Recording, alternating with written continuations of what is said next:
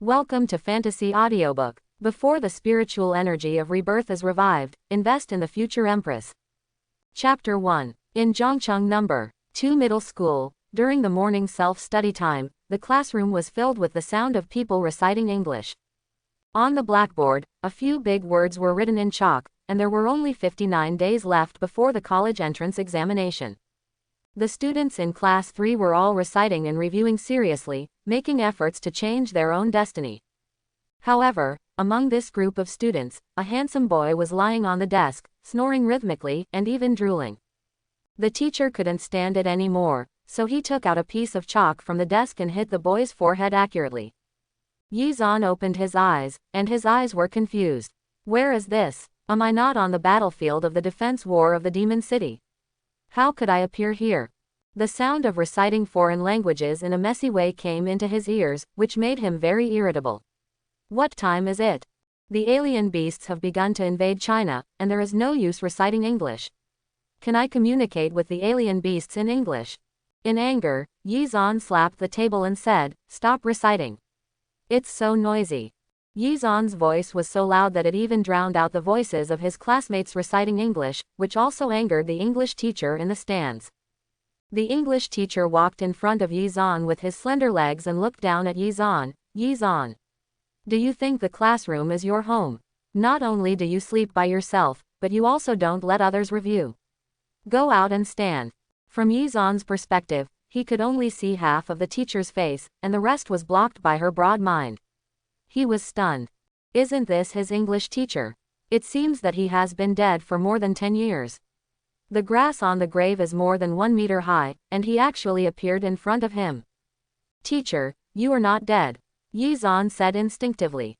The English teacher became even more angry. "Get out." Yizan regretted it as soon as he said it, and he noticed the surrounding environment. The whitewashed walls, the old desks, and the familiar faces. Is he reborn? Back to before the resurrection of spiritual energy.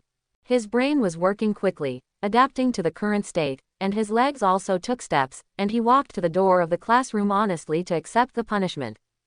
Outside the classroom, the sky was blue and the air was fresh. There was no war, and there was no earthquake from time to time. Everything was so harmonious and beautiful. And Yizan finally remembered how he died. Before his death, Yizan was participating in the defense of the Magic City, which was connected to the East China Sea. After the resurrection of spiritual energy, countless animals have mutated and impacted human territory. Marine mutant creatures have emerged in an endless stream, posing the greatest threat to humans. That battle was 20 years after the resurrection of spiritual energy. Although Yizan's awakened ability was only sea level. But he was lucky and survived countless wars, and he could be regarded as an elite warrior. But in this battle, Yizan, like countless other warriors, was just a supporting role. The real protagonist was the Red Lotus Queen, Su Mangle. Yizan clearly remembered that the emperor-level beast Jingxi Kunpeng manifested his true body of 1,000-foot Kunpeng and attacked the Magic City. Su Mangle stepped on the void, and the Red Lotus fire burned around her graceful body, forming a 1,000-foot Red Lotus phantom, fighting with Kunpeng. At that time, Su Mangle was really the goddess in the hearts of countless people, and the last hope of the entire Magic City. And she did not disappoint the hopes of countless people. In the end, she fought to exhaustion and died together with Jingxi Kunpeng, avoiding the crisis of the fall of the Magic City. Unfortunately, seeing Su Mangle's death, Yizan, who had experienced hundreds of battles, was shaken in his will. Although Jingxi Kunpeng died, there were still other beasts on the battlefield constantly attacking. Yizan, who was in a trance, was inserted into the mouth by the tentacle of a mutant octopus, which crushed his internal organs and killed him on the spot. Yizan was in a trance, not only because of the death of the empress, but also because the other party was once his high school classmate. However, Su Mangle at that time was far less dazzling than now, and there were not many intersections between the two. Thinking of this, Yizan also reacted suddenly. Yes, Su Mangle is not the peerless empress now. Her current situation does not seem to be very good, so doesn't that mean that he has a chance to hug her thigh? Although it is said that in 20 years, the peerless empress will perish together with the amazing Kunpeng, but after rebirth, his fate can be changed. If he can hug the thigh of the empress, then his rebirth will definitely be much more exciting than before, right? Besides, even if he can't change the fate of the empress, at least with the care of the empress, he can live more easily in the next 20 years, right? You know, before rebirth, the reason why Yi Zan participated in the defense of the demon city was because his family had all died, and he had no worries, so he took the initiative to participate in this battle. This time, even if he can't change the fate of the empress, he must change the fate of his family. Then, Yi Zan looked through the window at the future empress, Su Mangle, in the classroom. Although Su Mangle at this moment is not as dazzling as in the future, her appearance is much better than her peers. She is tall and hot, and the loose school uniform cannot cover her perfect curves. Her perfect face looks very similar to Ji Lingen, the peerless beauty in Tian Xingju Jie. Speaking of which, Su Mangle's ability is also related to fire, and there are indeed similarities between the two. However, Su Mangle's popularity in school is quite average. Like most beautiful girls, she has average grades. Because she is so beautiful and has such a good figure, the other female classmates all look short, fat and ugly around her. Which girl is willing to make friends with her? Boys were supposed to be her admirers, but she was attracted by a gangster from a nearby street. The gangster said that any boy who dared to approach Su Mangle was working against him. There was a boy who didn't believe in evil and actually did it. As a result, he was surrounded by gangsters and slapped 7 or 8 times that day. From then on, other boys also stayed away from Su Mangle. Therefore, although Su Mangle is beautiful, she is a pitiful little person who can barely speak. In addition, her grades are average and the teacher does not pay attention to her. This is Su Mangle's current situation. Just as Yi Zan was staring at Su Mangle and thinking about these things, Su Mangle also happened to look up and glanced out the window, their eyes intersecting. The two stared at each other for a few seconds. Su Mangle retreated and lowered her head. Her pretty face was covered with a blush. Yi Zan looked at the performance of the Red Lotus Empress and wanted to laugh in his heart. She is completely different now and in the future. No one would dare to look directly at the future Red Lotus Empress, and would only bow their heads under her gaze. But this time, it was Su Mangle who bowed his head. Yi Zan felt quite proud. This was a good start. At this moment, a voice sounded in Yi Zan's ear. It has been detected that the host has interacted with a genius above grade A, and the talent bonus system has been officially opened. Yi Zan was stunned for a moment. System. Is the standard equipment for the reborn really still here? Let's see what's going on. Host. Yi Zan. Current talent. C-level muscle strengthening, not awakened. Genius list. Su Mangle. Su Mangle. Talent, SSS level Karma Red Lotus unawakened. Character favorability. 10. Note. Genius favorability starts at 10 points. Every time it increases by 20 points, you can get a talent bonus. This system is simple and clear. As long as you become friends with those geniuses and increase your favorability, you can get talent bonuses and improve your talents. Speaking of which, he and Su Mangle have been high school classmates for more than 2 years, but their favorability level is only 10. Is this too little? Looking back, I realized that although they were classmates, there was almost no interaction between the two, and they couldn't even speak a few words. It was normal to only have 10 points. Moreover, it seems that Su Mangle will encounter some little trouble on this day, right? This is an opportunity for you to improve your favorability. Dingle, ring, ring. The bell rang at the end of the self-study class, and Yi Zan's punishment stand was finally over. The English teacher Chi Yu left the classroom with red eyes, without even looking at Yi Zan. After all, he had just graduated from a normal university, so he was thin-skinned and weak in resistance. It was normal for him to cry when he suddenly encountered this kind of thing. Yi Zan looked at the teacher's retreating figure and felt quite embarrassed. Other students left the classroom one after another and prepared to go to the cafeteria to eat. However, at this moment, a girl looked panicked. Why is my bracelet missing? Has anyone seen my bracelet? The classmates around said. Look carefully, which pocket is it in? The girl touched herself and said, it's not in her pocket. This is a birthday gift my dad bought me. Pandora shines in the galaxy. It cost more than 3,000. I only wore it for a few days and then lost it. Someone interjected. Could it have been stolen? The girl who lost the bracelet happened to be Su Mengli's classmate Wang Zhao, and many students came over to join in the fun. At this time, another girl suddenly said, "Mangle, what is that on your hand? Why does it look like Pandora's bracelet to me?" Wang Zhao's expression changed. "Mangle, when did you buy the bracelet? I remember you didn't have one. Could it be?" Su Mengle's face turned red, and she hurriedly said, "This is my own bracelet." Wang Zhao looked suspicious. "Yours? What a coincidence that it's also Pandora's shining galaxy. How do you prove it's yours?" Su Mengle looked at these questioning looks and felt quite uncomfortable. She explained, "This is my own thing." Although Su Mengle gave an explanation, she could feel that the eyes around her were still full of suspicion, and no one believed her at all. Everyone knows a little about Su Mengle's family situation. The family conditions are average and the relationship between her parents is also very poor. They often quarrel. Even Su Mengle's parents never attend her parents' meetings. How did she get the money to buy such expensive things? Where's the bracelet? In my opinion, she took it. Why don't you call the police? This bracelet costs RMB 4,000 to RMB 3,000.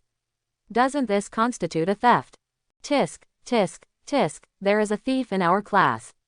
If this gets out, or no, two middle school will be completely embarrassed, right?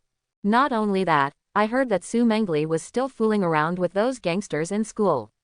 I heard that she is no longer a virgin. People around were whispering. These girls were gossiping. Where was Su Mengle? And so beautiful that it makes women jealous. If Su Mengle had excellent looks, excellent grades, or an excellent family background, then they would not dare to slander Su Mengle like this. But at present, it seems that Su Mengle has no other advantages at all except her excellent figure and appearance. These girls naturally try to discredit Su Mengle as much as possible. Fragments of these words continued to reach Su Mengle's ears. Her face turned pale, she clenched her delicate fists tightly, lowered her head slightly, and her tears fell on the book unsatisfactorily. Her bracelet was given to her mother because her parents finally divorced.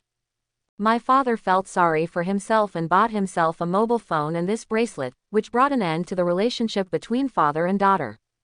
As for what everyone said about her hanging out with gangsters outside of school, the truth is that the gangsters had pestered her several times because of her beauty.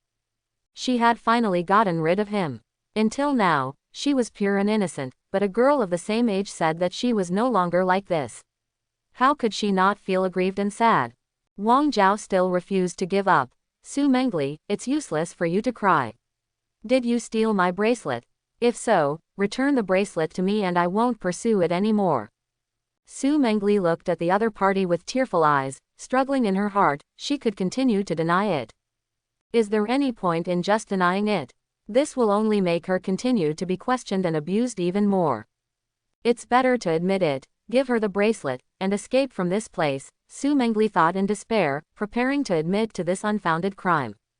However, at this moment, an angry voice sounded. Wang Zhao, what are you talking about? Who stole your bracelet? Wang Zhao raised her head and looked over. When she saw it was Yi Zhan, her expression changed. Yi Zhan is pretty handsome and his grades are average. If I had to put a label on him, it would be that he is not easy to mess with. Although Yi Zhan is not a rich second generation, his father is a boss and his family background is much better than that of ordinary people. And Yi Zhan's sister is a well-known lawyer. Ordinary students really don't dare to provoke Yi Zhan. Wang Zhao was also quite wary of Yi Zhan. Her originally aggressive look suddenly became much weaker. Yi Zhan, this matter has nothing to do with you. Don't be too meddlesome. Yi Zhan said loudly. Why does it have nothing to do with me? I bought student Sus bracelet for her, and you said she stole it from you. Aren't you farting? Wang Zhao's expression changed. Did you buy it? You. Don't ask me why I bought a bracelet for classmate Su. Do I want you to control it? In short, it's impossible for her to steal your things. Whatever Yi Zhan, said, let it go. Yi Zhan still had some prestige in this class, so Wang Zhao didn't dare to pester him and left in dejection.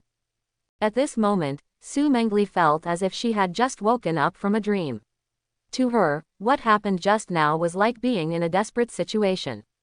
The unjust accusations and malicious rumors from her classmates made her whole world dark, with almost no light.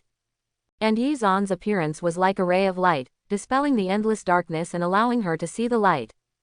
Ding! Congratulations to the host. Sue Mangle's favorability has increased to 30 points. The genius Sue Mangle can provide bonuses to the host. Do you want to enable the bonus? Yizan said silently in his heart. Of course, turn it on immediately. Congratulations to the host, you have received Sue Mangle's bonus and your talent has been improved. Yizan took a look at his talent. It had changed from C-level muscle enhancement to B-level strength king talent. After the spiritual energy is revived, talent completely determines a person's upper limit and future. There is only one level of difference between B-level and C-level, but the gap is quite large.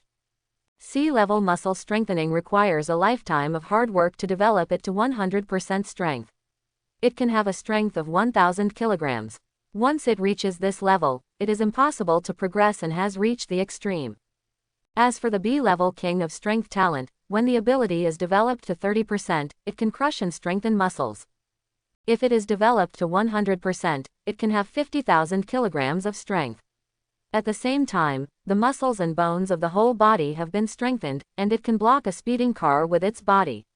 This is the gap between the two. Directly improving a person's talent was unheard of 20 years after the spiritual energy was revived. This shows how excited Yizan is at this moment. Later, Yizan looked at Sue Mangle with a smile on his face. Student Sue, what are you doing standing still? Go have breakfast. Sue Mangle didn't dare to look directly at Yizan. She felt as if a deer was bumping around in her heart, and she was panicking. The two left the classroom one after another. As soon as they went out, Sue Mangle mustered up the courage. Yizan, wait a moment. Yizan turned to look at Sue Mangle, with a sunny smile on his face. What's wrong? Sue Mangle was warmed by Yizan's smile again. He had looked so fierce when facing his deskmate just now, but when facing him, he smiled so warmly. Could it be that? Yizan, can I treat you to breakfast? Thank you for helping me. Yizan said directly. It's an honor. Yizan was reborn and wanted to change the fate of himself and his family. If possible, he also wanted to change the fate of the empress. The premise of all this cannot be changed by Yizan knowing the progress of some future events. He needs strength, and increasing the empress' favorability is the most convenient way for him to improve his strength. When Sue Mangle heard that Yizan did not refuse, the smile on her face became more natural, and the two of them headed to the cafeteria together. However, on the way to the canteen, two boys were hiding under a big tree and smoking. Seeing Sue Mangle and Yizan, the two boys looked at each other. Hey, isn't that our sister-in-law? Is there anyone so ignorant? If you dare to go to have breakfast with your sister-in-law, he will suffer the consequences if you wait until school is over. The two smoking gangsters did not lower their voices, and both Sue Mangle and Yizan clearly heard their conversation. Sue Mangle looked worried. Yizan, I'm sorry, I've caused trouble for you, why don't you go and eat by yourself? After Yizan heard this, he immediately laughed. Aggrieved me. Why did you implicate me? Did you provoke a few scumbags from the school? Sue Mangle looked at Yizan. Aren't you afraid of them? They are not trying to scare you. They will really intercept you after school. Yizan smiled and said, am I afraid of them? They are not vicious, what is there to be afraid of? Now that the spiritual energy has not recovered, they are just a few gangsters. What is there to be afraid of? Yizan's mental age is already middle-aged after all, how can he be afraid of them? Even if you have to be afraid, you should be afraid of the awakened empress in the future. Even if there are millions of people like this kind of scum of society, they cannot stand in front of the Red Lotus Empress for 3 seconds before they turn into ashes. Furthermore, although Yizan has not awakened his superpowers, he has more than 20 years of fighting against alien beasts and has rich combat experience.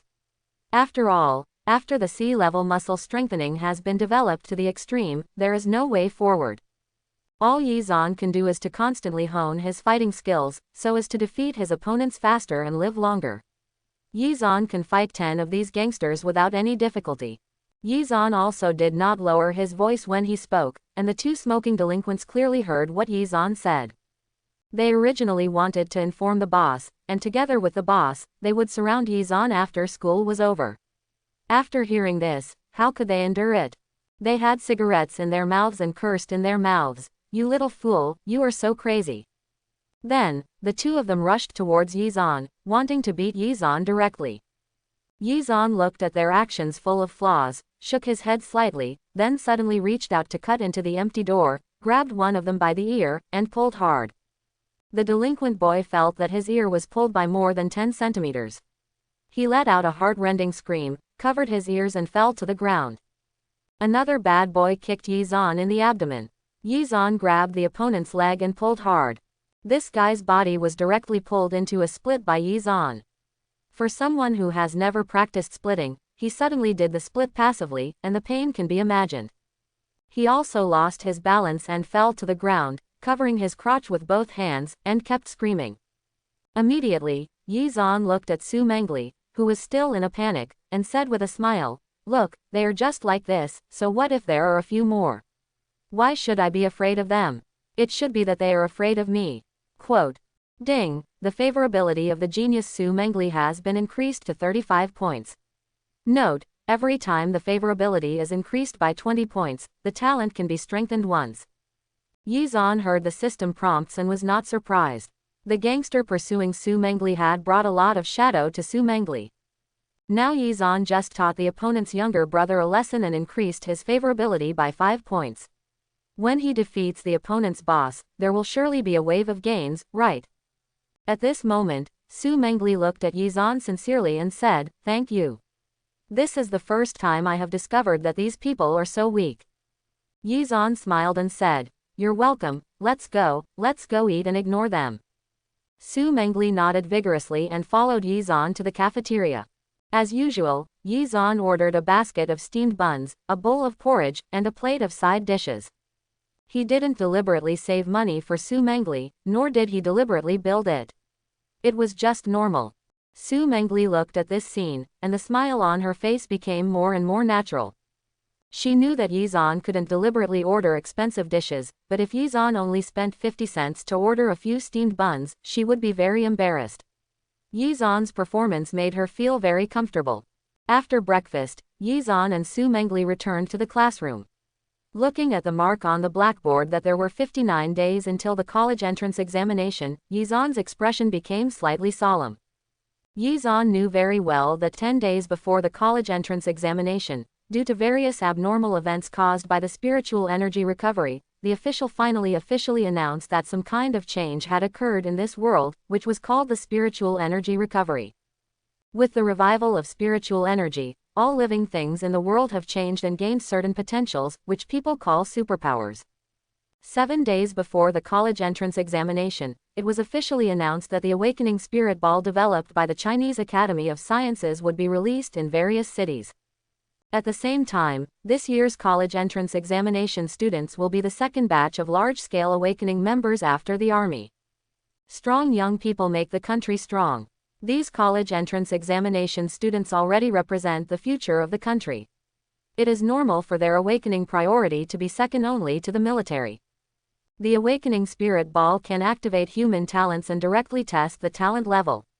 The college entrance examination is still a way for high school students to change their destiny. This does not affect those original academic masters. However, if the level of awakened talent is high enough, then you can directly attend the highest level university in China without taking the college entrance examination, receive the best resources, and embark on a completely different path from ordinary people. In her previous life, Su Mangle enrolled in the newly opened Department of Supernatural Powers at Shanghai Modou University because she tested out her S-level talent. From then on, the people around her no longer had the slightest hostility or malice toward her. Everyone was friendly and intended to become her friends. As Huangbo said, "When you are strong, everyone around you is good." After Su Mangle successfully awakened, everyone around her was fawning over her and getting closer to her. At that time, no matter how diligent Yizan was, it would have no effect, because he was just like the other countless licking dogs and would not attract Su Mangle's attention at all. Therefore, Yizan must seize this time, hug his thighs tightly, and raise his favorability level to a high enough level before Su Mangle soars into the sky. While Yizan was thinking about this, the classroom door was suddenly kicked open, and a tall and strong man walked in.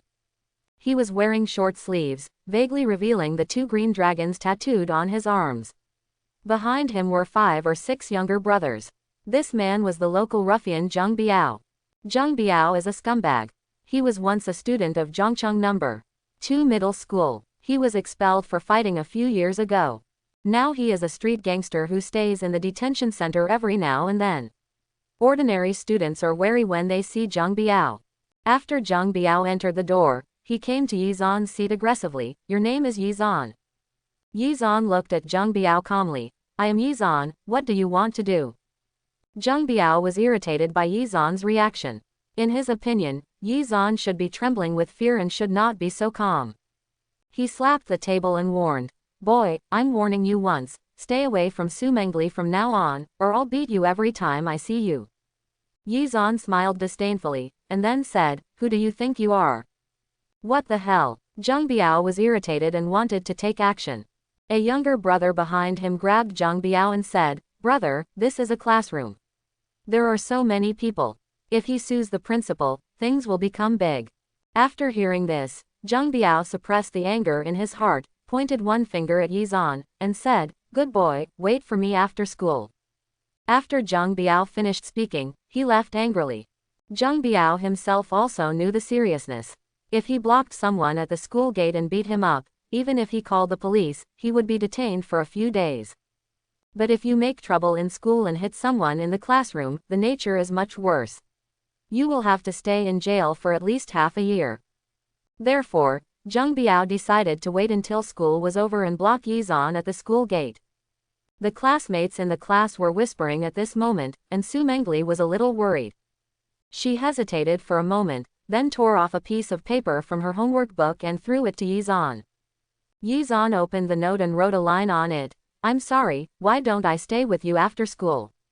Su Mangle saw clearly that Yizan taught Zhang Biao's younger brother a lesson before. However, after all, Zhang Biao was tall and powerful, and he could call more than 10 people in every fight. Yizan might not be able to deal with it. As mentioned before, Su Mangle had almost no friends in school. Girls were envious of her and boys kept away from her. Only Yizan, when she was in trouble today, stepped forward without hesitation and saved her from embarrassment. Yizan was her only friend in class too. She cherishes her only friend, so even though she is quite afraid of Zhang Biao, she still wants to come forward. Yizan could guess some of Su Mangle's thoughts. He looked at it for a while, wrote a good word on the note, and then threw the note back. Su Mangle opened the note, took a look at it, and then silently started to flip through the book. After all, there were still 59 days before the college entrance examination.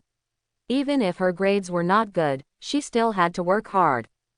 As for Yizan, he sat there bored, with no intention of learning at all.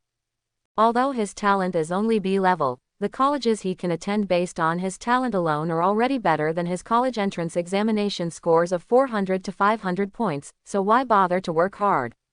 After all, although B-level talents are rubbish compared to Su Mangle's SSS level, there are C-level and D-level talents at the bottom, plus about half of ordinary people who don't have any supernatural talents at all. Compared to these people, the current Yizan is actually pretty good. Besides, when spiritual energy revives and alien beasts invade, your own strength will be the most important. You can't speak English with a strange beast, or solve a super difficult math problem in front of a strange beast, because the other party will let you go, right? Isn't that funny? Time passed, night fell, and another day came to an end. Yizan also stretched out and looked at the notebook in his hand. The notebook recorded some keynotes and major events in the next 20 years, densely packed. With this notebook, Yizan can prepare for many future events in advance and deal with them calmly. He put the notebook that recorded major events in the future into his arms, and then walked to Su Mangle's side. Many people secretly looked at the two of them, a little surprised in their hearts. This Yizan is very courageous. Aren't he afraid of being dealt with by Zhang Biao? Su Mangle also felt the strange looks from the people around her. Her cheeks felt slightly hot, and she stood up pretending to be fine. Only then did Yizan notice that although Su Mangle was tall, she was only about 1.7 meters tall, about 10 centimeters shorter than him. It's just that in her previous life, after Su Mangle became the aloof Red Lotus Empress, her aura was so powerful that everyone looked up to her and ignored her true height. The two left together, Yizan in front and Su Mengli behind, very quietly. After walking for a while, Su Mengli said, Yizan, are you really not afraid of being beaten? Yizan said from the channel, it's just Zheng Biao, it doesn't matter who can beat him. Even if he really can't beat him, he will only get a beating at most, which is not a big deal. Su Mengli nodded, seeming to have made some decision in her heart, and followed Yizan majestically. She has decided that if there is a fight later, even if she is a girl, she will rush forward and leave a few wounds on Zheng Biao. Yizan must not be beaten alone. Finally, the two pushed the car and left. As soon as they went out, they saw Zheng Biao and his group holding cigarettes in their mouths and guarding the door carelessly. As soon as he saw Yizan and Su Mengli, Zheng Biao came over. He put one hand on Yizan's shoulder, blew out a puff of cigarette with the other hand, and then said to himself, boy, why don't you go and have a chat? Let's talk. Then, the group of people walked towards the small alley not far from the door, and many people followed to watch the excitement. Su Mengli was very nervous at the moment. She was just an ordinary girl who was usually ostracized by the people around her. How had she ever seen such a battle? She mustered up the courage, tried not to tremble, and followed. As soon as they entered the alley, Zheng Biao kicked Yizan's bike without saying a word, knocking off the wheel of Yizan's bicycle and completely scrapping it. This was Zheng Biao's show of strength. When Yizan saw it, he was also angry. If you fight, you can fight. What are you doing with my horse? He was also furious and kicked Zheng Biao hard in the crotch. Although Zheng Biao is tall and powerful, Yizan's health is not bad either. In terms of size and strength, Yizan is slightly inferior to Zheng Biao, but this gap is not enough to crush him. Yizan's kick was not only a sneak attack, but also hit the target. Zheng Biao had never practiced iron crotch kung fu, so he fell to the ground in pain, covering his crotch and rolling there. When Zheng Biao's younger brothers saw this scene, they cursed and rushed towards Yizan. Yizan directly fought with these people. One against many, it was difficult for Yizan to avoid being injured. However, Yizan relied on his rich fighting skills to avoid the vital parts as much as possible. As for his own attacks, he only targeted some key parts, such as the crotch, nose, eyes and other vulnerable parts. With just one blow, Yizan could make them so painful that they could not get up. 6 or 7 minutes later, the battle ended. Yizan's face was a little red and swollen, and his back and waist were also in severe pain. However, at his feet, more than 10 people fell down. Zheng Biao and the other younger brothers were killed by Yizan. Zan fell to the ground alone. Su Mengli looked at this scene and was stunned for a few seconds before saying, "Is the fight over?" Yizan smiled at Su Mengli. "The fight is over, what happened?" Su Mengli said sheepishly, "I originally wanted to help you. It's okay. It's not too late now." Su Mengli said, rushed to Zheng Biao, took her backpack, and hit Zheng Biao hard in the face. Just as the pain in Zheng Biao's crotch was relieved, he was hit by the bag weighing 20 kilograms. He suddenly felt dizzy and fell heavily to the ground. Yizan also laughed when he saw this scene. It turns out that this is how the empress fought before she awakened. Isn't it so funny? Yizan laughed so hard that it hurt the wound on his mouth. He couldn't help but groan in pain and covered his mouth. Su Mengli looked at this scene and said worriedly, "Yizan, are you okay?" Yizan waved his hand and said, "It's okay, it's just a skin injury." Yizan said, came to Zheng Biao, stepped on his back with one foot, and said coldly, "Zheng Biao, listen to me, Su Mengli can make friends with whoever he wants to make friends with. If you dare to be an idiot again, I'll beat your grandma until she doesn't recognize you." Zheng Biao was not convinced at this moment. He said loudly, "Yizan, just wait for me, I will kill you sooner or later." Seeing that Zheng Biao was still stubborn, Yizan kicked Zheng Biao in the face. Yizan's size 42 feet were wearing hard-soled sneakers. With this kick, Zheng Biao was stunned. His entire face was almost disfigured, and his nose and mouth began to bleed. Yizan kicked Zheng Biao 3 times in the face, and then said, "Zheng Biao, who do you think you are? After leading people to fight a few times, do you think you are a young and dangerous boy? I will give you another chance. Are you convinced?" Zheng Biao's nose and mouth were in pain, his face was scratched, and his head was dizzy. Although he often fought, this was the first time he had encountered someone as ruthless as Yi Zan. And Yi Zan's cold eyes seemed to tell him that if he still refused to give in, his end would be even more miserable. Zheng Biao was silent for 3 seconds before uttering 3 words, "I'm convinced." Yi Zan saw it, with a satisfied smile on his face, and then said to Su Mangle, "Mangle, your trouble is solved." Ding, the favorability of the genius Su Mangle has been raised to 45 points. Yi Zan was very happy when he heard the system prompt. 45 points, only 5 points away, he could improve his talent again. This system is really powerful. Of course, Yi Zan understands that the subsequent improvement will definitely not be so easy at the beginning. The increase in favorability is similar to the change in the relationship between people. For example, it is certainly not too difficult to go from strangers to ordinary friends, but from ordinary friends to close friends who share weal and woe, or even life and death friends who can risk their lives for each other, it is definitely very difficult. It not only requires the accumulation of time, but also requires mutual dedication, plus true feelings in adversity. The second strengthening should not be difficult, but if you want to carry out the third or even fourth strengthening later, you will need Yi Zan's persistent efforts. Yi Zan's battle was victorious, but unfortunately, the wheels of his bicycle were kicked off and he couldn't even return home. Su Mangle looked at Yi Zan's bicycle and said, "Yi Zan, how about I take you home?" Yi Zan naturally would not refuse close contact with the future empress. He nodded and said, "Then I'll trouble you." "No trouble, what happened today was originally because of me."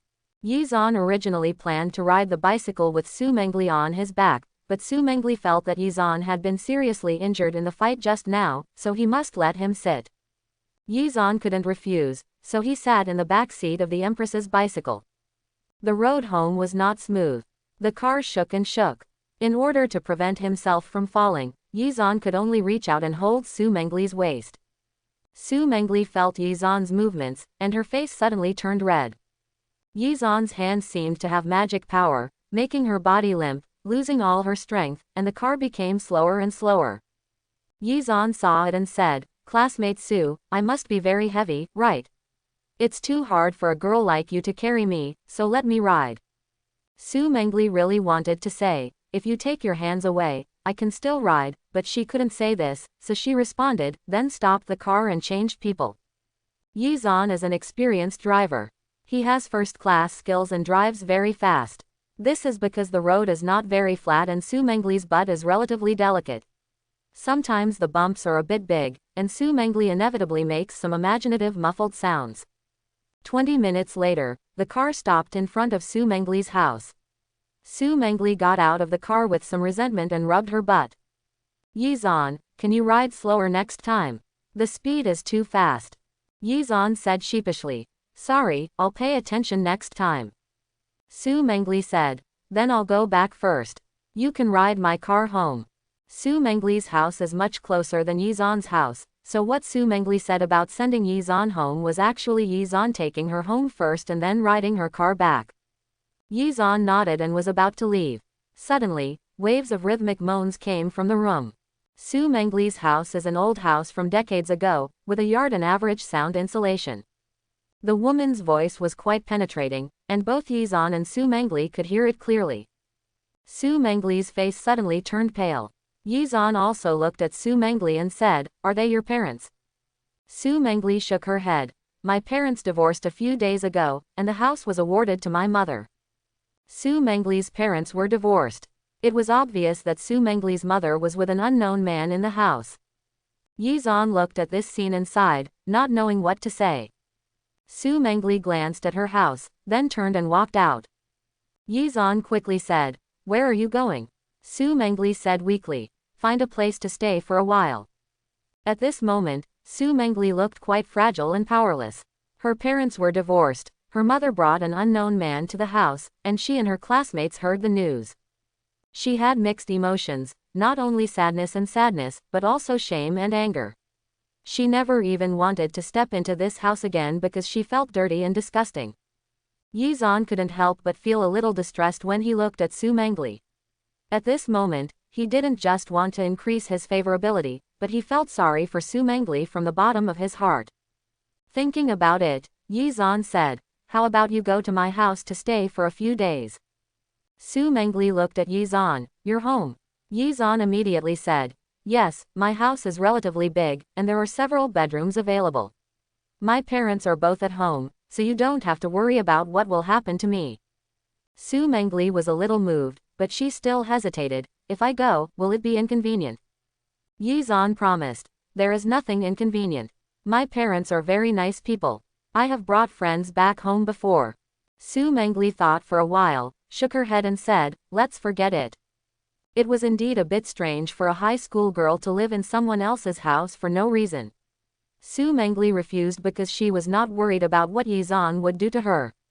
She felt that if she went, her impression in the eyes of Yizan's parents would not be too high, and she didn't know why, but she inexplicably cared about the opinions of Yizan's parents.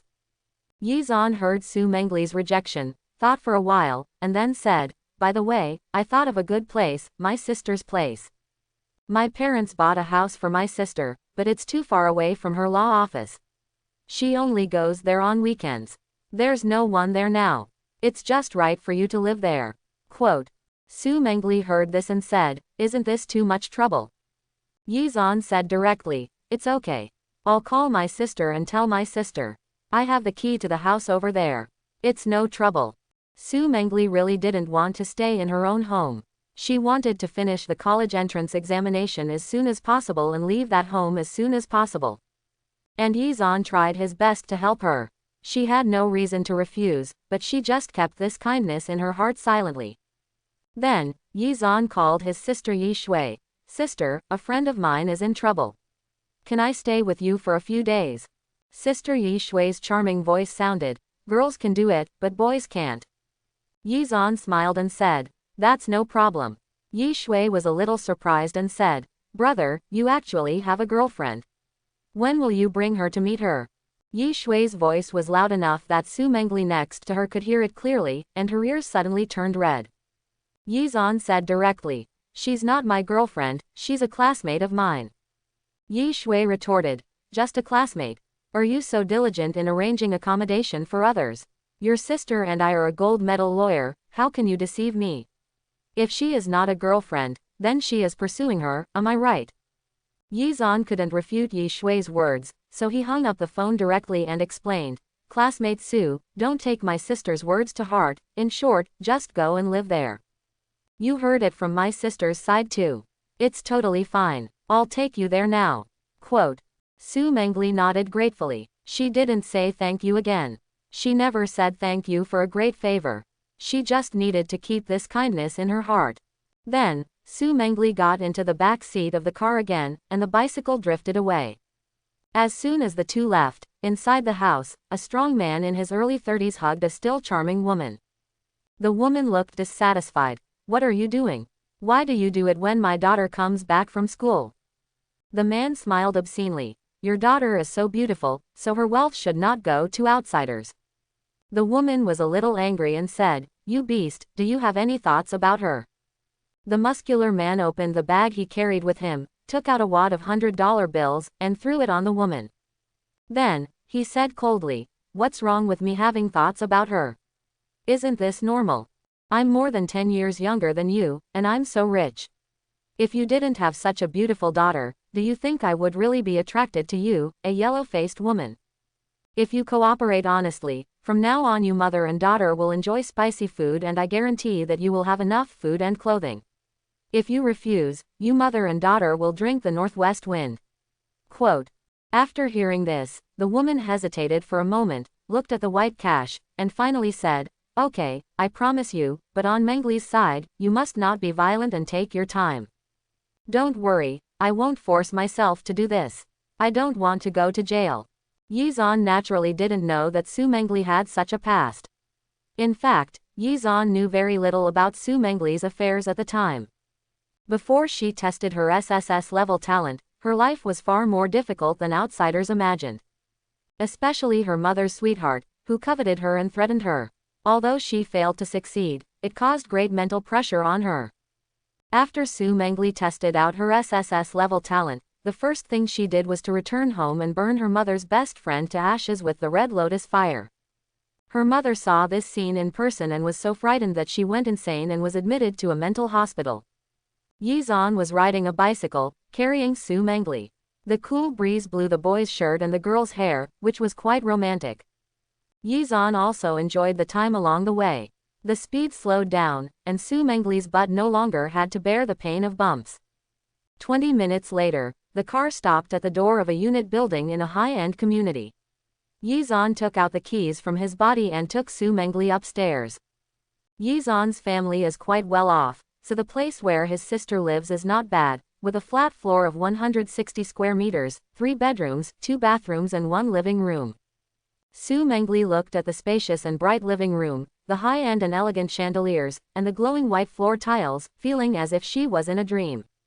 For a girl from an ordinary family, this place is considered a mansion. She looked around blankly and said, "Yizan, will you let me live here?" Yizan affirmed, "Of course, is there any problem?" Su Mangle hesitated and said, "But since this place is so luxurious, this house must be very expensive, right?" Yizan said calmly, "It's okay. When my dad bought it, the price was not high, just over 2 million. Now it has increased to about 1 million, probably. Whether it is 1 million or 2 million, to Su Mangle, it is an astronomical number. You know, Su Mangle's parents were getting divorced. Although it was said to be related to their parents' extramarital affair, the trigger was that her mother inexplicably got an extra bag worth 5,000 yuan. 5,000 yuan has already broken up her family, let alone so much money." Su Mangle couldn't help but feel a little nervous and said, "Why don't we forget it and I'll go to the hotel to stay for one night? If it gets damaged, I can't afford to pay for it." Yizan said directly, "What is there to compensate for? Don't worry, you can live wherever you want. Even if you burn this place down, I don't have to pay for it." What else did Su Mangle want to say? But Yizan had already taken out the key and put it into Su Mangle's hand, and said, "Okay, no need to say anything else, just live your life in a down-to-earth manner. It's a bit late today. Wait until tomorrow, and I'll get you a set of bedding and daily necessities, so you don't have to think about anything else." After Yizan finished speaking, without waiting for Su Mangle's reply, he went out and closed the door behind him. Su Mangle followed and walked out, watching Yizan enter the elevator door, looking at the key in his hand, her eyes were red. This was the first time since she was a child that someone was so kind to her. This kind of unconditional help moved her heart. In addition, her parents were divorced and each seemed to have a new love. Now, she was the most helpless and resentful towards her parents. At this time, Yizan jumped out and treated her like this, which left a deep mark on her heart. After Yizan left, Su Mangle sat alone in the living room for a long time, then went to the bathroom to change clothes and wash herself. She washed herself clean before lying on the bed. She was worried that she would soil Sister Yizan's bedding. Lying on the soft and thick mattress, Su Mangle felt peaceful and relaxed because she didn't have to listen to her parents' quarrels. It didn't take long before she fell asleep. The next morning, Su Mangle got up on time, and she slept extremely soundly. In the dream, the boy who took great care of her proposed to her with a diamond ring. Recalling her dream last night, Su Mangle rubbed her face shyly, and then went to school as usual. Arriving at the classroom, Su Mangle was about to take her seat when she suddenly saw that the girl next to her, who was supposed to be the girl who framed her for stealing the bracelet, was now Yizan. She felt inexplicable joy in her heart, with a slight smile in her eyes, and sat down. "Why are you here?" Yizan said calmly, "Your deskmate has a bad character and is always willing to frame others, so I drove her to my place." Su Mangle's deskmate failed to frame Su Mangle yesterday. Not long after, she found her bracelet in a book in her school bag, which made her very embarrassed. In addition, Yizan came to her today and asked to change seats with her. She was too embarrassed to face Su Mangle, so she agreed directly. When the teacher came to the classroom, he saw the two people changing seats, but ignored them. There were only 50 days left before the third year of high school. The teacher's thoughts are all on the key students in the class. As long as these key students are doing well and working hard to review, the others are not important at all. The school only has one evaluation indicator for teachers, which is the admission rate, and the others are all false. In this way, Yizan and Su Mengli became tablemates 58 days before the college entrance examination. The first day's life at the same table was very harmonious. Both of them could hardly feel the passage of time, and it was time for school to end. And trouble also came at this time. Last night, Su Mengli didn't go back all night. During the day today, Su Mengli's mother Zhang Sholan called once, but Su Mengli didn't answer. She came directly to the school to pick up Su. It's a dream. Zhang Sholan was not concerned about her daughter's safety, but her lover's request. After all, her lover just threw 20,000 yuan to her and stated his conditions. He wanted both mother and daughter to take it all, so that they could live a good life in the future. And if Zhang Sholan can't persuade Su Mengli, then the other party will kick Zhang Sholan away without hesitation, and then Zhang Sholan will have nothing. That's why Zhang Sholan came to the school in person to block her daughter. Mengli, why didn't you go home last night? Do you know that your mother is worried about you? Zhang Sholan stopped Su Mengli at the door of the class, looking like a loving mother. Su Mengli said expressionlessly, I have my own place to live. You don't have to worry about me. Just live your own life. Now that she has accepted Yizan's kindness, Su Mengli has decided to stay here shamelessly until the college entrance examination is over. When the college entrance examination is over, no matter what the results are, you can find a job, make money and rent a house, and you don't have to go back to that home. Zhang Sholan said, I don't care about you. Who cares about you if I don't care about you? Come home with me quickly, or I'll find your teacher. At this moment, Yizan couldn't stand it anymore. He interrupted. Auntie, what are you asking our teacher to do? Let the teacher teach you how to let your children accept the chaos of their mother's private life. Yizan didn't have a good impression of Su Mengli's parents. Although in later generations, no one knew what happened to Su Mengli. But one thing is certain, after Su Mengli became an SSS level awakener, her parents did not benefit from it. If parents are not too incompetent, which child would not help his parents at all when he is prosperous? This Sholan and the empress are not on the same side. Yizan naturally has no scruples when he criticizes her. After hearing this, Zhang Sholan immediately stared at Yizan and said, Where are you from? This is our family matter, do you need a little brat like you to interrupt? I understand, are you having love with my daughter? Did she stay with you last night? Zhang Sholan's voice was very loud. As soon as she said this, all the students in the class looked at this scene in shock. In this era, although there are many high school romances, having love is still quite far away for most students. Now it was revealed by Su Mengli's mother herself. It was so exciting. Su Mengli looked ugly and said loudly, Mom, what are you talking about? Yizan also said, Auntie, you are really not worthy of being a mother. What mother would slander her daughter like this? Zhang Sholan saw that her daughter was becoming more hostile to her, and she also regretted it a little. She said directly, Daughter, I am your mother.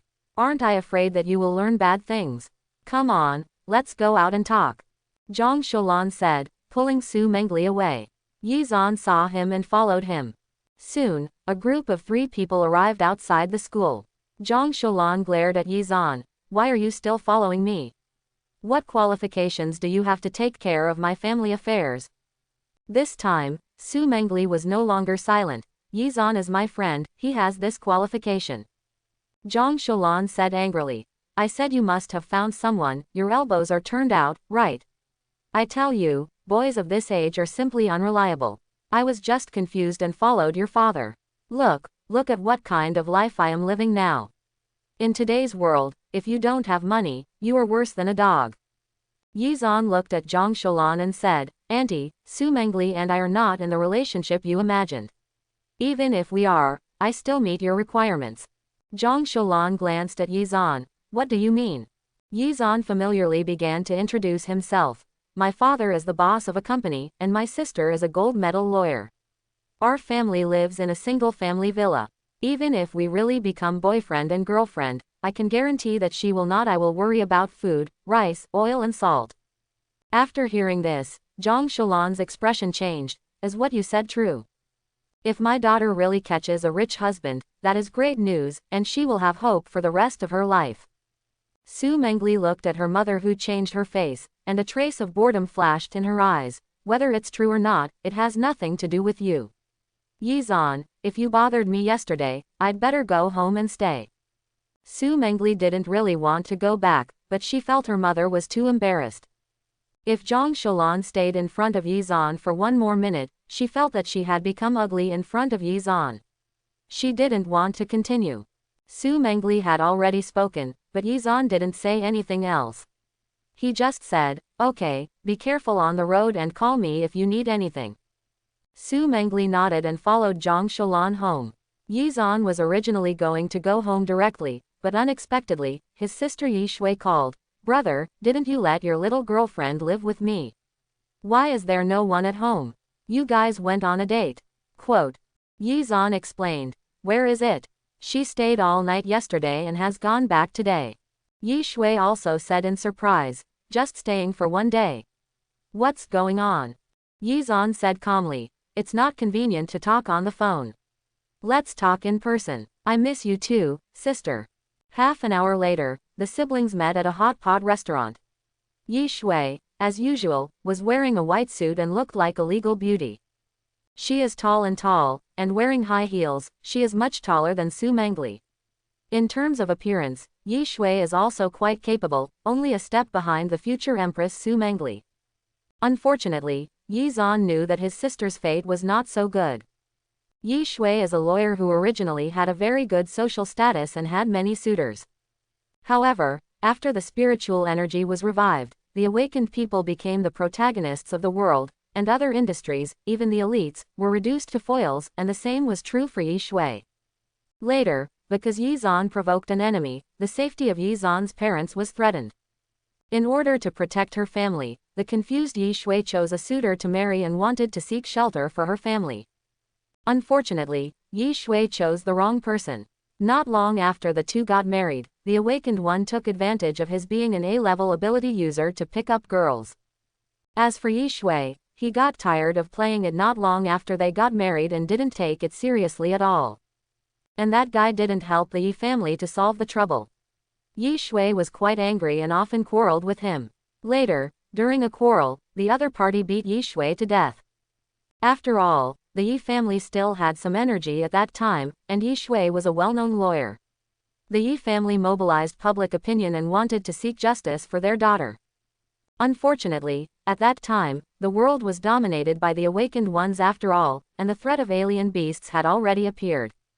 In the end, the guy who killed Yi Shui was only sentenced to go to the frontline battlefield to fight against the alien beasts. In 5 years, if you can survive, the crime of murder will be offset. If you die, it will naturally be regarded as one life for one life, and it will be settled once and for all. Now seeing his sister again, Yi Zan couldn't help but clenched his hands into fists. In this life, I must not let my sister suffer like this. There are also those former enemies, one by one, Yi Zan will not let them go. When the siblings met, Yi Shui smiled and said, "Why are you looking at me so affectionately? Do you want pocket money?" Yi Zan smiled and said, "Sister, you still understand me. Let's borrow some money to spend." Yi Shui directly took out 3,000 to 4,000 yuan in cash from his wallet and said, "This is all I have on hand now, save some money, tell me about your little girlfriend." Yi Zan had nothing to hide from his sister, and roughly told her what happened to Su Mengli. Of course, he didn't mention the existence of the system. He just said that he sympathized with his classmate. After hearing this, Yi Shui smiled and said, "That classmate of yours must be quite beautiful, right? Do you have any photos? Yi Zan and Su Mengli became roommates today. Isn't it easy to take a few photos?" He took out his cell phone and gave Yi Shui a look. Yi Shui praised, "Brother, you have a good sense and can find a girl who is more beautiful than your sister." Yi Zan did not deny, "Yeah, it's a pity that her fate is not very good. Even if her parents are divorced, when I sent her home yesterday, her mother was having with her lover in the room, and she didn't restrain herself at all. She at that time, I didn't even want to go back home, so I said, let her live with you." Yi Shui frowned after hearing this and said, "Is what you said true? Isn't it an exaggeration?" Yi Zan affirmed, "Of course, I was right next to you and could hear you clearly." Yi Shui stood up directly and said, "Let's go, take me to your little girlfriend's house."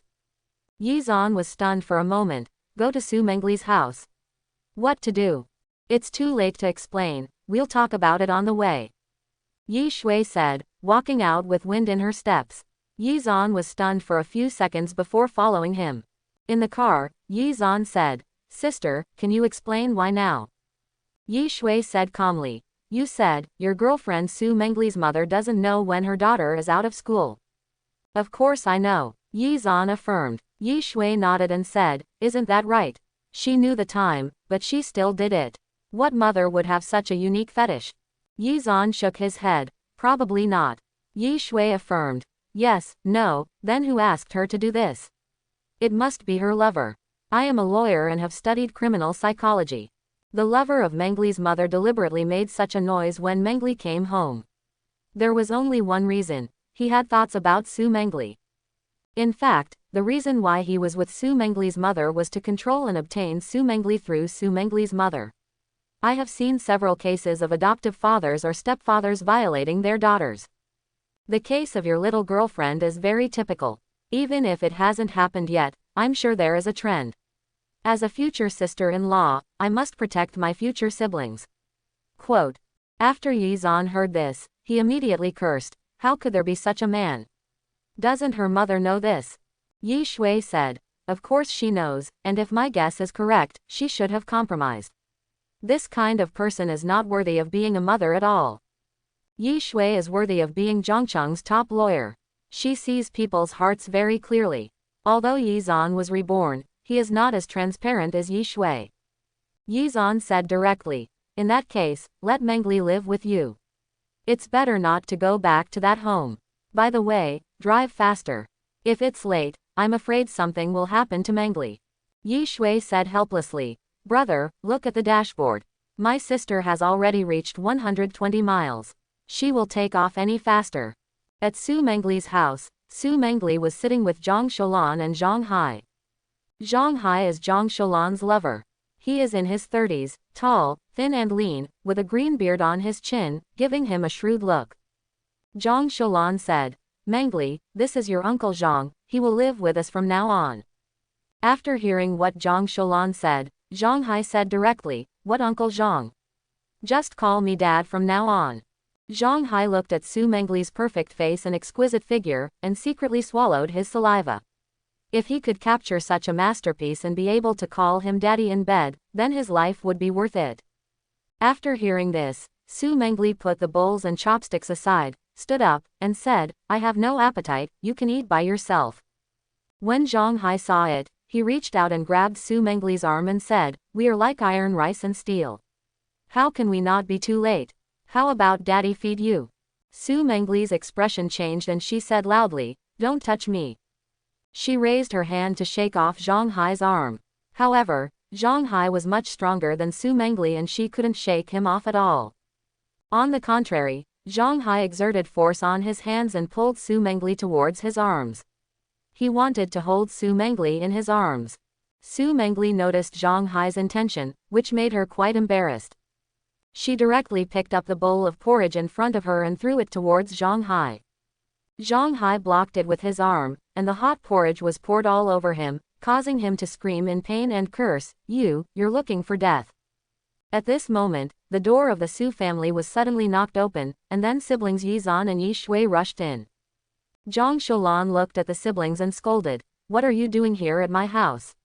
You are breaking into a private house. Do you believe I should call the police? Yi Shui suddenly laughed after hearing this, a person like you is worthy of discussing law with me.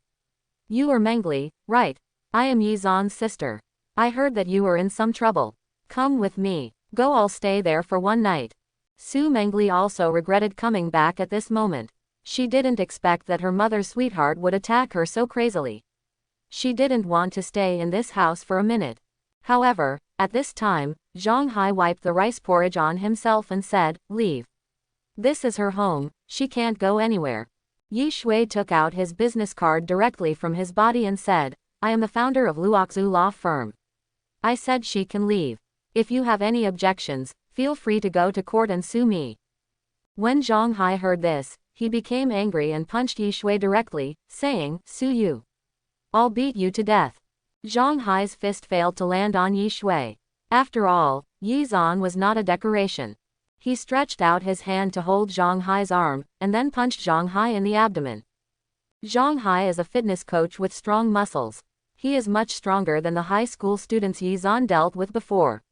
The effect of Yi Zan's punch was not obvious. On the contrary, Zhang Hai roared angrily, reached out and grabbed Yi Zan's clothes, and then pushed hard, and Yi Zan's back hit the dining table in the living room. The pain in his back did not make Yi Zan lose his balance, but made him calmer. He spread his legs, lowered his center of gravity, and exerted force on his arms. Then, Zhang Hai was thrown over his shoulder by Yi Zan. He rose up from the ground, and then fell heavily on the dining table. The wooden dining table shattered with the sound. Zhang Hai also felt severe pain all over his body at this moment, and it hurt on the ground. Yi Zan would not miss this opportunity to beat the fallen dog. He picked up a chair and threw it at Zhang Hai without saying a word. Zhang Hai had lost the strength to resist because of the pain at this moment. He was hit 6 or 7 times in a row. He fell to the ground with a swollen nose and face, almost fainting. Zhang Sholan was also frightened by Yi Zan. For a moment, she did not dare to stop Yi Zan at all, not even a fart. Yi Shui finally said, "Okay, brother, if you hit him again, something bad will happen." Yi Zan did not stop, threw the chair aside, and kicked him instead. Yi Zan heard his sister's analysis just now, and he was furious. He really didn't want to stop until he beat Zhang Hai to half paralysis. Seeing that her brother was still going on, Yi Shui immediately said to Su Mangle, "Mangle, please persuade your boyfriend. Although we are right, if we continue to beat him, he may have to go to jail." Su Mangle was also very angry with Zhang Hai, but she absolutely did not want to see Yi Zan go to jail because of this scumbag. Therefore, Su Mangle said, "Yi Zan, stop it, don't let him affect your future. You can ignore your sister's words, but Yi Zan will not refuse the words of the empress. The future Red Lotus Empress is not only powerful. After her ability development exceeded 70%, she became one of the top awakeners. Not only is she powerful, but she is also very popular. At the same time, she has an absolute determination to protect mankind.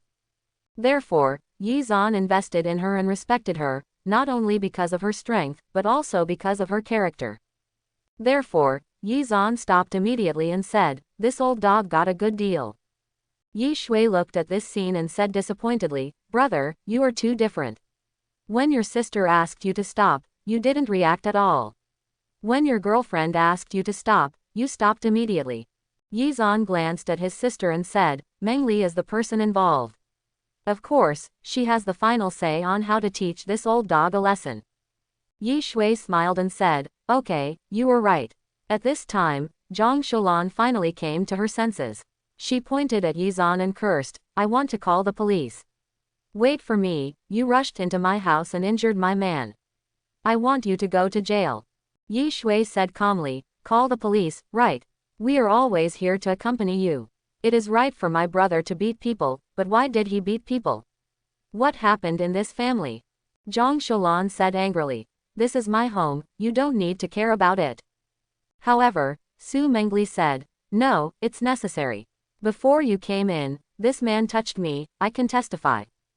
Zhang Sholan was immediately angry. "You dead girl, what's wrong with your father hugging you?" Su Mangle said coldly, "He is not my father." Yi Shui looked at Su Mangle and said, "Okay Mangle, there is no need to talk so much to them, let's go, you should live with me, as for any trouble, I will solve it." Zhang Sholan immediately said, "You dare.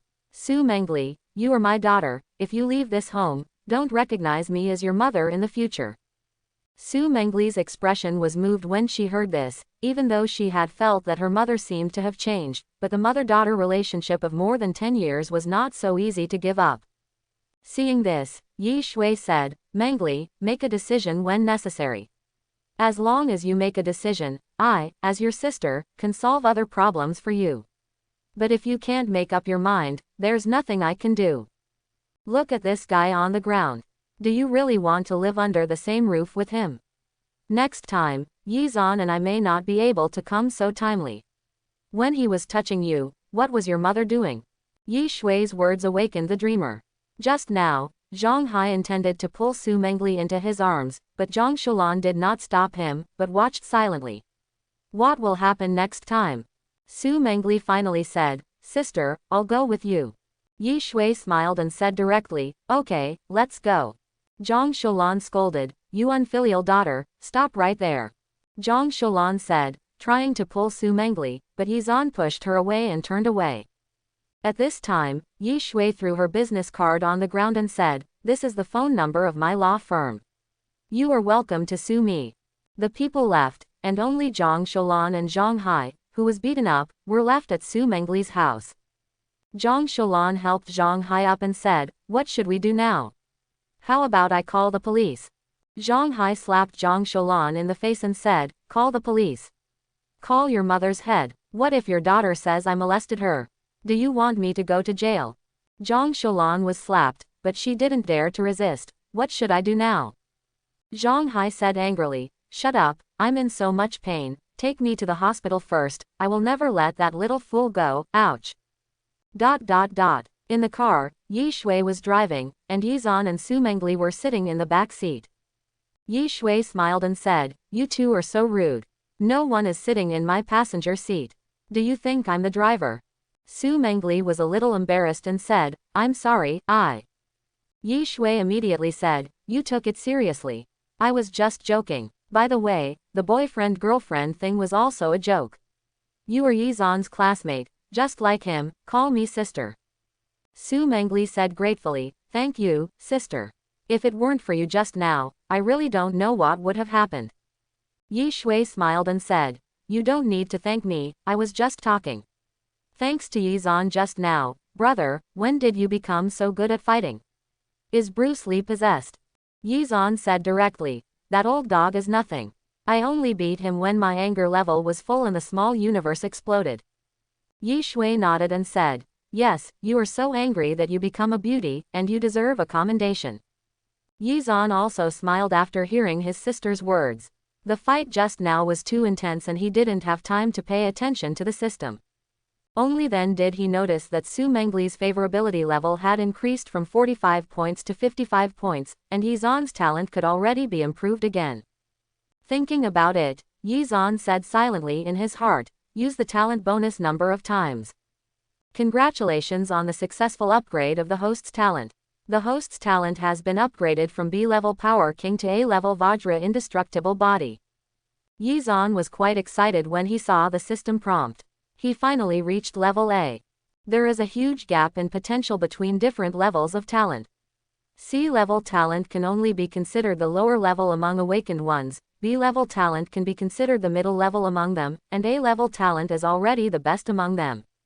If an A-level ability user has sufficient resources and the development rate is increased to over 90%, he can be considered a person. As for S-level talents, it can be said that they are rare. The S-level experts who have grown up are fully capable of guarding a city on their own. Before his rebirth, Yizan was still a C-level awakened person until his death, and he was like a miscellaneous soldier wherever he went. And now, with the help of Su Mengli, he already has A-level talent, and the future is promising. You can imagine the excitement. Chapter 11. Yizan once knew the specific abilities of the A-level Vajra Indestructible Body. As you can tell from the name, this ability focuses on defense. The physical body is indestructible and can easily resist attacks of the same level. At the same time, it is extremely powerful. The powerful physical body is enough to fight with hard steel against alien beasts. There was once an A-level awakened Vajra Indestructible Body who was swallowed by an S-level beast, the North Sea Dragon. The awakened one destroyed all the internal organs, flesh and blood of the dragon inside the dragon's body, and finally broke out of the body, successfully killing the S-class North Sea Dragon. This shows how abnormal the defense power of this ability is. And now, Yizan also has the talent of Indestructible Body, and the future is promising. But now, there are only 2 bonuses. What if there are 3 or even 4 talent bonuses? The more Yizan thought about it, the more excited he became. Not long after, the car stopped at the parking space of the community, and Yizan stepped out of the car. He was so excited just now thinking about his talent, but he forgot about his physical problems. He had already suffered some skin injuries from fighting with 7 or 8 gangsters before. This time he fought with Zhang Hai, and the other party threw Yizan on the table. Yizan's back was hit hard. Moreover, when he beat Zhang Hai violently, he also consumed a lot of energy. His physique was just that of an ordinary high school student. When he relaxed now, as soon as he got out of the car, his legs felt weak and he fell straight to the ground. Su Mengli was startled and quickly ran to Yizan. How are you? Are you okay? Yi Shui also said, Brother, where are you injured? Yizan waved his hand and said, I'm fine, I'm just a little weak. Yi Shui didn't believe it. He directly lifted up the clothes on Yizan's back, exposing Yizan's back. Then, Yi Shui and Su Mengli saw a large area of blue-purple color on Yizan's back. This is the redness and swelling caused by Yizan's body hitting the coffee table. Yizan has been a spoiled child since he was a child. He has never suffered anything and has fine skin and tender flesh. So this impact was actually pretty serious, but he relied on his strong willpower to endure the pain. Yi Shui looked at Yizan's back and suddenly felt distressed. Brother, why didn't you say anything when you were injured? Yizan said lightly, What kind of injury is this? I'm really fine. Yi Shui glanced at Su Mengli with some complaints and said, Okay, I understand, you want to show off as a hero in front of Mengli, right? Growing up, your parents held you in their hands for fear of falling, and held you in their mouths for fear of melting. When did you suffer such an injury? Quote. Su Mengli listened to Yi Shui's explanation and looked at the injuries on Yizan's back. She also blamed herself. If it weren't for herself, Yizan wouldn't have been so seriously injured. Yizan still disagreed. Okay, sister, what's the big deal? I'm a man, not the little fresh meat on TV. I have to go to the hospital for rescue if my skin is broken. Let's go, let's go. Yi Shui stopped her and said, Okay, don't leave. Just sit in the car. I'll just take Mengli upstairs. Su Mengli said the same. Yizan, your sister is right, just listen to her. Seeing that both of them had this attitude, Yizan had no choice but to say, Okay, you go up first, I'll wait in the car. Afterwards, Yi Shui and Su Mengli went upstairs and entered the room. Su Mengli said, Sister, do you have something to say to me? After hearing this, Yi Shui smiled and said, Do you think I sent Yizan away for this reason? Su Mengli said nothing, but her expression answered Yi Shui's question, didn't it? Yi Shui smiled again and said, Do you think, I would say, you are just a broom star who caused my brother to be injured like that, so you should stay away from my brother in the future, or, I would say, your family's conditions are too poor. They are not a good match for our family at all, give up your ridiculous idea, is that what you think? Quote. Su Mengli answered Yi Shui with her expression again. She really thought so. After all, this is how romantic dramas are played on TV. With a smile on her face, Yi Shui touched Su Mengli's hair and said, You are thinking too much. As a sister, I naturally hope that my brother will live well and don't want him to get hurt. However, I also hope that he is brave, has a sense of responsibility, and can become an upright man. Compared with this, what is a little injury? He has been spoiled by his family since he was a child. Although he is not a playboy, I have never seen any ambition or backbone in him. And today, you showed me that my ordinary brother actually has such a manly side, he is brave and responsible. You can make him change like this. For this reason alone, I can't even thank you enough, so how can I blame you? As for the idea of being a good match, that's what happened in TV series. Besides, our family can only be regarded as a well-off family, not a wealthy family, and we are not that particular. If you really become my younger brother and sister in the future, I will support it with all my hands. Quote. Yi Shui's words made Su Mengli blush, and she said with embarrassment, Sister, I'm sorry, I have a villainous heart. Yi Shui smiled and said, It's okay. You can stay here without worries. Just sleep in my bed today. Tomorrow happens to be the weekend. Let Yizan take you to buy some daily necessities. Just treat this place as your own home. Don't think too much. Su Mengli said gratefully, Yes, I understand, thank you, sister. Afterwards, Yi Shui went downstairs, got in the car, and said to Yizan, Yizan, you really don't need to go to the hospital. No, just go home. You haven't been back for a long time. Yi Shui nodded and said, okay, just go home. Yi Zan was injured, and Yi Shui, the elder sister, said that she didn't feel sorry for him, which was a lie. However, as she and Su Mengli said, Yi Zan's changes really surprised Yi Shui. At the same time, there is another important reason. Su Mengli is so beautiful. That figure, that little face, Yi Shui is also a beauty herself, I feel pity for her. She naturally understands how lethal this girl is to the opposite gender. Su Mengli is so beautiful. Since his brother is attracted to her, he must be completely devoted to her. I'm afraid it will be difficult for other vulgar fans to fall in love with her. Looking at the way Su Mengli looked at her younger brother, these two people were most likely a pair, and Su Mengli would be his sister-in-law in the future. Now that this is confirmed, why does Yi Shui need to embarrass his sister-in-law? This will only make this big family disharmonious in the future, so he might as well just stay the course. As the car was driving on the road, Yi Shui looked at his brother and said, Yi Zan, I went upstairs just now, but I whispered something to your little girlfriend. Do you want to know what I said? Yi Zan corrected her. Sister, I told you, that's not my little girlfriend, just my good friend. It's better not to say that when Mangle is around in the future. Yi Shui asked strangely, why? If I say this, wouldn't it be conducive to the development of your relationship? Do you really only regard her as a friend and don't want her to be your girlfriend? Yi Zan thought for a while and said, Su Mengli is very good, and she will be even more brilliant in the future. Your brother and I may not be worthy of her. Yi Shui smiled and said, who knows what the future will bring?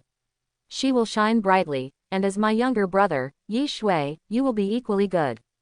Yi Zan suddenly came back to his senses after hearing his sister's words. Yes, Su Mengli was excellent, but what about himself?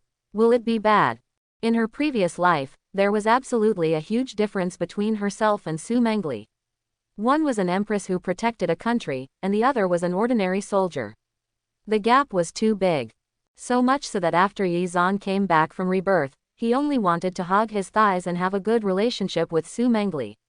As for picking up girls, Yi Zan didn't dare to think about it. Even though Su Mengli is a poor little person now, with no strength at all, and still suffering all kinds of grievances.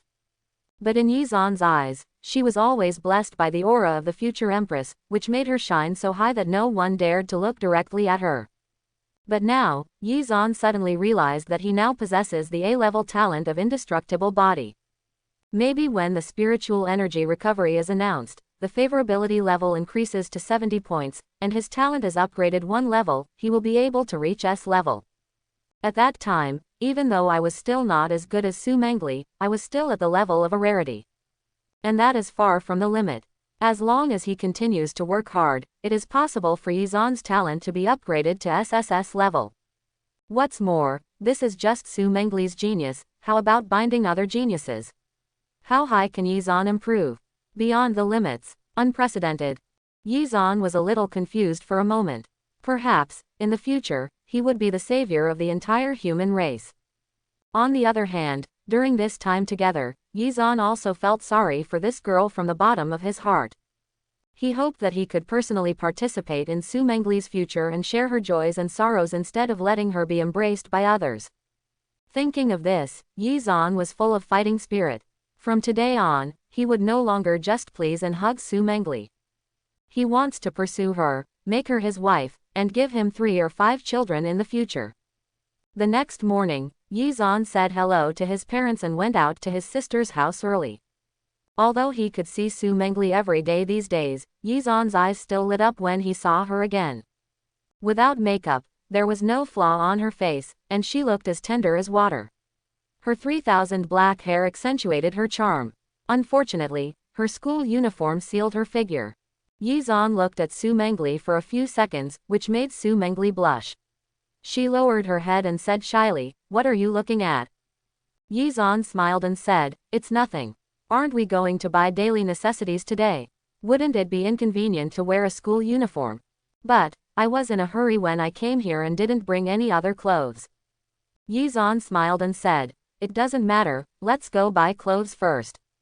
Su Mengli hesitated. Wouldn't this be bad? It will cost a lot of money. Yizan said directly. It's okay, just take it as your loan to me. I believe you will be brilliant in the future. This little money is nothing. Su Mengli said dully. The rays of light. This seems too far away from me. Yizan looked at the cute expression of the future empress and felt funny in his heart. It's a pity that he really can't take pictures with his mobile phone, otherwise, these photos will definitely become very popular after the Red Lotus Empress becomes famous. Anyway, don't think so much. It's just a few clothes, nothing. Su Mengli felt in her heart that Yizan was right. If you live in a house with millions of dollars, what does a few clothes mean? However, it seems that I owe him more and more, and I seem to be a bit unable to pay him back. How about giving him back my entire being? Thinking about it, Su Mengli blushed for no reason, and then followed Yizan out, going to buy clothes first. Yizan took Su Mengli to Hongxing. The store was full of customers and the fitting rooms were all occupied, so there was no way to try it on. Simply, Yizan chose 7 or 8 sets of clothes according to his estimate of Mengli's figure, and then paid directly. Su Mengli looked surprised and said, "Why did you buy so much? Can I wear it?" Yizan smiled and said, "It's okay. If you can't wear it, just wear it slowly. Besides, Hongxing is not one of those foreign brands. It's high quality and low price. There are so many sets, but they don't add up to much. There are 7 or 8 sets of clothes in total, which together cost over 2,000 yuan. Compared with those foreign brands, they are indeed much more cost-effective." Seeing Yizan's firm attitude, Su Mengli was not too entangled. However, because there were too many people in the store, the two had no choice but to go home and change clothes. Su Mengli carried the clothes back to the bedroom. Yizan asked her to choose a suit she liked.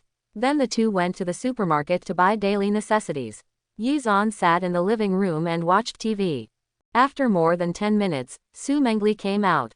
Yizan was stunned when he looked at Su Mengli, who had suddenly become a new man. That school uniform really sealed her figure. Now Su Mengli was wearing a white sports short-sleeved suit, revealing her slender white arms and delicate collarbones.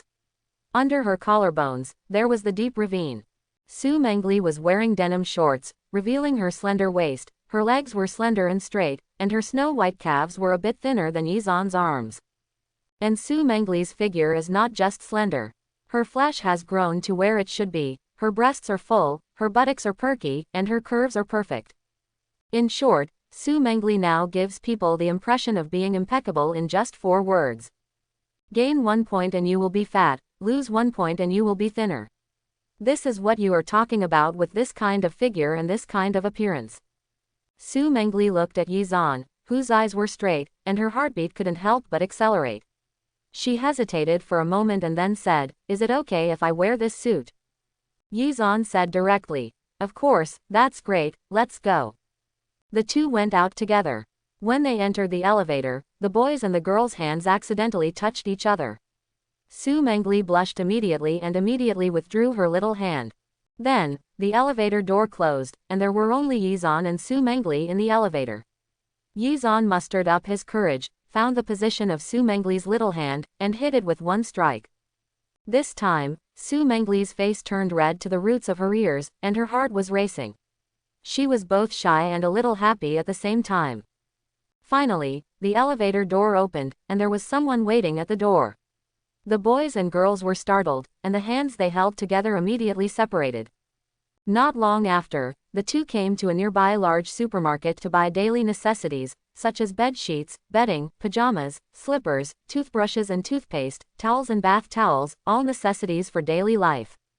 Su Mengli and Yizan were shopping in the supermarket while pushing shopping carts. Su Mengli also noticed that most of the consumers shopping in supermarkets are couples or with children. In this atmosphere, she and Yizan seemed to have become a family. More than 40 minutes later, the two returned home with a full load. Yizan was carrying a large bag in each hand, which contained relatively heavy items. In Su Mengli's words, she was holding her quilt, towel, etc., which was a big mess, but not too heavy. Later, the two hailed a taxi to go home. As soon as they entered the door, Yizan and Su Mengli put their things away and sat on the sofa tiredly. After taking a breath, Yi Xuankai said, "Okay, we have the daily necessities. From now on, you can live here safely and don't have to think about anything else. Su Mengli nodded vigorously and said, I understand, thank you for your hard work. Yizan smiled and said, it's okay, we are friends. By the way, I almost forgot, this is for you. Yizan said, took out a wad of cash from his body and placed it in front of Su Mengli. This money is exactly what Yizan and his sister Yi Shui asked for before. Su Mengli was stunned for a moment. What did you give me the money for? Yizan said matter-of-factly, of course it cost you. You just have a place to live now, but no one cooks for you. You can't live without eating or drinking, right? Su Mengli shook her head and said, I will find a way to do this. I can ask for some from my dad. You have already helped me so much. I can't take any more money from you. After hearing this, Yizan said, this money is not for you, it is lent to you. When you become successful in the future, you can return it to me with interest. Okay, it's settled, I still have something to do, let's go first. After Yizan finished speaking, he stood up and left. Su Mengli looked at the money on the coffee table, but after all, she still didn't want to use the money.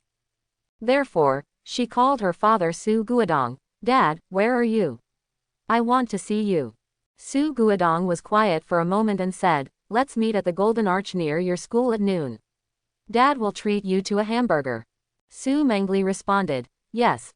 On the other side, after Yizan went out, the gentle smile on his face disappeared, and there was a hint of coldness on his face.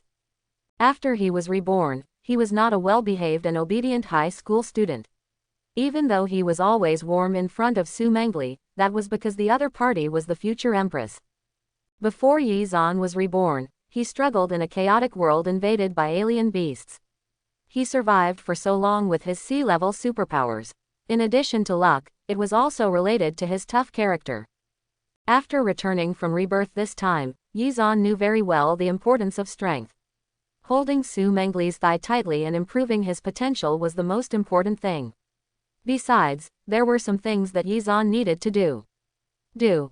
More than 20 years later, Yizan's parents, sister, and even his former hot English teacher Qi Yu all passed away due to various incidents.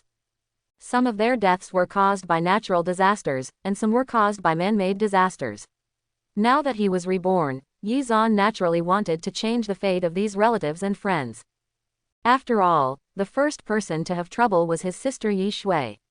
Because of the pressure the Yi family was facing at that time, Yi Shui chose a scumbag as her husband, which resulted in her own death. This incident greatly stimulated Yizan at the time. Yizan would never forget the identity of the other party in his next life. That scum's current identity is a trainee lawyer at Yi Shui law firm, because Yi Shui is young and beautiful, and is the owner of a law firm with a superior family background. The other party already has a good impression of Yizan's sister, and has expressed it several times openly and secretly, but Yi Shui doesn't have much feelings for her. It wasn't until his spiritual energy revived that guy got lucky and awakened the A-level talent Bingtianshui. Yizan still remembered that in his previous life, after knowing that something happened to his sister, he went to the morgue to see his sister, only to see that her sister had been broken into countless pieces. This guy used his own ability to freeze Yi Shui into ice, and then smashed Yi Shui's body with a punch. His whole body was torn into pieces and shattered all over the ground. Although he died without any pain, he died completely, corpse. It would be very troublesome for an A-level talent to wait until he awakens before taking action. After the resurgence of spiritual energy and the emergence of large-scale alien beasts, high-level human beings have issued orders to strictly prohibit internal fighting and internal strife among persons with supernatural powers. If you have the strength, you should vent it on those strange beasts instead of fighting your own people. Therefore, it will be difficult for Yizan to wait until the other party wakes up. On the contrary, now is a good time. Although things haven't happened yet, Yizan will not let his sister make the same mistake again, but Yizan is not ready to let the other party go.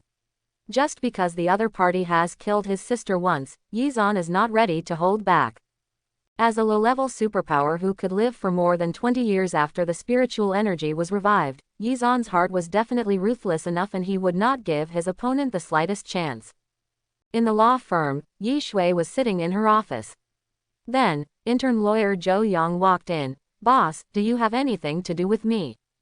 Zhou Yang looked gentle, and looked at Yi Shui with respect, with a little bit of admiration hidden in it. Yi Shui looked at Zhou Yang and said calmly, I want to inform you that your internship period is over. Zhou Yang said happily, can I become a full-time employee? Yi Shui said calmly, no, I mean, you can leave. Your internship period is not qualified. Zhou Yang's expression changed, unqualified. Why is that? Yi Shui said impatiently, do I need to explain to you? According to our contract and internship period, our law firm can fire anyone without reason, and you will not be an exception. Go and sort out your things and let's go. Of course, I'm not a shady boss. If you work for 18 days this month, I will calculate your internship salary for the first month. After you pack your things, you can go to the finance department to get your salary. Quote. Zhou Yang looked angry. Lawyer Yi, I don't understand. Yi Shui said coldly, you don't need to understand, get out. Looking at the arrogant and indifferent Yi Shui, Zhou Yang showed a trace of resentment in his eyes, and then left the office angrily, closing the door with a bang. Yi Shui smiled and continued busy with her work. She fired Zhou Yang for a simple reason. It was her younger brother who asked for it. Yi Zan found his sister last night and told Yi Shui that he hoped she could fire Zhou Yang. As for the reason, Yi Zan did not say.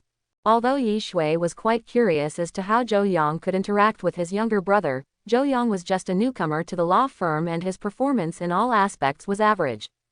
Even if Yi Zan didn't speak, the other party might not be able to pass the internship smoothly. Now that his brother spoke, Yi Shui naturally let Zhou Yang pack up and leave. Zhou Yang left the law firm in despair, went home, lay quietly on the bed for 2 hours, and then went to a nearby bar to drink, which was also his main place to vent. Not far from the bar, Yi Zan was looking at his phone. Sure enough, as he knew in his previous life, this guy would come to the bar to drink when something happened. Later, after he became an A-level awakened person, he also came to drink, but at that time, it was no longer to vent and relieve depression, but simply to pick up girls. The day Yi Shui's accident happened, it was Zhou Yang who brought 2 beauties home from this bar, and then wanted to play with the 2 beauties at home.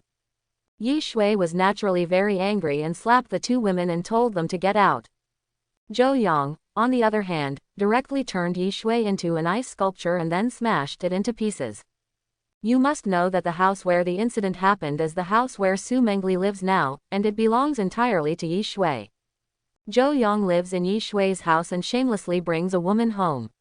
It can be said that he is a scumbag to the extreme. Even if things haven't happened yet, Yi Zan is not ready to let him go.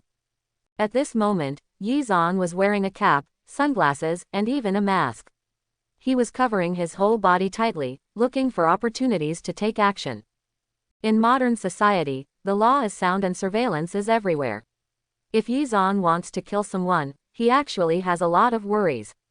If it is a normal society, the case will be solved in less than 2 months, and by then, Yi Zan will also be in prison. But things are different now.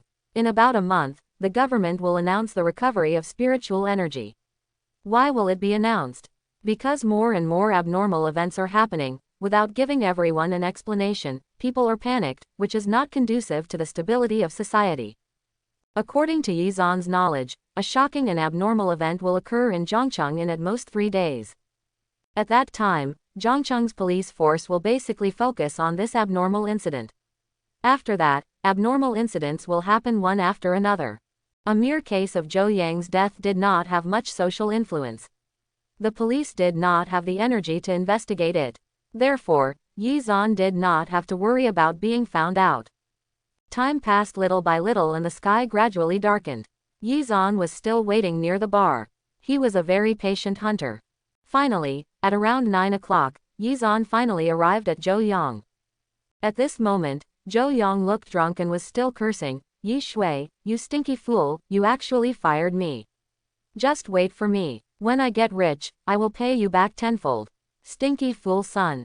Listening to Zhou Yang's drunken words, Yi Zan's eyes became even more murderous. What happened in his previous life, coupled with the obscene words in Zhou Yang's mouth now, his death was not unjust at all. Drunk Zhou Yang walked towards his home, and Yi Zan quickly followed. Finally, while passing through a secluded alley, Yizan rushed forward and controlled Zhou Yang's body from behind. Next, Yizan held a dagger in his hand and slashed Zhou Yang's throat. Blood emerged from Zhou Yang's throat. His eyes widened and he covered his throat with both hands, trying to stop the loss of blood. Yizan was merciless. He took the dagger and stabbed Zhou Yang's heart several times, hitting the vital point. Zhou Yang's body lost strength and he knelt on the ground. He turned to look at Yizan with a puzzled look on his face, as if he was asking, "Why do you want to kill me?" Yizan stared at Zhou Yang closely. Yizan could see that the blood in Zhou Yang's neck had frozen into ice, preventing the loss of blood in his neck. This boy has awakened. As mentioned before, the awakened person can not only awaken the supernatural powers in the body through the awakening spirit ball, but also stimulate the potential and awaken the supernatural powers at the critical moment of life and death. This Zhou Yang is an A-level awakener with high potential. It is normal for him to awaken at this time. However, the awakened one's abilities are specialized in the arts. A-level ice and snow are very lethal, but they are not defense or recovery abilities. Even though Zhou Yang had awakened at this moment and could use his ability to freeze the blood flowing out of his neck to prevent blood loss, he was unable to repair his injured heart. Besides, after all, it has just awakened, and the level of development is only about 1%. Even if it is a level, its ability is limited. At this moment, the wound on Zhou Yang's neck was frozen by his power. He could barely speak. "I have no enmity with you, why did you kill me?" Yizan looked at Zhou Yang and said calmly, "Maybe you are indeed innocent now, but unfortunately, I am not a good person. Killing someone because of something they haven't done may be too much in the eyes of many people. Some people may choose to try to change this matter, or just keep Yi Shui away from Zhou Yang. However, Yizan is not a good person, and he is even less sure whether keeping Yi Shui away from Zhou Yang can change his original destiny. Killing Zhou Yang is the safest way. Yizan had also seen with his own eyes the scene when his sister turned into a pile of broken frozen corpses, so his sympathy would not be used on Zhou Yang. Yizan just looked at Zhou Yang. Sure enough, the wound on his heart gradually made him lose strength, and he changed from kneeling to lying on his stomach. Since everyone is dead, his ability has naturally been released. The frozen blood in his neck gradually melted and he began to lose blood normally. At this moment, Zhou Yang looked like an ordinary murdered corpse, without any trace of the awakened person. This is what Yizan wants to see. After all, if this corpse is related to an abnormal event, the investigation intensity of the relevant departments will be much greater, and Yizan will also be in trouble. If this is the case, the follow-up will basically be fine. As for Zhou Yang, although he was dead, his eyes were still wide open, and he looked in Yizan's direction, seemingly unwilling to rest in peace. Yizan looked into Zhou Yang's eyes and said coldly, "In the next life, be a good person." Later, Yizan stepped forward again, rummaged through Zhou Yang's body and took away all the valuable things. Yizan was not after his money, but to create the illusion of robbery and murder to confuse the public. The next morning, Zhou Yang's body was found in a small alley, and the police immediately launched an investigation. A policeman came to Yi Shui's law firm and asked, "Lawyer Yi, right? Do you know Zhou Yang?" Yi Shui said matter-of-factly, "We know each other, what's wrong?" The policeman explained, "Something happened to Zhou Yang last night. On his way home after drinking, he was killed and all his valuables were taken away. You are his boss. What do you think of this matter?" Yi Shui was slightly surprised in her heart, but remained calm on the surface. "I don't have any opinion. Besides, I am no longer his boss. Just yesterday, I fired him." The policeman looked at Yi Shui seriously and said, "This is a human life. Are you not surprised at all?" Yi Shui smiled and said, "Comrade police, look where we are. This is my law firm. We often litigate human life cases and deal with many criminal cases. As a gold medal lawyer, if you don't even have this kind of government, how can you litigate human life cases? Will your forensic doctor be so frightened that he has nightmares all night when he sees the corpse?" Quote. The police could not refute Yi Shui's words and could only say, "You just fired him and he was killed. Do you think there is any connection between the two?" Yi Shui thought for a while and said, "Maybe. His professional quality is too poor and he is not suitable for this profession, so I fired him. When he is unemployed, it is normal for him to drink some wine to relieve himself. It is a pity that he returned home drunk. My home was targeted by criminals, robbed and killed, that's how it should be, right? After hearing this, the policeman said, okay, I understand. If you have any clues, please contact me immediately. Yi Shui smiled and said, no problem, I am happy to cooperate with the police. Immediately, the police left. However, Yi Shui's expression was not calm at all. Yesterday, his brother asked him to fire Zhou Yang, and today Zhou Yang died. Yi Shui did not believe that there was no relationship between the two. However, out of protection for his younger brother, Yi Shuikai always pretended to be nonchalant and dealt with it calmly. But now, Yi Shui must talk to her brother. She has a lot to say to Yi Zan. Yi Shui was worried, but she didn't call immediately. As soon as the police came to find her, she called her brother. If the police monitored her phone, wouldn't she take the initiative to kill her? At this moment, there was a knock on the door. Sister, I'm here to see you. Yi Shui heard Yi Zan's words and immediately said, come in. Then, Yi Zan entered Yi Shui's office. Yi Shui looked at Yi Zan and said, why are you here at this time? Don't you have to go to class? The senior year of high school only has one day off on weekends. Yesterday was Sunday and today is Monday. Yi Zan said calmly, I'm asking for leave.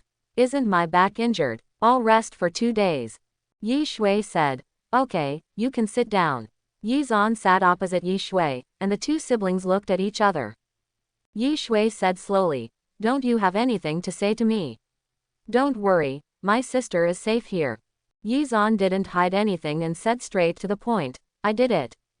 Yi Shui's expression changed. Although she had already made some guesses, she still couldn't believe it when she heard it with her own ears. Her brother turned into a murderer. What kind of hatred is this? She immediately said, brother, why are you doing this? No matter what the matter is, there are other solutions. Why do you want to kill people? Yi Zan said lightly, revenge for killing my sister. Yi Shui's face changed drastically. What? Do you have other sisters? Why didn't I know? Half mother, half father. Why didn't my parents tell me? Yi Zan was stunned for a moment, and then said, our parents are very loving, and there is nothing like what you think. The sister I am talking about is you. Yi Shui reached out and touched Yi Zan's forehead and said, brother, are you confused? Am I not doing well? If you have a mental problem, then we are not afraid. Mental patients will not be held criminally responsible for committing crimes. At most, just go to a mental hospital and receive forced treatment. Yi Zan said lightly, sister, I'm fine. Let me tell you something. Tomorrow, a strange thing will happen in our Zhongcheng. A tiger with wings will fly out of the zoo, wander around on the street, and eventually be killed. Police uniform. Yi Shui became even more worried. Brother, it seems that your problem is quite serious. A tiger with wings. A tiger with more wings, is this possible? Yi Zan smiled and said, sister, what if you saw a tiger flying in the sky with your own eyes? Yi Shui shook his head again and said, tiger is flying in the sky. Why don't you say cow is flying in the sky? Did my dear brother blow it up in one breath? Yi Zan was not surprised by his sister's reaction.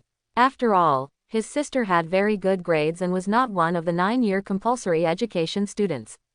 It was strange that she would believe it. Yi Zan could only say patiently, I saw such a situation in my dream. I have always had some strange dreams recently. One of them is that the tiger grew wings, flew out of the zoo, and wandered on the street. Another strange dream was that not long after, the man named Zhou Yang killed you with his own hands. In order to avoid what happened in the dream, I could only eradicate him. Quote, Zhou Yang and Yi Zan must be killed, but Yi Shui fired Zhou Yang in the front and Zhou Yang died in the back. Yi Shui must have doubts. As a gold medal lawyer, Yi Shui has her own ideas. If she thinks that Yi Zan will be exposed sooner or later and forces Yi Zan to surrender, thereby reducing the sentence, she thinks that she is helping Yi Zan by doing this, so she will send Yi Zan directly. Going to jail would be bad. Therefore, Yi Zan could only make up a strange dream, saying that he could see some fragments of the future, to explain all this. Yi Shui looked at Yi Zan and said, brother, why do you think tigers can grow wings and fly in the sky? Your dream is very illogical, because a dream kills people. This is really crazy. Yi Zhan looked at Yi Shui and said, the tiger with wings will appear tomorrow. Just give me 24 hours to prove whether it is good. And after the tiger with wings, many strange things will happen. These strange things will attract the attention of the entire society, and no one will pay attention to Zhou Yang's death. Quote. Yi Shui finally said, okay, it's only 24 hours. Then you also promise my sister that if no tiger with wings appears after 24 hours, you will listen to my sister and see a psychiatrist and receive treatment, okay? Okay, it's settled. Immediately, Yi Zhan left the law firm, while Yi Shui looked worried and dialed one number after another. Hey, Sister Wang, I remember that person in your family is a psychiatrist, right? How is his professional ability? I have a younger brother who seems to have some mental problems. Senior, you studied as a graduate student in Beijing. Do you know any well-known psychiatrists in Beijing? Ah, I have a mental problem. It's not me. It's my younger brother who just went to high school. Yi Shui is still very concerned about her younger brother, but she is only such a younger brother. If he really becomes a psychopath, not to mention the hurt he has suffered, how big the blow will be to his parents. As for the tiger growing wings and flying into the sky, Yi Shui didn't believe that such a thing would happen at all, because it was not scientific at all. This is contrary to the education she received since childhood. At midnight that day, there were more than 10 lions and tigers living here in Zhongcheng Zoo and Liger Mountain. The environment of Liger Mountain is good, with mountains and water. The outer walls are made of steel bars and steel mesh to form a fan shape, and are covered with cement to prevent animals from jumping and climbing. Otherwise, with the jumping ability of tigers, they would have jumped out long ago. In the Liger Mountain, there is a rockery more than 10 meters high surrounded by a fountain. The highest point of the rockery is a platform that can accommodate a beast, and a huge Siberian tiger is resting on the highest point. This is a Siberian tiger weighing more than 300 kilograms. Its color is mainly yellow, its tiger stripes are black, and the word, Wang, is clearly visible on its forehead. It looks domineering and elegant.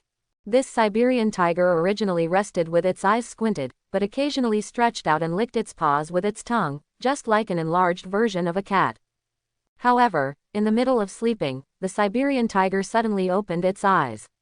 Next, it let out an amazing roar. The tiger roared in the forest. This amazing roar woke up all the other animals in the Liger Mountain. All raised their heads and looked at the source of the roar. Under the moonlight, the other lions and tigers can be seen. On the rockery, a Siberian tiger stretches its body under the moonlight. At the same time, a pair of huge wings that were 3 to 4 meters long suddenly stretched out from its back. The Siberian tiger was also surprised by his changes, and then he tried to flap his wings. This pair of wings that grew out of thin air possessed tremendous power, and it was easy to fly into the sky with it. The Siberian tiger let out an excited roar and continued to flap its wings, easily flying away from the Liger Mountain and flying further away. The other people of the same species in Liger Mountain were stunned and looked at each other in confusion. If they could talk, then the chat content must be like this. That's awesome. That kid actually has wings. Am I just dreaming? You're not dreaming. I saw it too. That kid flew away. It's amazing. So tigers can grow wings. I've learned. After a brief period of confusion, these ligers and tigers rushed toward the throne at the top of the rockery as if they were on fire. As top predators, their intelligence is not bad. What if the reason why that guy can fly away has something to do with where it lives?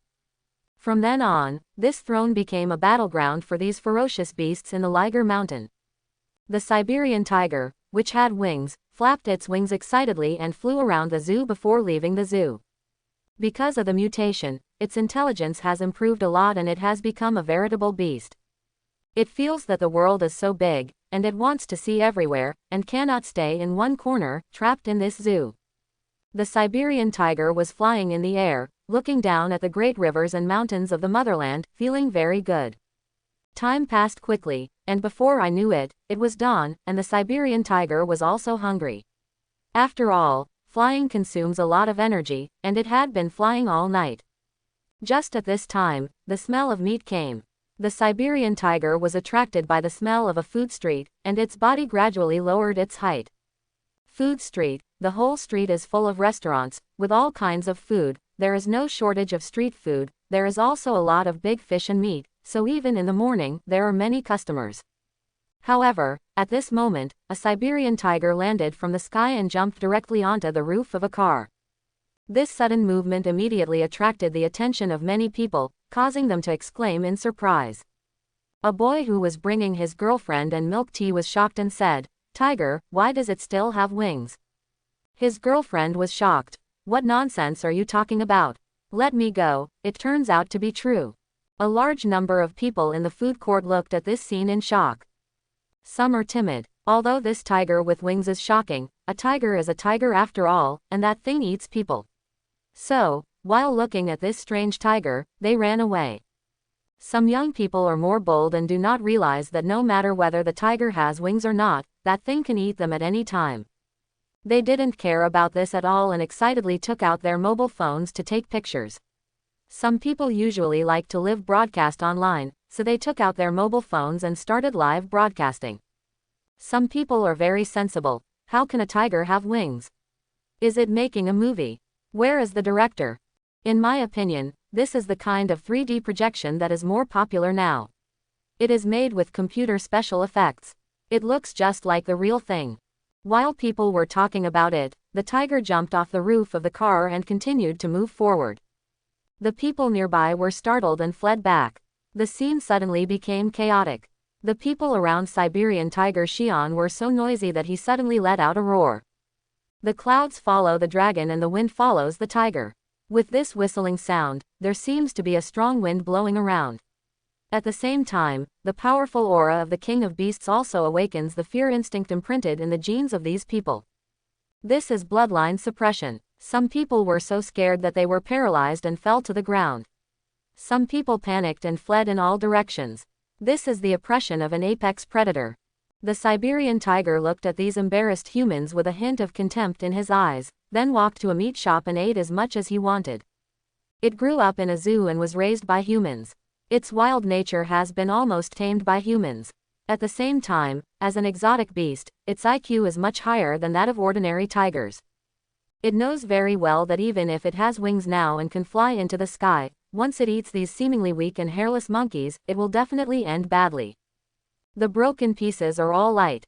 Maybe the bones are made into tiger bone wine, and the whip is made into tiger whip wine. In the internet age, information is transmitted very quickly, and tigers have wings and can go shopping in food courts. This kind of news is really exciting, much more exciting than the divorce or cheating of a top celebrity. In less than an hour, this matter has become a hot topic on the entire internet. At the same time, Zhongcheng police have also been dispatched, preparing to capture this Siberian tiger with wings. The discussion on the internet has been so heated. As a native of Zhongcheng, Yi Shui naturally has no way of knowing. At this moment, she was watching the live broadcast on her mobile phone in surprise, with a look of disbelief on her face. Is what my brother said true? Did the tiger really fly? The current live broadcast is from a young female anchor in the food court. Although she looks good, her figure is too bad. She usually does not engage in pornographic activities or expose her flesh during live broadcasts, so she is not popular at all. Today, she unexpectedly saw a tiger with wings, and she immediately realized that her chance to become famous had finally arrived. After the winged tiger appeared, the crowd around them were surprised, curious, and excited at first, and finally realized that if they continued to stay here, they might become food in the tiger's mouth at any time. So they left one after another, and some of the brave ones gradually evacuated after the police arrived. But the female anchor didn't leave. She played a little clever and hid in the trunk when the police came, avoiding the police's search. When the police walked away and confronted the Siberian tiger, she climbed from the trunk to the back seat, then took out her mobile phone and filmed and broadcast live from a distance. In just over half an hour, the number of people in the female anchor's live broadcast room has exceeded 10 million. This shows how popular this incident has been. At this moment, this tiger with wings has been given a name on the internet. It is a tiger and it can fly. Let's just call it Hu Fei. At this moment, Hu Fei was still confronting the police. He did not act rashly. After the police were fully prepared, they arranged a tranquilizer gun and shot Hu Fei. Hu Fei reacted very quickly. He waved his wings and flew into the sky. As Hu Fei flew into the sky, countless viewers in the live broadcast room started barrage. Hu Fei 666. It turns out it can really fly. I thought its wings were put on by the anchor. This is not scientific at all. The reason why birds can fly is because their bone density is generally much lower than that of mammals. The largest existing bird, the albatrosses, weighs no more than 30 kilograms. How can a tiger weighing 300 kilograms fly into the sky? Quote, the Aeolian pterosaur, which weighs over 200 kilograms, thought you were farting and spit at you. In the picture, Hu Fei is still dodging the attacks of the tranquilizer gun. Unfortunately, at the beginning, he failed to dodge even one shot. Things like anesthesia guns also have a certain effect on strange beasts. Hu Fei felt more and more weak and his speed was getting slower and slower. Then, it was shot in the neck and waist by 3 or 4 anesthesia guns in succession. It could no longer fly with its wings, and fell heavily to the ground from a height of more than 20 meters, losing all movement. All the spectators were also very worried. If I go, Hu Fei won't fall to death, right? Impossible. It has already grown wings, how could it fall to death so easily? Brothers, this wave, do you think it is the revival of spiritual energy or biotechnology? What kind of spiritual energy recovery? It's completely nonsense. In my opinion, it was a biological experiment conducted by some Frankenstein using a tiger, and the experimental subject accidentally escaped. Indeed, although spiritual energy recovery sounds cool, it is too mysterious. I choose Frankenstein. The live broadcast ended here. After all, Hu Fei was controlled by the police, tied up tightly, and taken away. What else was the female anchor doing live broadcast? Afterwards, Yi Shui couldn't even take care of her work, and directly left the affairs of the law firm and went home to find Yi Zhan. Yi Zhan took 2 days off citing his back injury, so he is still at home. Yi Shui walked to Yi Zhan's bedroom and said, "How did you know? A tiger with wings really appeared." Yi Zhan smiled and said, "Sister, didn't I tell you? I dreamed about it. Sister, I am very sure that all my dreams will happen in reality in the future." After hearing this, Yi Shui suddenly said, "Then the fact that I was killed by that Zhou Yang is also true." Yi Zhan nodded and said, "Really, otherwise, why should I kill people? Now that a tiger has appeared, there will be other strange things happening in the future. Countless strange things have affected the nerves of the entire society. Zhou Yang's death, no, I will be concerned and nothing will happen to me." Yi Shui seemed to have remembered something and said, "So, you said that Su Mengli would shine brilliantly. This was also your dream, right?" Yi Zhan nodded affirmatively and said, "That's right." Yi Shui asked curiously, "Then how powerful is she? Is she as rich as the enemy? Is she powerful enough to dominate the world?" Yi Zhan smiled and shook his head and said, "Wealth and power are all rootless duckweed. Only your own strength is the most important. Sister, that tiger can fly into the sky, isn't it very powerful?" Yi Shui nodded and said, "Of course it is powerful. Tigers are originally perfect predators, with powerful bodies, sharp claws, and terrifying bite force. Moreover, it can climb trees and enter water. Its only drawback is that it cannot fly. Now that it can fly, how can it not be awesome?" Quote, Yi Zhan said slowly, "Su Mengli in the future will be tens of millions of times more powerful than that flying tiger. One person can destroy a country, and one person can defend a city. Her destructive power alone exceeds the power of a nuclear explosion. Do you think wealth or power are nothing in the face of this kind of strength?" Quote, at his peak, Su Mengli developed the SSS-level Karma Red Lotus to the extreme, and eventually died together with the world-shattering Kunpeng. At that time, Su Mengli and Jingxi Kunpeng were fighting. The energy of each blow was comparable to that of a nuclear weapon, but without the nuclear radiation. Moreover, if Su Mengli could not even compete with nuclear weapons, mankind would not be facing such a big crisis at that time. Satellite monitoring could detect where powerful alien beasts were born, and just use nuclear weapons to wipe out the land. 20 years after the revival of spiritual energy, nuclear weapons were no longer a threat to the top combat power among humans and alien beasts at that time. Yi Shui looked surprised. More than a nuclear explosion. Is this still a human being? Yi Zhan affirmed. It can be a human or a god, it depends on her own thoughts. Yi Shui looked at his brother and said, okay, I understand. I have something to do, so I'll leave first. Yi Zan was stunned for a moment. Why are you leaving suddenly? What are you going to do?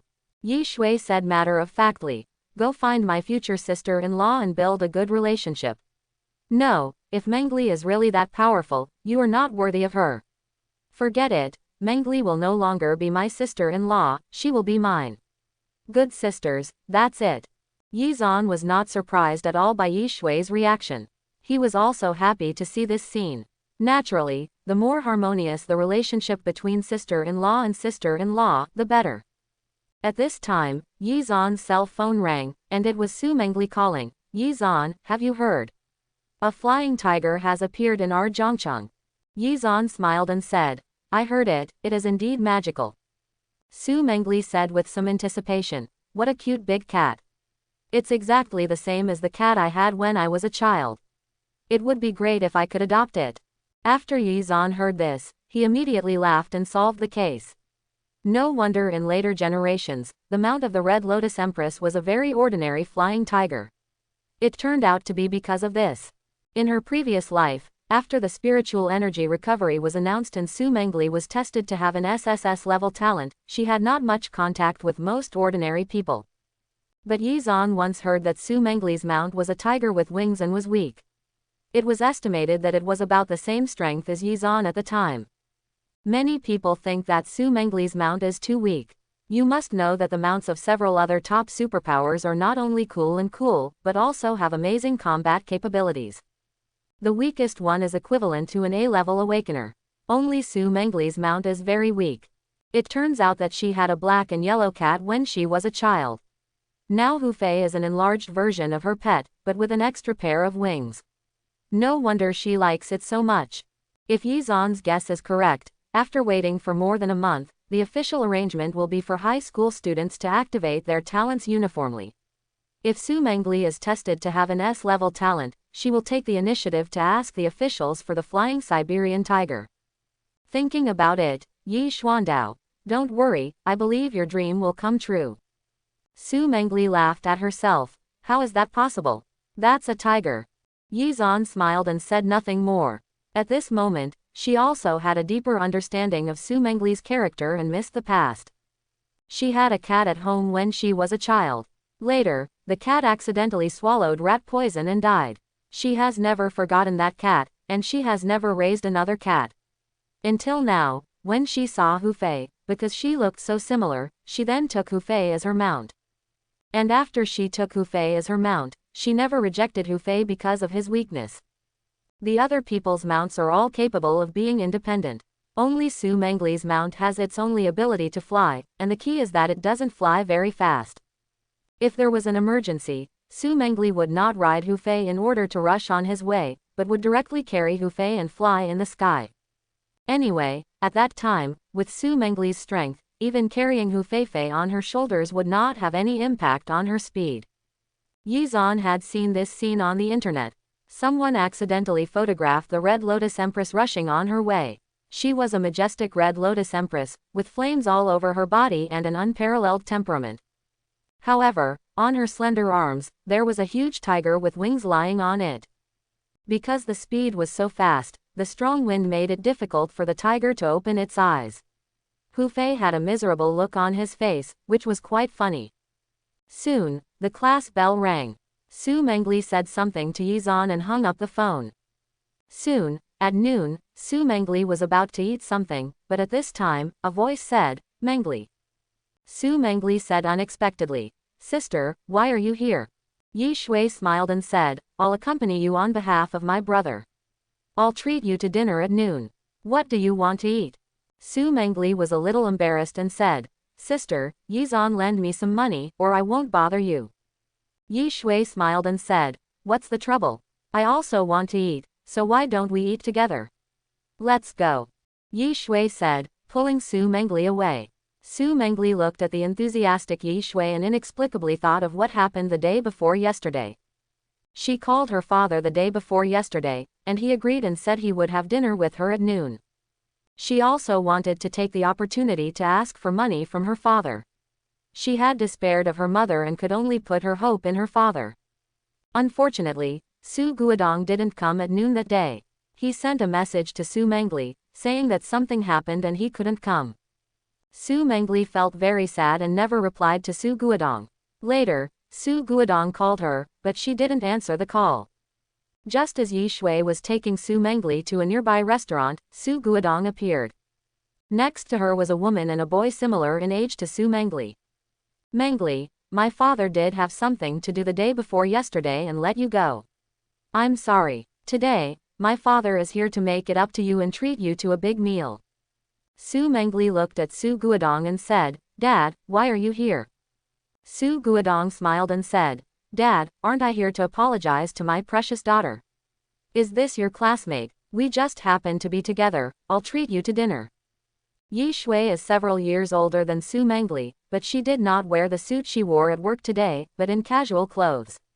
In addition, she was with Su Mangle, a high school student, so she was mistaken for a classmate. Normal. After hearing Su Guodong's words, Su Mangle looked at Yi Shui to see what her attitude was. Yi Shui smiled and said, Thank you uncle, let's just come together. Yi Shui didn't know Su Guodong well, and thought that the father was a good man. Naturally, she wouldn't mind building a good relationship with her future in-laws. Then, the group came to a hot pot restaurant near the school. The quality here was quite good, and the per capita consumption was not low. It was obvious that Su Guodong had also spent a lot of money. After the group sat down, Su Guodong said, Mangle, let me introduce to you, this is your Aunt Zhao, and this is your Aunt Zhao's son, named Xiaodong. You are an adult too. Dad and your mother are not on good terms and have started a new family. Dad hopes you can understand. Quote.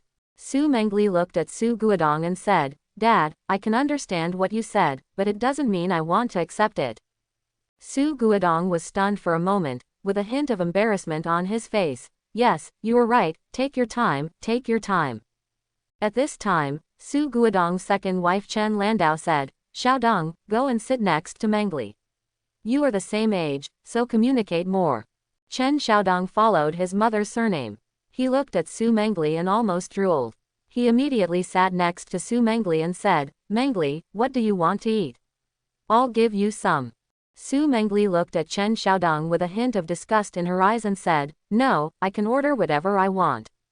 As soon as Su Mangle said these words, the situation suddenly became awkward, and Chen Lan was quite dissatisfied.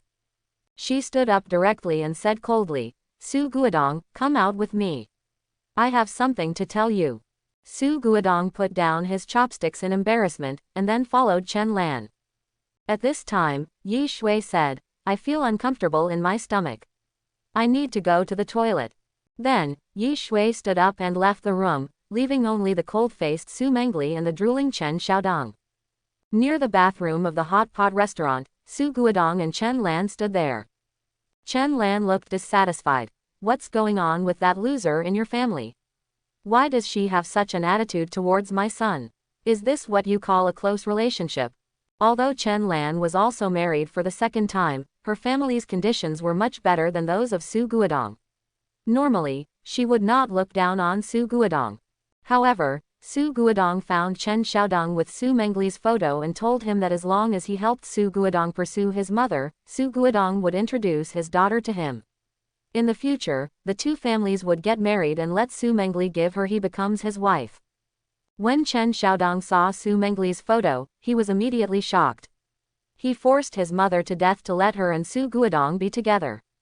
Chen Lan is a single mother. To her, her son is more important than anything else. She has no choice but to agree to her son's life or death. I just didn't expect that Su Mangle would have this attitude when they met for the first time today. Su Guodong hurriedly explained. Don't worry, feelings need to be cultivated. I will give Mangle good advice. Chen Lan said angrily. Anyway, I don't care. You told my son yourself that you gave him your daughter and asked him to help you chase me. I'll leave it here. When did your daughter get into my son's bed? When will I get the certificate from you? Su Guodong immediately said. Okay, I will listen to you. Is this okay? Afterwards, the two returned to their seats. Su Guodong looked at his daughter and said, Mangle, I heard from your mother that you are not living at home now. Su Mangle said directly, well, I'm staying at a friend's house. At this time, Yi Shui said, yes, Mangle lives in my house now, which is good. Chen Lan glanced at Yi Shui and said, it's not very convenient for Mangle, a girl, to live in your house. Since Mangle doesn't want to go home, why not come to our place? It's okay to be with your dad. It's good to have more contact with Xiaodong. Su Guodong followed. Yes, your Aunt Chen is right, Mangle, you'd better come back. As the saying goes, those who are near the water first get the moon, so if Su Mangle comes to live in their home, Chen Xiaodong will naturally have more opportunities. If Su Mangle really dislikes Chen Xiaodong, Chen Lan and Su Guodong can also use some devious tactics and let them cook the rice first. As long as they can trick Su Mangle back, everything will be easy to handle. After hearing this, Su Mangle showed a trace of hesitation on her face. Her stay at Yi Shui's side was indeed quite comfortable. But it was not his own home after all. Su Mangle was always a little embarrassed to live there. Although Chen Lan's house was also someone else's home, at least his father was there. Because Su Mangle was completely disappointed with her mother's performance, her father's weight in her heart also increased a lot, and she didn't want to reject her father. But at this time, Yi Shui said, Mangle, I have something to tell you. Let's talk somewhere else. Su Mangle nodded and left with Yi Shui. Chen Lan looked at the two people walking away, with a hint of dissatisfaction on his face. What can you say to your face? It's still mysterious. Su Guodong, let me tell you, keep your daughter away from her friend, so as not to follow her. People learn bad things. Yi Shui took Su Mangle away, then took out his mobile phone and showed Su Mangle a video. In the video, it was the previous conversation between Su Guodong and Chen Lan. When Su Mangle heard that she had been betrayed by her father, her face turned pale and her eyes were red. How could he do this? I am his daughter. Yi Shui comforted her softly. Mangle, not everyone is qualified to be a parent. Like your parents, they are not worthy at all. They all regard you as a bargaining chip in exchange for benefits. In my opinion, you should stay away from them in the future to avoid being sold out and still counting money for others. Quote. Su Mangle's eyes were filled with tears. Are they really my biological parents? How could this be possible? When Yi Shui heard this, she said, Mangle, don't tell me, this matter is really worthy of consideration. Speaking of which, I have met your parents. The old couple, although they are not exactly crooked melons and jujubes, look very ordinary and look nothing like you. The birth of you from the two of them is like the birth of a phoenix from two pheasants. Tell me, are you not their biological child at all? If you want, I can give you a chance to do a paternity test. Quote. Su Mangle wiped her tears and said, no need, sister, it doesn't matter whether we are biological or not. If they treat me like this now, I will just pretend that I don't have these parents. Yi Shui heard this and said, Mangle, don't think too much. My sister told you that since I met you, I have become very close to you. It's not just because my brother likes you. From now on, I will be your biological sister. If anyone dares to bully you, my sister, a golden lawyer, will teach them how to behave. Quote. Su Mangle looked at Yi Shui's protective appearance, and was quite moved in her heart. During this period, first her parents divorced, and now, she learned that her parents actually used her as a bargaining chip, and she felt very sad. Fortunately, Yi Zhan appeared in time and gave her a ray of sunshine in her desperate heart. The same goes for Yi Shui. The two siblings treat her like a family member, making her truly feel the warmth. Therefore, Su Mangle said, Sister, I'm fine, let's go. Yi Shui was stunned for a moment. Leave. Why don't you tell your dad and the others? Su Mangle said, no, my dad let me go once the day before yesterday. Let's pay him back this time. I don't want to see him again in the future. Yi Shui nodded and left directly with Su Mangle. After more than 20 minutes, there was no one at Su Guodong's side. Chen Lan was dissatisfied and said, what happened to the two of them? Did they fall into the pit? Su Guodong shook his head and said, how do I know? Why don't you go to the women's bathroom and look for it? Chen Lan looked unhappy. It's so unlucky that I have to go to the bathroom halfway through the meal. Chen Lan kicked the stool away in displeasure, and then went to the bathroom to look for it. Unfortunately, she found nothing. She returned to the private room and said, "Your daughter is not in the bathroom, nor anywhere else. Is this letting us down?" Chen Xiaodong was a little disappointed at this moment and said, "Mom, does Su Mengli not like me?" Chen Lan looked at her son's expectant expression and said, "Don't worry, son, whether he likes you or not, as long as you like it, Mom will help you get it." Su Guodong, listen to me. If you can't bring Su Mengli to our home, then don't come into our home, Quote. Then, Chen Lan and Chen Xiaodong left angrily, leaving only Su Guodong with a wry smile on his face. He also didn't expect that his daughter would let go of his own dove and leave inexplicably. He took out his cell phone and called Su Mengli, but unfortunately, no one answered. At this moment, Yi Shui had sent Su Mengli to the school gate. Yi Shui generously took out a bank card and said, "Mengli, there is 100,000 yuan in this card. The password is on the back of the card. You spend whatever you want, tell me if you don't have enough." Su Mengli immediately refused. "Sister, this is really not good. How can I take your money? And it's still such a large amount of money. The per capita monthly income in Zhongcheng is only 3 to 4,000 yuan. Before Su Mengli's parents were divorced, the total income of the couple was only 6,000 yuan. It would take Su Mengli's parents a year and a half to earn 100,000 yuan without food or drink. Counting normal expenses, it would take 3 or 4 years to save 100,000 yuan, arrive.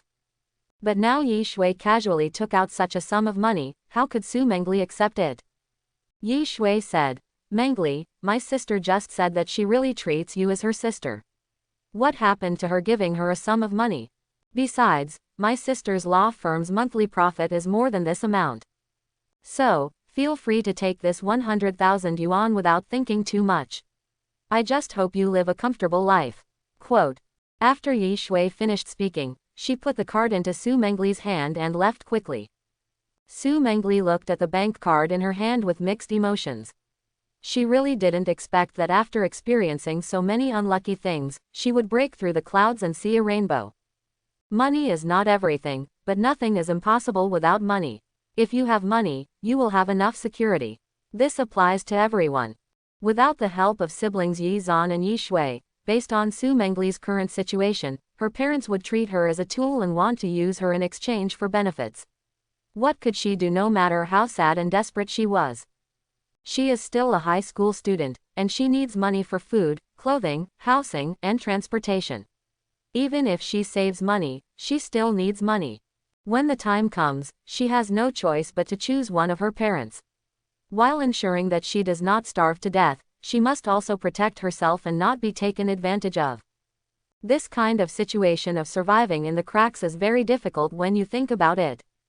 But now, with the help of siblings Yi Shui and Yi Zan first gave her several thousand yuan in cash and arranged a place for her to live.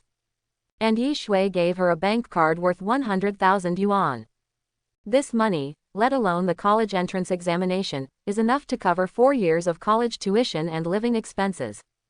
She has enough confidence, so she doesn't need to worry about anything, she doesn't need to compromise, she can do what she wants to do. In Su Mengli's heart, she felt even more grateful to Yi Zan and Yi Shui. She would probably never be able to repay this kindness in her lifetime. The next day, Yi Zan's sick leave was over, and he came to school normally. In the class, everyone was discussing about the tiger with wings. Everyone had different opinions and the discussion was very lively. Yi Zan quickly walked to his seat and sat down. When Su Mengli saw Yi Zan coming, she felt as if she had a backbone in her heart. "Yi Zan, are you feeling well?" Yi Zan said directly, "I'm fine, I just don't want to go to class, so I asked for 2 days of sick leave." Su Mengli responded, then took out a bank card and said, "This is the bank card your sister gave me. There is 100,000 yuan in it. I don't think it's appropriate for me to hold it. Please help me return it to her." Quote. Yi Zan smiled and said, "My sister is quite willing to spend a lot of money, but I can't take this card. She gave it to you, not to me. If I take it and give it back, my sister will definitely be cruel to me." After hearing this, Su Mengli blushed and whispered, "But she gave me the money because of you. Su Mengli wanted to say that your sister gave me the money because she regarded me as her sister-in-law, but she was too embarrassed to say this directly, so she said it more tactfully. Yi Zan said, Mengli, you are wrong about this. This matter has nothing to do with me. She just gave you money because she simply liked you as a sister. It's true. But why? There has to be a reason, right? Yi Zan thought for a while and said, maybe it's because we cherish each other. Beauties cherish beauties. My sister hopes you can live a happier life. In short, just keep the money. Seeing Yi Zan's resolute attitude, Su Mengli had no choice but to put away the bank card. At this moment, a boy came to Yi Zan, patted Yi Zan on the shoulder, and said, Xuanzi, I heard that you have a girlfriend. You follow the girls behind every day and don't pay attention to us. Brother, this is not okay, you have to treat me to a nice meal tonight. Yi Zan raised his eyes and glanced at the other person, and sneered, it's you, Wang Bo, pay attention to what you are saying to me, and shut up if you can't speak. Yi Zan and Wang Bo were very good friends in the past 2 years. Logically speaking, Yi Zan should not have this attitude. But Yi Zan knew very well that not long after, the spirit recovery was announced, and the official made the Awakening Spirit Ball test a part of the college entrance examination. After Wang Bo awakened his B-level talent, his eyes were suddenly high and he never talked to Yi Zan again. At first, Su Mengli's talent was measured to be extremely high. She didn't have much interaction with her classmates because she was isolated in the class and didn't have many friends. Therefore, it is normal for me to have no contact with my classmates and gradually become alienated. However, it is rare for people like Wang Bo, whose awakened B-level talent is only 1 level higher than Yi Zan, to look directly above his head and turn his back on others. You know, Wang Bo's family is in average condition, and Yi Zan regards him as a friend. Before, he often invited him out for dinner. In the past 3 years, Wang Bo's high school classmates have spent thousands more on Yi Zan. And after Wang Bo gained a little bit of ability, he immediately turned his back on others. How could Yi Zan be polite to such a person? Wang Bo's face suddenly changed when Yi Zan retorted like this, Yi Zan, have you taken some gun medicine? Did I provoke you to provoke you? Yi Zan didn't bother to explain anything to him, and said directly, get away, don't disturb my study. This Wang Bo is a complete villain. He ate so much Yi Zan before, but after a little improvement, he immediately turned against others and bullied others. Yi Zan didn't bother to retaliate against this kind of thing, but he also wouldn't give him any good looks, just tell him to go away. Wang Bo was indeed quite afraid of Yi Zan. He was very realistic and Philistine and knew that Yi Zan's family's conditions were much better than his own, so he couldn't afford to offend Yi Zan. Therefore, he said angrily, Yi Zan, I didn't expect you to be this kind of person. I misjudged you. After Wang Bo finished speaking, he walked away angrily and returned to his seat. Su Mengli looked at this scene and whispered, did you quarrel with him because of me? There is no need, he is your friend. Su Mengli didn't know what Yi Zan was thinking. She only thought that Yi Zan was angry because Wang Bo said that he was following an idiot, so he scolded Wang Bo. She also knew that Yi Zan and Wang Bo had a good relationship, so she didn't want Yi Zan to lose a friend because of her. Yi Zan said lightly, friends. From now on, no more. Chapter 21. Yi Zan came from later generations and knew what Wang Bo was. Such a person was not worthy of being Yi Zan's friend. However, Su Mengli didn't know the inside story. She thought that Yi Zan rejected this friend directly because of herself. This made her realize that she was far more important to Yi Zan than a friend. Is this what I saw on the internet before, the so-called stabbing at a brother's expense and a stabbing at a brother's side for a woman? The feeling of being taken seriously by others is very comfortable, especially now that Su Mengli's family is broken up and her parents regard her as a tool. At this time, Yi Zan's attention was like a hot spring, nourishing her dry soul. At this time, English teacher Chi Yu walked into the classroom, then came to Su Mengli and said, Su Mengli, come with me to the office. Your father is waiting for you in the office. Su Mengli was stunned for a moment, my dad. Why did he come to school? Chi Yu shook her head and said, maybe there is something urgent at home, let's go. Su Mengli could not refuse the teacher's request, so she could only follow it. Soon, Chi Yu brought Su Mengli to the office. Su Guodong was sitting on a chair. It looked like Chi Yu had poured him a glass of water. When Su Guodong saw Su Mangle, he put the water glass heavily on the table and said, "Mangle, you ate half of the last meal and left without saying goodbye. What do you mean? Do you know that your aunt and I are waiting? How long has it been?" Su Mangle looked at Su Guodong with strange eyes and said, "Dad, don't come to me again. Just treat me as your daughter." Su Guodong slapped the table and said, "What do you mean by this? I raised you so big. Do you want me to pretend that I have never raised you?" Chi Yu originally didn't want to get involved in the affairs of Su Mangle and her daughter and let them communicate on their own. After hearing this news, Chi Yu couldn't leave. She said, "You are father and daughter. If you have something to say, sit down and talk it over. Don't argue at every turn. The same goes for parents. Don't yell at your children at every turn." Su Guodong said angrily, "Teacher Chi, you heard it too. She actually asked me to treat me as my daughter. She is no longer a 2 or 3-year-old child, and she can say such things." Chi Yu also said, "Mangle, this is indeed your fault. Please apologize to your father." Su Mangle said stubbornly, "I'm not wrong." Chi Yu saw them and said, "Dad Mangle, what happened to you and your daughter?" Su Guodong sighed and said, "It's also my fault. Her mother and I didn't get along and got divorced, and now I have a new family. As for her, she was not happy living at her mother's house, so she has now moved out and is living at a classmate's house. I came here this time for no other reason than to hope that she could come home. What does it mean if she has been staying at a classmate's house?" Quote, Chi Yu didn't have any good impressions of Yi Zan, so she immediately said, "Student Su, you are still a student, so you should do what you should do as a student. You should listen to your father and go back." Su Guodong also said, "Mangle, did you see it? I know you are in the rebellious stage now, but if you don't listen to your parents, you have to listen to the teacher, right?" Su Mangle glanced at her father, took out her mobile phone and said to Chi Yu, "Teacher Chi, please take a look at this video." Chi Yu was stunned for a moment, then took the video, and then she heard the previous conversation between Su Guodong and Chen Lan. When she heard that Chen Lan said that she would send Su Mangle to her son's bed, and Su Guodong agreed without hesitation, Chi Yu felt that her whole outlook was shocked. She suddenly picked up the water glass on the desk, poured a glass of water directly on Su Guodong's face, and said loudly, "How can there be a parent like you? You are not worthy of being a father at all." Su Guodong stood up suddenly, wiped the boiled water on his face, and said angrily, "What do you know?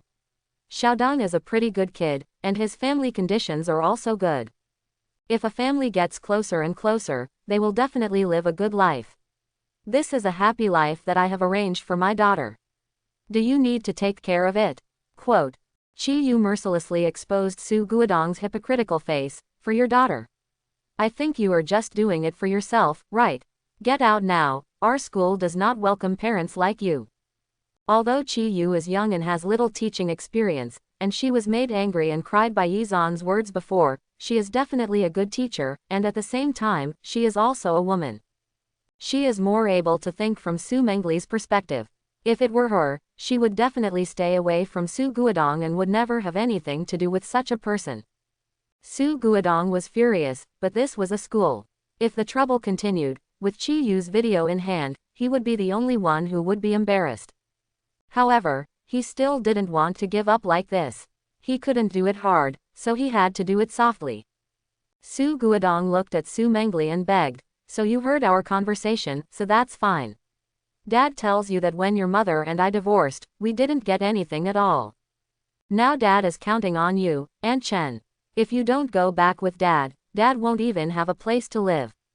Think about how pitiful Dad is. Dad has raised you so much, why don't you agree to this even if he asks you now? Do you want Dad to be homeless and beg for food on the street?" Quote, Su Mangle looked at Su Guodong and said, "Dad, you are right, you have indeed supported me for more than 10 years. When I work, I will make money and return to you all the money you spent on me. Yes, we have nothing to say, just go away." Su Guodong immediately said angrily, "You heartless thing, just wait for me." After Su Guodong finished speaking, he left angrily. However, at this time, Su Mangle said, "Wait a minute." Su Guodong turned around and said, "What? Have you figured it out?" Su Mengli took the iPhone and handed it to Su Guodong, saying, "You bought this phone for me after your divorce. I said that in the future, all the money you spend on me will be repaid. Let's start with this phone. This iPhone 10 has only been used for a few days and is close to 100% new. If you sell it secondhand, you can get it for about 10% off the original price. It is indeed quite valuable." Su Guodong was not polite and took the phone directly, and then said, "Okay, remember what you said clearly. I'll see if you can pay it back in your lifetime." After Su Guodong finished speaking, he turned and left. Chi Yu said angrily, "How can there be such a parent? Su Mengli, if you encounter any difficulties in the future, just come to the teacher and the teacher will help you." "Thank you, Teacher Chi, but I don't have any difficulties now." Chi Yu listened and said, "Your father said just now that you were living at a classmate's house. You shouldn't be living with Yi Zan, right? The teacher knows that at your age, you all long for love, but no matter what, you must take safety measures. You don't want to take your children to college, do you?" Quote. As soon as Chi Yu said these words, Su Mengli's face suddenly turned red. She explained, "Teacher Chi, Yi Zan and I are indeed friends, but our relationship is not what you think, and we do not live together. I live in Yi Zan's sister's house." Chi Yu felt a little embarrassed when she heard what Su Mengli said. "It turns out that the teacher misunderstood you. In short, you should stay away from people like your father. But at the same time, you must protect yourselves. You children always feel that you have grown up, but in fact, you are still immature." Quote. Su Mengli nodded and said, "Teacher, I understand. Okay, you go down." Afterwards, Su Mengli left the office and returned to his seat. At this moment, under the shade of a tree in the school, Su Guodong was smoking a cigarette and looking around. When a boy walked by, Su Guodong took out a cigarette and said to the boy, "Little brother, would you like a cigarette?" The boy was stunned for a moment, then looked around to confirm that there were no teachers or school leaders. He took the cigarette directly and said, "Thank you, uncle." Su Guodong smiled and said, "It's okay, come here, I'll order it for you." Then, the two smoked for a while under the shade of a tree, became smoking buddies, and became much closer. The boy said, "Uncle, you are not a school teacher, right?" Su Guodong said, "Of course not. I am a parent of a student. My daughter's name is Su Mengli. Do you know her?" The boy said, "Of course we know each other, I'm her classmate." Su Guodong smiled and said, "That's easy, classmate. Do you know which student my daughter has been close to recently? She can't even go home now, and I'm afraid she will suffer." After hearing what Su Guodong said, the boy hesitated and said, "You want me to make a report? Isn't that not good?" Su Guodong took out a whole box of wazi from his body and stuffed it into the boy's pocket. "What are you talking about? I am Su Mengli's father, and I care about my daughter. Since you are her classmate, just you should help me more." This box of wazi made the boy smile. These days, not many high school students can casually spend 50 to buy cigarettes. This pack of cigarettes would give him face in front of other classmates who smoked, so he would naturally not hide it. "Since you are so sincere, I can't hide it anymore. Su Mengli is very close to a man named Yi Zan. I heard that the two of them are dating. But I didn't expect that Su Mengli wouldn't even return home, so wasn't your daughter eaten up and wiped clean by that Yi Zan? Hey, what a pity that I lost a little cabbage." Quote. At the end of the sentence, the boy felt a little envious. Who doesn't have a crush in adolescence? There is no doubt that with Su Mengli's appearance and figure, there are many people who have a crush on her. However, there are very few people who dare to take action. In addition, Su Mengli was pestered by Zheng Biao before. Any boy who approaches Su Mengli will be taught a lesson. Therefore, the idea was just an idea, but now it was advantageous to Yi Zan. Boys were envious of Yi Zan. When Su Guodong heard this, he was also very angry. "What do I mean? This girl is so disobedient, she turned out to be someone else. I have to teach this kid a lesson." The boy looked at Su Guodong and said, "Uncle, what do you do? Are you doing just fine in society?" Su Guodong felt a little embarrassed and said vaguely, "Why do you ask?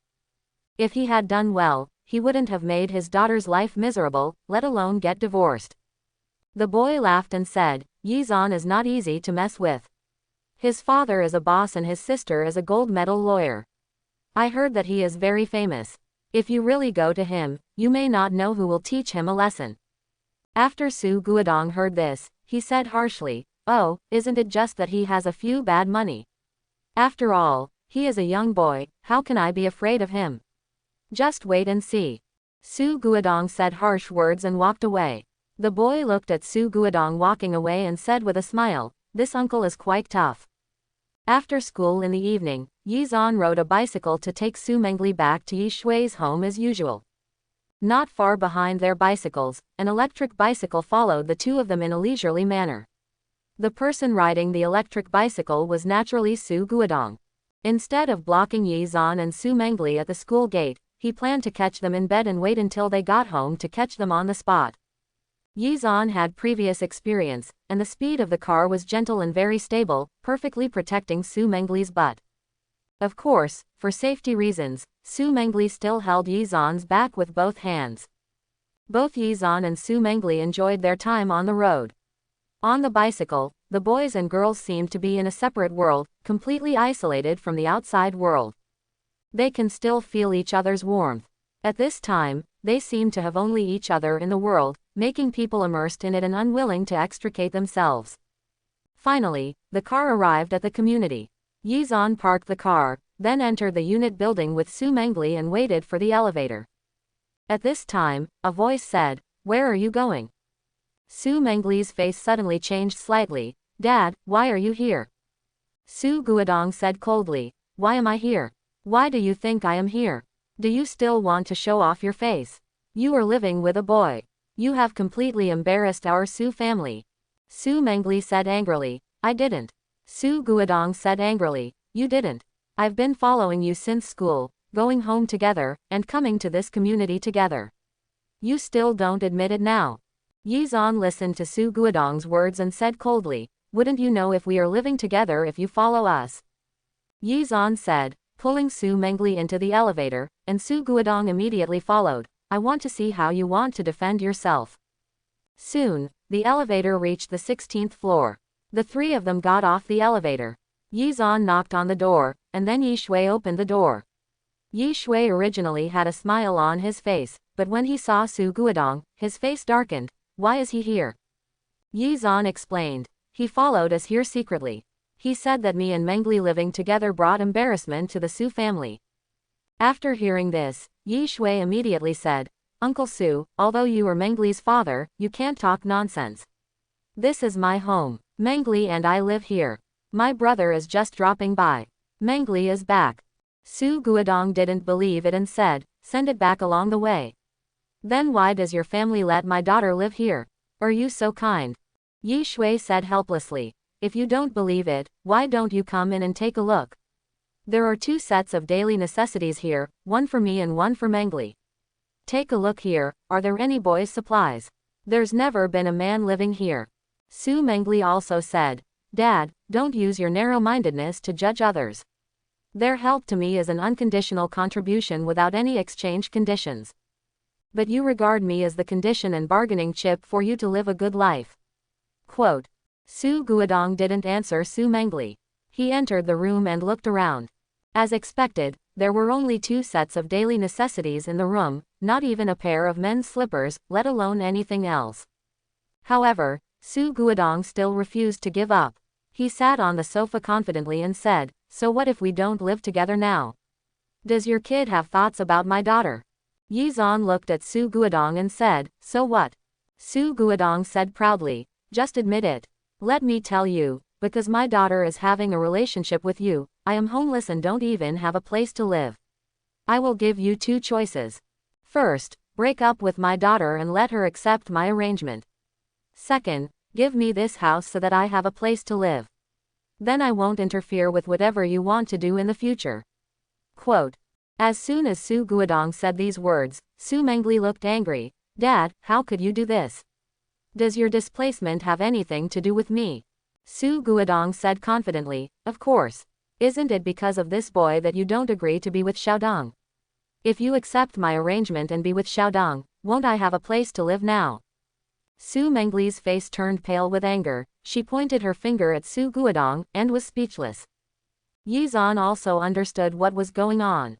He finally understood why Su Mengli had no contact with her parents after becoming an SSS level awakener before he was reborn. It turned out to be like this. Su Guodong's request was indeed excessive, but if it was to use a house to solve the current troubles, in Yi Zan's opinion, it was quite worth it. Thinking about it, Yi Zan said, "Sister, what should I do in Mengli's situation?" Yi Shui glanced at her brother and said calmly, "The best way is to directly sever the relationship between father and daughter." Su Guodong said angrily, "How dare she? I've raised her so big, and I want to cut her off right away. There's no way." However, at this time, Yi Zan said, "It is impossible to give you this house, but I can give you another condition." Su Guodong asked, "What conditions?" Yi Zan said, 1 million, I will give you 1 million. You sign a contract with Mangle and sever the relationship between father and daughter. From now on, you will no longer pester her. You will have nothing to do with anything about her relation. After Su Guodong heard this, he immediately said, "No." Yi Zan was stunned for a moment. "What? Can't bear to leave your daughter?" Su Guodong said slowly, "Do you know how much money I spent and how much effort I put into raising my daughter?" "Then what do you mean?" Su Guodong slowly uttered 3 words, "More money is needed." Su Mengli listened to the conversation between Yi Zan and her father, feeling sad but also feeling relieved. Yi Zan looked at Su Guodong and said slowly, 2 million. When Su Guodong heard this figure, he was quite happy. Deal. A house in Zhongcheng usually costs just over 1 million. 2 million is enough for him to buy a house and a car and live a decent life. By then, even if he doesn't take Su Mengli back, Chen Lan will definitely be willing to live with him. If Chen Lan doesn't want to, then he can find other divorced women of the same age. After all, with these 2 million, Su Guodong is no longer what he used to be. However, at this time, Su Mengli said, "Wait a minute, 2 million is too high, let's say 1.5 million. What Su Guodong did today was almost equivalent to selling his daughter, using money to buy out the relationship between father and daughter. As the person being sold, Su Mengli still hoped that the price could be lower. After hearing what his daughter said, Su Guodong said angrily, "Shut up, you loser. When will it be your turn to interrupt?" A self-deprecating smile appeared on Su Mengli's face. "You lose money. I made a lot of money for you today." Su Guodong immediately said, "Okay, in short, 2 million, not a penny less." Su Mengli still had a smile on her face, she just smiled and burst into tears. She was already very disappointed with her parents, but now, she is completely desperate. It turns out that she can really clearly mark the price, and then being sold. Yi Zan looked at Su Mengli who was smiling and crying, and felt a little uncomfortable, but at this moment, he could only do this. When interruptions continue, you will suffer from chaos. Now you can cut the knot with a sharp knife, and the follow-up will be much easier. The long-term pain is not as good as the short-term pain. Yi Zan looked at Su Guodong and said, "Okay, I promise you, it's up to you, sister. You first draw up an agreement to sever ties, and then ask Dad for money." Of course, Yi Shui couldn't hold him back. She doted on her younger brother, and she loved Su Mengli as much as she loved him. What's more, she also recognized Su Mengli as her sister. She also knew from her brother what kind of existence she would be as a younger sister and younger sibling in the future. Naturally, she was willing to help Su Mengli solve some problems. Therefore, Yi Shui went directly to his study, printed out an agreement to sever ties with a printer, and placed it in front of Su Guodong. Then, Yi Shui said, "Look at this agreement, is it okay?" Su Guodong looked at it and said, "You can do whatever you want with this agreement, as long as I see the money." Yi Shui nodded, and then called his father. "Hey Dad, I need money for something here. Please transfer 2 million to me." Yi Chengzong was a little surprised and said, 2 million? Why do you suddenly want so much money? At this moment, it was obviously not the time to explain this, so Yi Shui said perfunctorily, "My law firm needs money, and I will pay you back in a few months." Yi Shui is different from Yi Zan. She is an adult and the owner of a law firm. He and Yi Chengzong can talk to each other as equals, and Yi Chengzong will not refuse to lend his daughter 2 million. Yizan is different. After all, he is just a high school student. If he borrows 2 million from Yi Chengzong, he will only be severely scolded and then rejected directly. This is why Yizan left it directly to his sister to handle. Sure enough, Yi Chengzong said on the other side, "Okay, I'll turn it around for you right now." It didn't take long for the money to arrive. Yi Shui said to Su Guodong, "How much is your bank card account? I will transfer it to you now." Su Guodong was very excited at this moment, his smile was beyond words, and he happily reported his bank card account number. 3 minutes later, 2 million was received. Su Guodong happily signed his name on the agreement to sever ties and pressed his fingerprint. Su Mangle had nothing to hesitate. He also signed and fingerprinted the contract in triplicate, one for Su Mangle, one for Su Guodong, and one for Yi Shui as the middleman. This agreement is legally binding. From now on, Su Mangle no longer has to call Su Guodong her father. She has no obligation to support Su Guodong at all. The 2 million bought it all. Then, Su Guodong put away the contract with a smile on his face. "I never thought that I, Su Guodong, could become a millionaire in my lifetime. Okay, from now on, my daughter who has been raised for 17 years will belong to your Yi family and has nothing to do with me, Su Guodong." Quote. After saying that, Su Guodong left in a hurry. 2 million, he had to think carefully about how to spend the money. Su Mangle looked at Su Guodong's back, lowered his head, and covered his eyes with his hands. Yi Shui saw it and said, "Mangle, such a person is not worth it. Your sister will be with you in the future, so don't worry." Su Mangle didn't answer, just stood up, returned to the bedroom, and closed the door. Yi Shui looked at this scene and wanted to comfort him, but Yizan said, "Sister, let Mangle stay alone for a while, she can figure it out." Yi Shui felt that what Yizan said made sense, and nodded, saying, "Okay, just do what you said. It's getting late. If you're fine, just go back." Yizan sighed, stood up and left. The next morning, Su Mangle got up and went to school normally.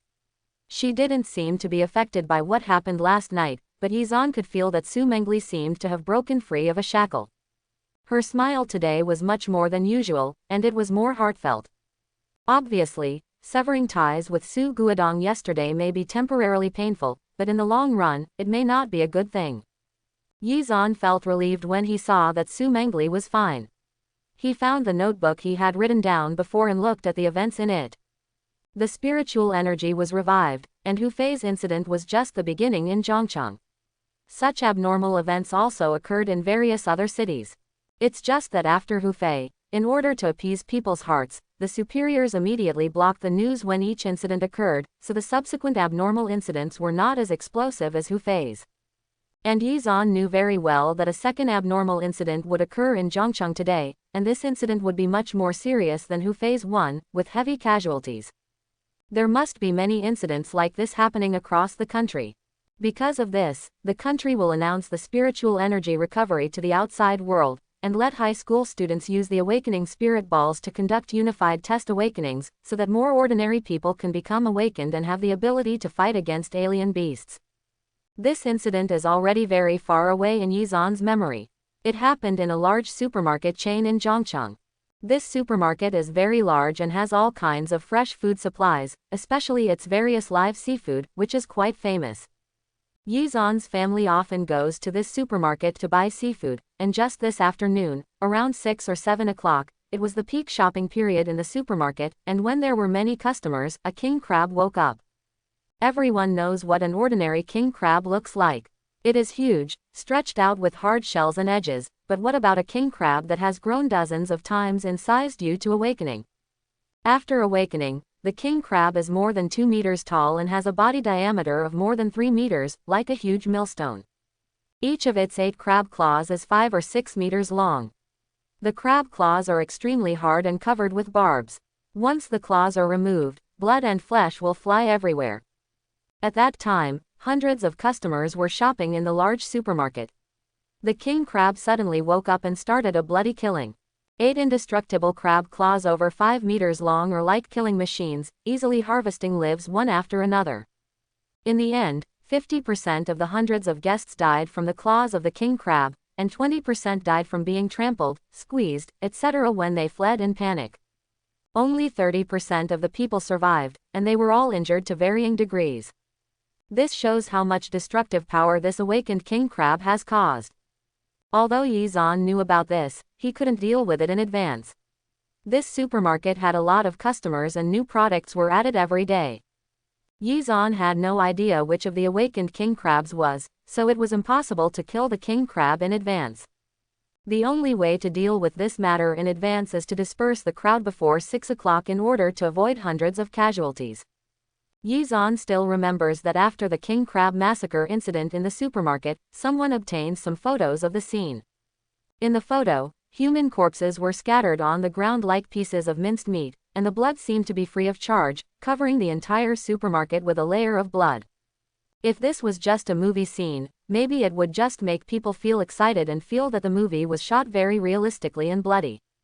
But if it happens in reality, it will only make people silent and feel sad for the tragedy of the same kind from the bottom of their hearts. Yi Zan is a normal person, and he is no exception. Therefore, he must try his best to prevent this king crab incident and minimize casualties.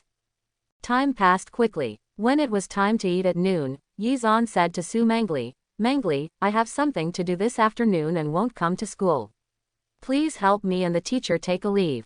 Su Mangle said, "Okay, what's wrong with you? Are you feeling unwell?" Yi Zan nodded and said, "Well, my back hurts a little. Maybe I have been studying too hard these days." When Su Mangle heard this, she knew that Yi Zan was fooling around.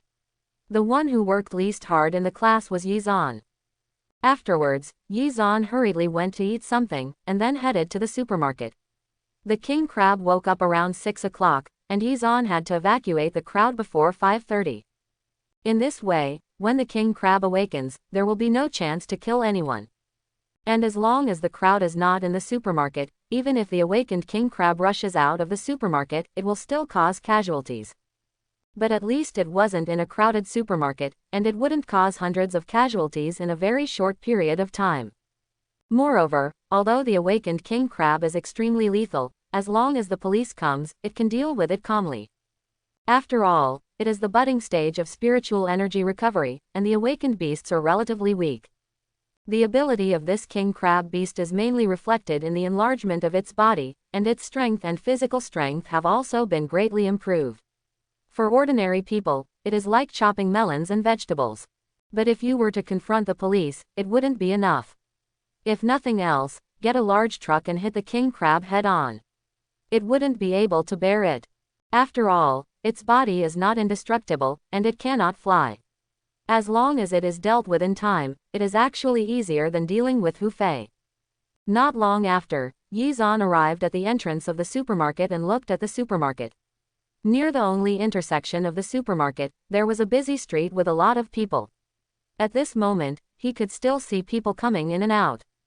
Yi Zan looked at this scene and sighed inwardly. Who would have thought that according to the original fate, more than 70% of the people still left in this supermarket would be dead or injured in a few hours. After the spiritual energy is revived, a person's life becomes extremely fragile. With some emotion in his heart, Yi Zan also walked into the supermarket and looked around. Wearing a mask, he walked around the supermarket, stopped in the wine area for a while, bought something, and left. Yi Zan has already thought of a plan to deal with this disaster. Wait until after 5 o'clock, the eve of the king crab's awakening, and do it directly, which should greatly reduce the casualties in this incident. There is a lot of alcohol sold in this supermarket, and liquor is flammable. Yi Zan can easily create a fire as long as he has a lighter ready. Although there are cameras everywhere in the supermarket, it is now popular for people to wear masks when going out. If Yi Zan wears sunglasses and a hat, no one will be able to recognize Yi Zan and he can escape completely. Afterwards, Yi Zan left the supermarket and quietly waited for the opportunity. It was not until 5 o'clock that Yi Zan entered the supermarket again. He had a lighter in his pocket and went straight to the drinks area.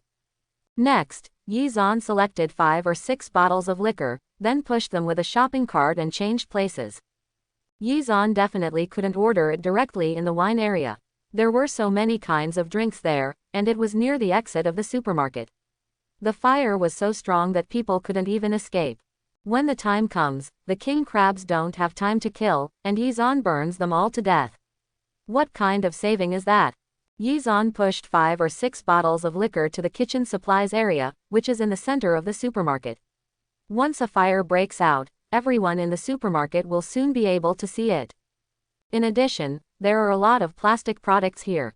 When burned, the fire may not be big, but the smoke will certainly be thick. The thick smoke will make the fire here look much bigger than it actually is, and can scare people away from the supermarket as quickly as possible. After that, the fire and police will be dispatched. After they suppress the fire, the king crab should just wake up. At that time, the awakened king crab will not face a group of ordinary people who have no power to restrain the chicken, but the fire department and the police. This newly awakened king crab will only die in the end, and it is impossible to cause as many casualties as in the previous life. After everything was ready, Yizan unscrewed the drinks and started pouring them onto the surrounding plastic products and shelves. Soon, 5 or 6 bottles of liquor were poured out by Yizan, and the strong smell of alcohol spread.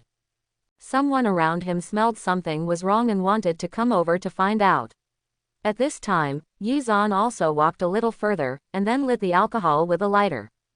Under the combustion-supporting effect of alcohol, the fire quickly expanded, igniting the surrounding shelves, and thick black smoke quickly spread.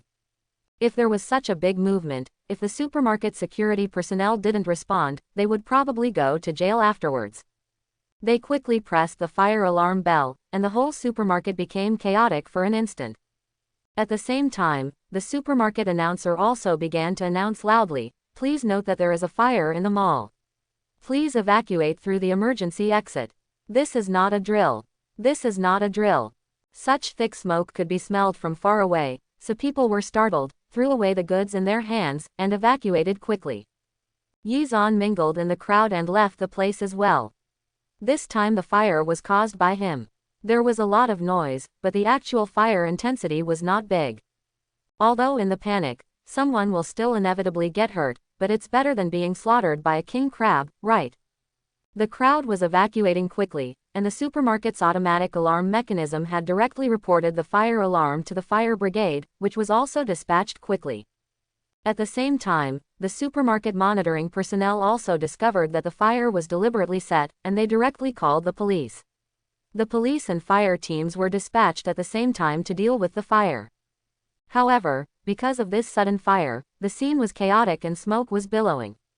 In the fresh food section, the king crab, which was a bit bigger than the other king crabs, began to undergo physical changes. Then, the water tank in the fresh food area was directly shattered by its huge body, and its huge body, like a millstone, fell to the ground. Then, it danced its 5 or 6 meter long crab claws and walked forward. It didn't move very fast, but wherever the crab claws passed, it made holes in the floor. This shows how powerful its crab claws are. When it is swung, it can be described as Sun Wukong's golden cudgel. It will hurt if it is rubbed and die if it touches it. The king crab is a carnivore in the ocean, and after awakening, it craves human flesh and blood. The king crab is different from Hufei. After all, Hufei was raised by humans in the zoo. After awakening, his IQ improved, making him realize that humans were not easy to mess with and he was unwilling to be enemies with humans. The king crab lives in the ocean, and its IQ is too low. Even if it awakens, its IQ may not be as good as that of Hufei who has not awakened. It only wants to kill. Therefore, this super king crab follows the smell of humans and walks towards the exit of the supermarket. It wants to kill and hunt. At this moment, at the entrance of the supermarket, the police and firefighters are negotiating and preparing to go in and put out the fire. However, at this moment, the revolving glass door at the entrance of the supermarket shattered with a bang. Then, this super king crab made its debut. It was nearly 3 meters tall, with a body the size of a millstone and 8 crab claws 5 to 6 meters long, making it intimidating. As soon as it appeared, its steel-like crab claws stabbed a policeman's body fiercely. With the power of this super king crab, with this pincer, even if he is wearing a bulletproof suit, he will be killed on the spot.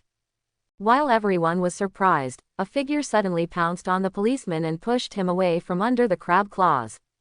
The thick, long and hard crab claws poked hard on the concrete floor, making a half-meter deep hole in the concrete floor, and the cement splashed everywhere. The scene was quite shocking. Then, Yi Zan shouted, "Why are you still standing there? Start fighting." This huge king crab was really shocking. It was normal for the firefighters and the police to be surprised. Fortunately, Yi Zan's shout of "fighting" made everyone react and start to act. The police fired their guns, and the firefighters sprayed the king crabs with high-pressure water guns. The bullets hit the king crabs, but they had little effect, and could only break a layer of the skin of this super king crab. But the high-pressure water guns were different. Although it was difficult for the high-pressure water guns to hurt it, they were enough to suppress its ability to move. Several high-pressure water guns were aimed at the king crabs and sprayed with all their strength, causing the king crabs to be rushed into a corner of the wall. At this moment, Yi Zan climbed onto a fire truck. Everyone was surprised by Yi Zan's action, but no one stopped him. Just now, Yi Zan saved a policeman at the critical moment of life and death. Just based on this, Yi Zan deserves their trust. At this time, Yi Zan started the fire truck. The fire truck was very dense, comparable to a large truck. At this moment, after he started the car, he stepped on the accelerator, and then aimed the front of the car at the king crab and hit it hard. The super king crab's claws are like steel, and there is a layer of crab shell on the surface, which can defend against bullets. However, its body cannot withstand heavy blows. It can block sharp injuries but cannot defend against blunt hammers. At this moment, Yi Zan drove the car and hit it hard. The car pier instantly deflated, and Yi Zan's body was also shaken violently because of the impact. Fortunately, he was prepared in advance, and with the protection of the seat belt, he only had back pain and was not injured. The super king crab's body was hit, and the crab claws were pulled forward, and the body of the fire truck was deflated. Fortunately, the high-pressure water gun suppressed the super king crab's counterattack in time. Yi Zan reversed the car, then stepped on the accelerator again and hit it, once, twice, 3 times. After 5 or 6 times, the super king crab's shell was smashed. Although the crab claws were still intact, the body was broken. Naturally, it was dead. Yi Zan got out of the car in a mess. As soon as he got out of the car, he was supported by 2 policemen. "Classmate, are you okay?"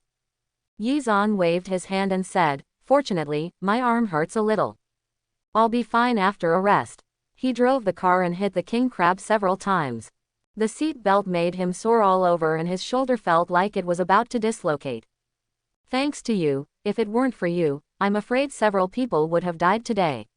Several policemen were very grateful to Yi Zan. Although Yi Zan said that he was fine, they still enthusiastically sent Yi Zan to the hospital. Not long after, even the director of the police station came to visit Yi Zan. Director Wei Lan is in her 40s, the same age as Yi Zan's mother, but she looks capable and has short hair. She looked at Yi Zan and smiled, "Classmate, this time it's really thanks to you. I heard from my colleagues that if it weren't for you, our casualties would probably be quite high." Yi Zan smiled, "Police and the public are like one family. I just did what I could." Wei Lan smiled, "You are much more sensible than my son. Are you still studying this year?"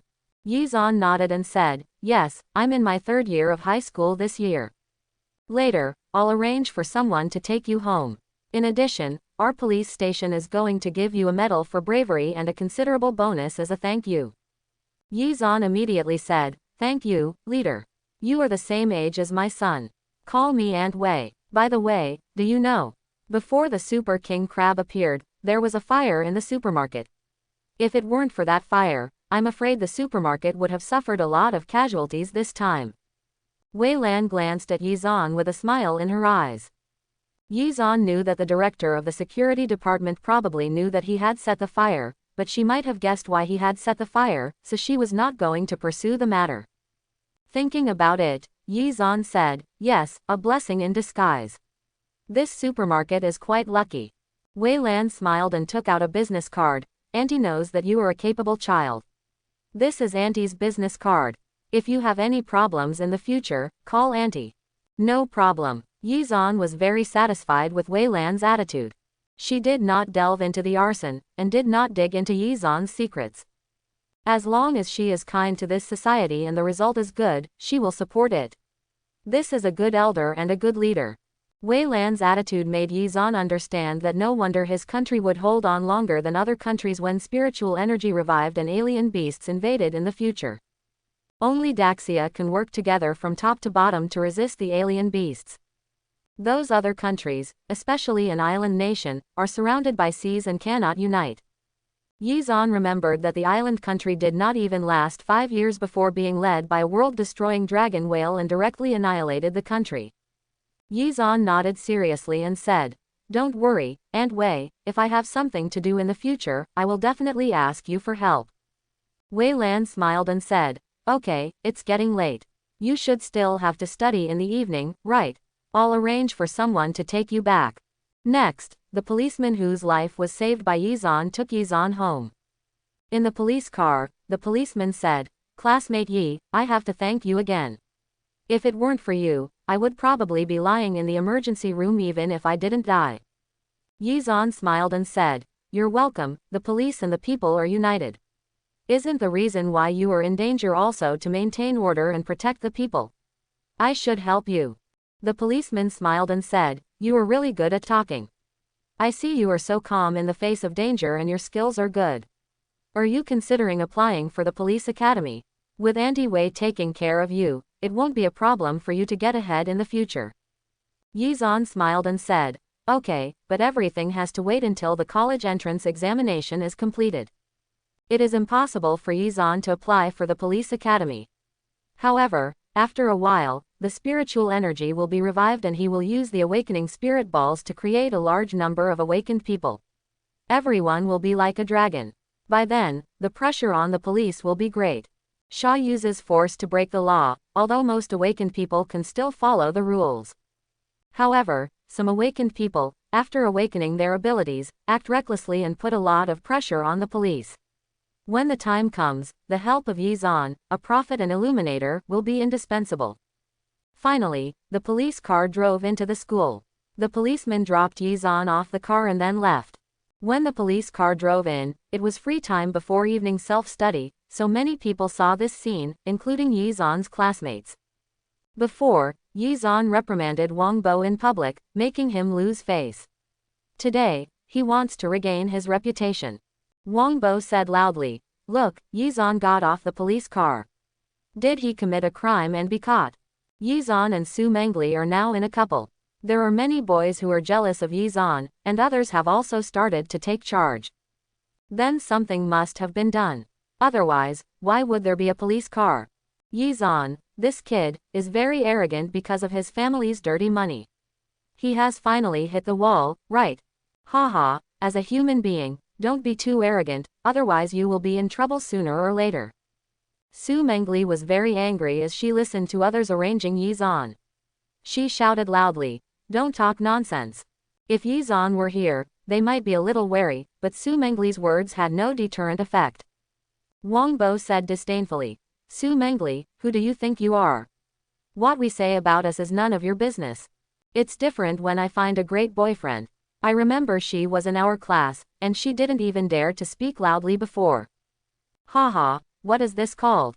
This is called fighting against human power. Be careful what you say. When Yi Zan comes up later, she might even complain." "What kind of complaint are you making? Yi Zan can't even protect himself." Listening to these words, Su Mangle became even more angry, but she really had nothing to do with these classmates and could only keep these sarcastic people in her heart. After a minute or two, Yi Zan returned to the classroom. Wang Bo looked at Yi Zan and said, "Yi Zan, what did you do to get the police car back? Your lawyer's sister is quite powerful. Did she bail you out?" Yi Zan glanced at Wang Bo and said coldly, "None of your business. You should just worry about yourself. Forget about poor grades, you still don't have a good father like me. Which construction site are you going to work at after graduating from high school? Life will not be easy then. If I were you, I would quickly find someone to find out which construction site does not delay wages, instead of meddling here." Quote. Yi Zan's words made Wang Bo's face turn red with anger and he couldn't say a word. Yi Zan's mouth is much more powerful than Su Mangle's. If they go against Yi Zan, They are asking for trouble. Seeing that Wang Bo was so embarrassed but unable to refute, the other students seemed to realize how powerful Yizan was, and they didn't even dare to say anything. At this moment, Su Mengli ignored what her classmates had said before and asked Yizan, "Why did you get out of the police car? Is it because you beat Zhang Hai?" Yizan smiled and said, "No, I did something good and helped the police, so they sent me back." Su Mengli had no doubts about Yizan's words and said, "You are so powerful." Yizan also showed a trace of pride on his face, and he was particularly benefited from the future empress's praise. Unfortunately, during this period, Su Mengli's favorability level remained at 55 points, which was still 15 points away from the next enhancement of her talent. Yizan understood very well that during this period of time when he and Su Mengli were getting along, the relationship between the two must have been much closer than before, and the relationship between them became more natural. But if you want to improve your favorability, this kind of quantitative change alone is not enough. Instead, you need a qualitative change, or some opportunities. Yizan is not in a hurry. With Su Mengli here, his favorability will increase sooner or later. Besides, the current A-level Vajra indestructible body is basically enough. After awakening, all awakened people must slowly develop their own superpowers. Starting from 1% to 100%, this process also requires a lot of time and resources. The next morning, Class 3 of Zhongcheng No. 2 Middle School was in a commotion during break time. Wang Bo was staring at the window in a daze. Suddenly, Wang Bo saw a police car parked in front of the teaching building. Wang Bo immediately became excited. "Yizan, it seems that your lawyer sister can't help you. The police are here, I'm afraid you will go to jail." The classmates were also quite surprised. Is Yizan really going to be arrested? Su Mengli also looked worried. Yizan looked at Wang Bo and slowly uttered two words, "Idiot." At this moment, the head teacher and English teacher Chi Yu walked in. The head teacher said, "Dear students, our police comrades in Zhongcheng have something to announce. Please be quiet." The students all fell silent and looked at Yizan with gloating eyes. Everyone speculated that Yizan had probably committed a crime and was about to be taken away by the police. The reason why he had to announce it in front of everyone might be to let other students take a warning and not make the same mistake. Afterwards, several policemen came on stage, and the policeman who rescued Yizan said, "Students, we are here today specifically to express gratitude and commendation to classmate Yizan. Just yesterday, our police encountered a vicious incident. Thanks to classmate Yizan for his bravery and courage, he not only protected the lives of citizens but also saved my life. Therefore, after discussion in our bureau, we decided to award Yizan a medal for bravery and a 50,000 yuan bonus. We hope that everyone can learn from Yizan and develop all-round morally, intellectually, and physically." Quote. The policeman said and took the lead in applauding. The head teacher and Chi Yu also started applauding. At this moment, Chi Yu's impression of Yizan has also changed a lot. She originally thought that Yizan was a thorn in his side. He had previously contradicted her and was still in a relationship. But these things are actually trivial to a person. Yizan acted bravely and helped the police a lot. This is a great act of justice. It can be said that Yizan is a good boy even if he is small-minded but not righteous. The classmates were all shocked by this sudden turn of events, but the teacher and the police took the lead in applauding. They did not dare to stand still and started to applaud one after another. Among them, Su Mengli clapped particularly hard, with a smile on her beautiful face and almost red hands, as if she was the one receiving the honor. Yizan also came on stage amidst the applause of the crowd, and pinned a medal for bravery on Yizan's school uniform. In addition, he also prepared 50,000 yuan in cash and handed it to Yizan on the spot. The white banknotes placed there have a much stronger visual sense than a bank card. For a student, this 50,000 is already a huge amount of money. Everyone looked at this scene with envy. After Yizan accepted the medal and bonus, he simply said a few words of humility and then stepped down. "Okay students, that's it for today, we won't interrupt you, let's study hard." Afterwards, the police left, and Yizan walked off the stage with the thick wad of cash. The head teacher and Chi Yu praised Yizan again, and then went to class as usual. In this class, everyone is not at peace. The medal for bravery is just that. The cash of 50,000 yuan is really exciting. Su Mengli felt that her face was shining at this moment and she was very proud. Yesterday, she heard those classmates saying that Yizan had broken the law. Today's scene could be said to have slapped them hard in the face. At this moment, Yizan handed the 50,000 yuan to Su Mengli and said, "Mengli, take this money." Su Mengli saw it and immediately said, "How can this be done? This is your money." She was quite shy. What did Yizan mean by thinking of herself as his wife? I heard that among people who get married, most of the time, the wife controls the financial power of the family.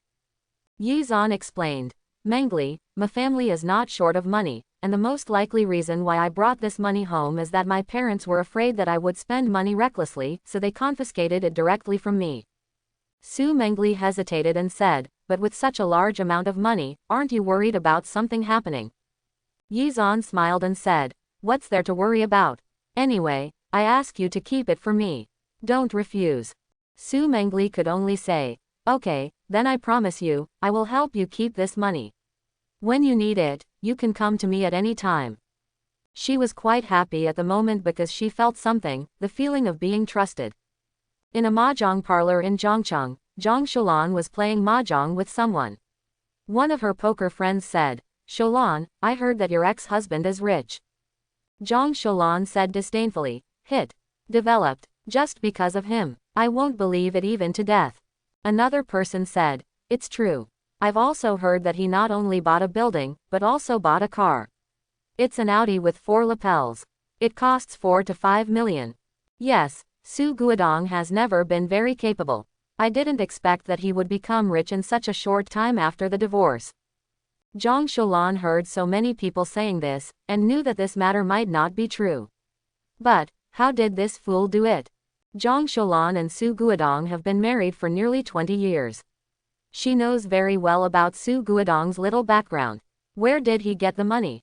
Zhang Sholan was very suspicious of the source of Su Guodong's money, because her mistress was violently beaten by Yizan last time, and now she is in hospital and has less contact with her. She doesn't even have any financial resources now, but Su Guodong is so prosperous and enjoys hot and spicy food. How can she tolerate this? Zhang Sholan was anxious. After playing mahjong, she immediately played Su Guodong.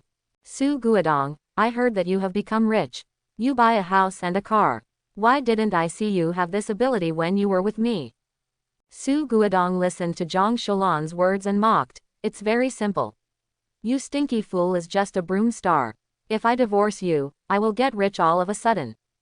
After hearing this, Zhang Sholan said angrily, "You fart. I'm telling you, stop talking nonsense. Where does the money come from?" Su Guodong sneered, "What's your business? You're quite nosy. Let me tell you, we're divorced, what right do you have to control me?" Zhang Sholan sneered a few times and said, "I don't have the right to control you." "Okay, then I'll call the police and say you're a fraud, saying that your huge wealth comes from unknown sources. That house plus that car, at least 1 or 2 million, right? Where did you steal the money from?" Su Guodong said angrily, "You crazy woman, you're really crazy." Zhang Sholan said coldly, "Will you tell me? If you don't, I'll call the police." Su Guodong was really afraid that Zhang Sholan would call the police, because he and Su Mengli and Yizan's family said that they were breaking off relations, but if they said it was extortion, it was not a bad idea. Su Guodong didn't want to lose everything he had now. Therefore, he said to Zhang Sholan, "Okay, I'll tell you the truth, Mengli and I have severed our father-daughter relationship. Her boyfriend's family gave me 2 million and asked me to sign an agreement to sever the relationship. Anyway, she is not my biological child, so why not just sever the relationship?" Zhang Sholan was surprised and said, "Severed the father-daughter relationship? Gave you 2 million, is that true?" Su Guodong said directly, "Believe it or not." After Su Guodong finished speaking, he hung up the phone. Yi Shui had guessed something before, and she was indeed right. Su Mengli was not their biological child. They had been married for several years, but they had no children. They went to the hospital for a checkup and found that there were no health problems, but they still couldn't get pregnant. Later, they adopted Su Mengli, because not long after adopting Su Mengli, they moved once. Therefore, none of the nearby neighbors knew that Su Mengli was adopted, and Su Mengli herself had no idea at all.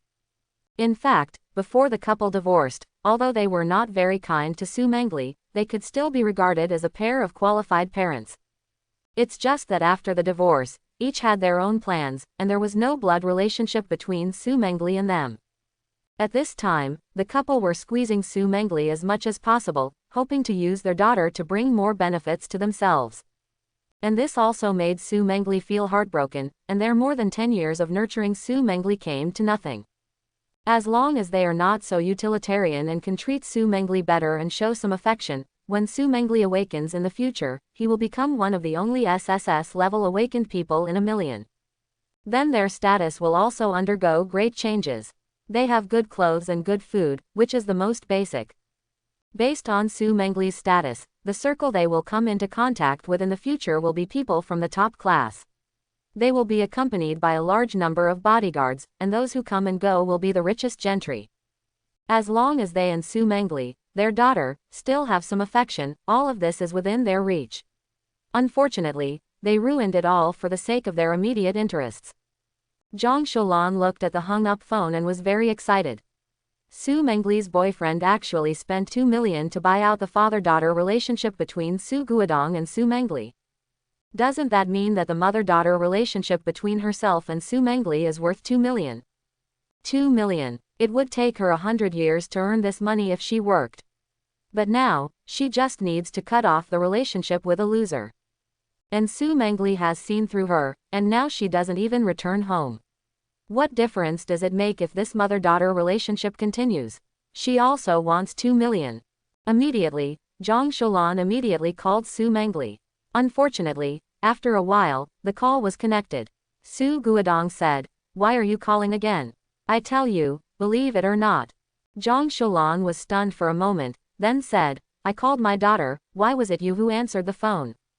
Su Guodong said calmly, "Your daughter severed the father-daughter relationship with me and returned the mobile phone I gave her to me." Zhang Shulan heard this and said, "Then how can I find her?" "Either wait at the school gate, or go to the east door on the 16th floor of Building 3 in Taoyuan Community. Your daughter lives there now." "Okay, that's all. Don't bother me in the future." Then, with a click, the phone was hung up. Zhang Shulan wrote down the address and decided to go to Su Mengli's house to stop her. Because of Zhang Shulan's excitement, she arrived at Su Mengli's residence just after 6 o'clock and lingered at the door, waiting for Su Mengli to come home from school. At 7 o'clock, Yi Shui came back from get-off work. She didn't come here every day, but she would come here once in a while. Seeing Zhang Shulan wandering at the door, Yi Shui was stunned for a moment. "Why are you here?" Zhang Shulan looked at Yi Shui and said, "My husband's 2 million severance fee was paid by your family." Yi Shui understood immediately. She looked at Zhang Shulan and said, "You are also here to break off the relationship. Do you want money?" Zhang Shulan had nothing to be ashamed of and said confidently, "Of course, our poor family is not as rich as yours. Since you have already paid 2 million to let Mengli sever the relationship between father and daughter, I believe you don't mind paying another sum, right?" Quote. Yi Shui said calmly, "Okay, you come in with me, I print an agreement, you sign it, and I give you the money." Zhang Shulan said, "Wait a minute, we haven't discussed the money matter yet." Yi Shui looked at Zhang Shulan and said, 2 million. Zhang Shulan said, 2 million. That's the price of a father-daughter relationship. Although we are both Su Mengli's parents, the prices are different. Mengli is my biological flesh and blood. She was born in 10 months of pregnancy. As a mother, I have to pay more, so you have to pay more. Quote. Zhang Shulan knew very well that Su Mengli's biological parents were not their husband and wife, but since others didn't know about it, she naturally used it as a bargaining chip to raise the price. Yi Shui frowned slightly and said, "It's only 2 million. If you want to sign, you can sign. If you don't want to, you can leave." Zhang Shulan's face changed slightly and she said, "You have nothing to say about this, right? I have to have a good talk with your brother." Yi Shui laughed immediately after hearing this. "I opened my own law firm with an annual revenue of several million. My younger brother is a high school student and he still spends money from the family. Do you think your husband's 2 million was given by me or my brother? I'll give you one last chance, just 2 million. If you don't want it, you can get out now. Quote. Zhang Sholan was immediately afraid. Although she was greedy, she also knew that 2 million was better than nothing, right? She quickly said, okay, just 2 million. Yi Shui saw it, took Zhang Sholan into the room, printed out the contract in triplicate, asked Zhang Sholan to sign on it and pressed her fingerprints, then said, okay, these 3 severance agreements will wait until Mangle signs them. After that, I will send you a copy, and you can leave. Zhang Sholan looked at the text message received on her mobile phone, smiled happily, and left quickly as if she was 10 years younger. Not long after, Yi Zan sent Su Mangle back from school. Su Mangle's school bag was bulging, and 50,000 yuan in cash was in her bag. At this time, Yi Shui handed over an agreement and said, Mangle, there is something that I have agreed to for you on my own initiative. Your mother found out about what happened to your father. She came over and asked for 2 million, and signed the same such an agreement. The smile on Su Mangle's face instantly became quite forced. She took the pen, wrote her name on it, then pressed her fingerprint, and said, Sister, you spent a lot of money on me. Yi Shui touched Su Mangle's hair and said, you don't have to worry about money at all. It's just your parents' business. You can be more liberal. Su Mangle laughed at herself and said, are they still my parents?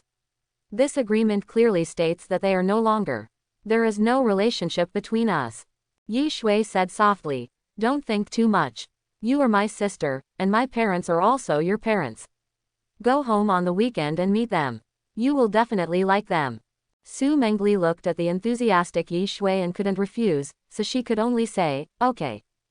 In the following days, some strange things happened in various parts of Daxia. Some things were quickly covered up by the authorities, while some were too big to be covered up at all. Everyone could feel that the world seemed to be undergoing some kind of change. Unknowingly, it was already the weekend. Yi Shui and Yi Zan, the 2 siblings, took Su Mangle back to the Su family. This was Su Mangle's first time to the Yi family. The Yi family lived in a single-family villa. Although the location was average, the area was not small, and the decoration was quite high-end. The whole villa was worth at least 20 million, which was quite luxurious. Su Mangle also saw Yi Zan's parents. Yi Zan's father, Yi Chengzong, looked about 50 years old, gentle and elegant, giving people a scholarly feeling. As for Yi Zan's mother, Lin Chaoju, she was quite similar to Yi Shui, giving people a calm and atmospheric feeling. Before coming, Yi Shui had introduced Su Mangle to her parents. As soon as they entered the door, Lin Chaoju said, you are Mangle, right? You are so pretty. Come in and sit down. Yi Chengzong glanced at Yi Zan, patted his son's shoulder, and said, you have good taste, boy. Yi Zan listened to his father's words and smiled, of course. Then, Lin Chaoju intimately took Su Mangle's hand and asked her to come in as a guest. A large table of food had been prepared in the restaurant, and Lin Chaoju immediately asked about her well-being. Lin Chaoju spoke skillfully, making Su Mangle feel very comfortable. She would not ask questions that would make Su Mangle unhappy, and at the same time, she could quickly get closer to Su Mangle.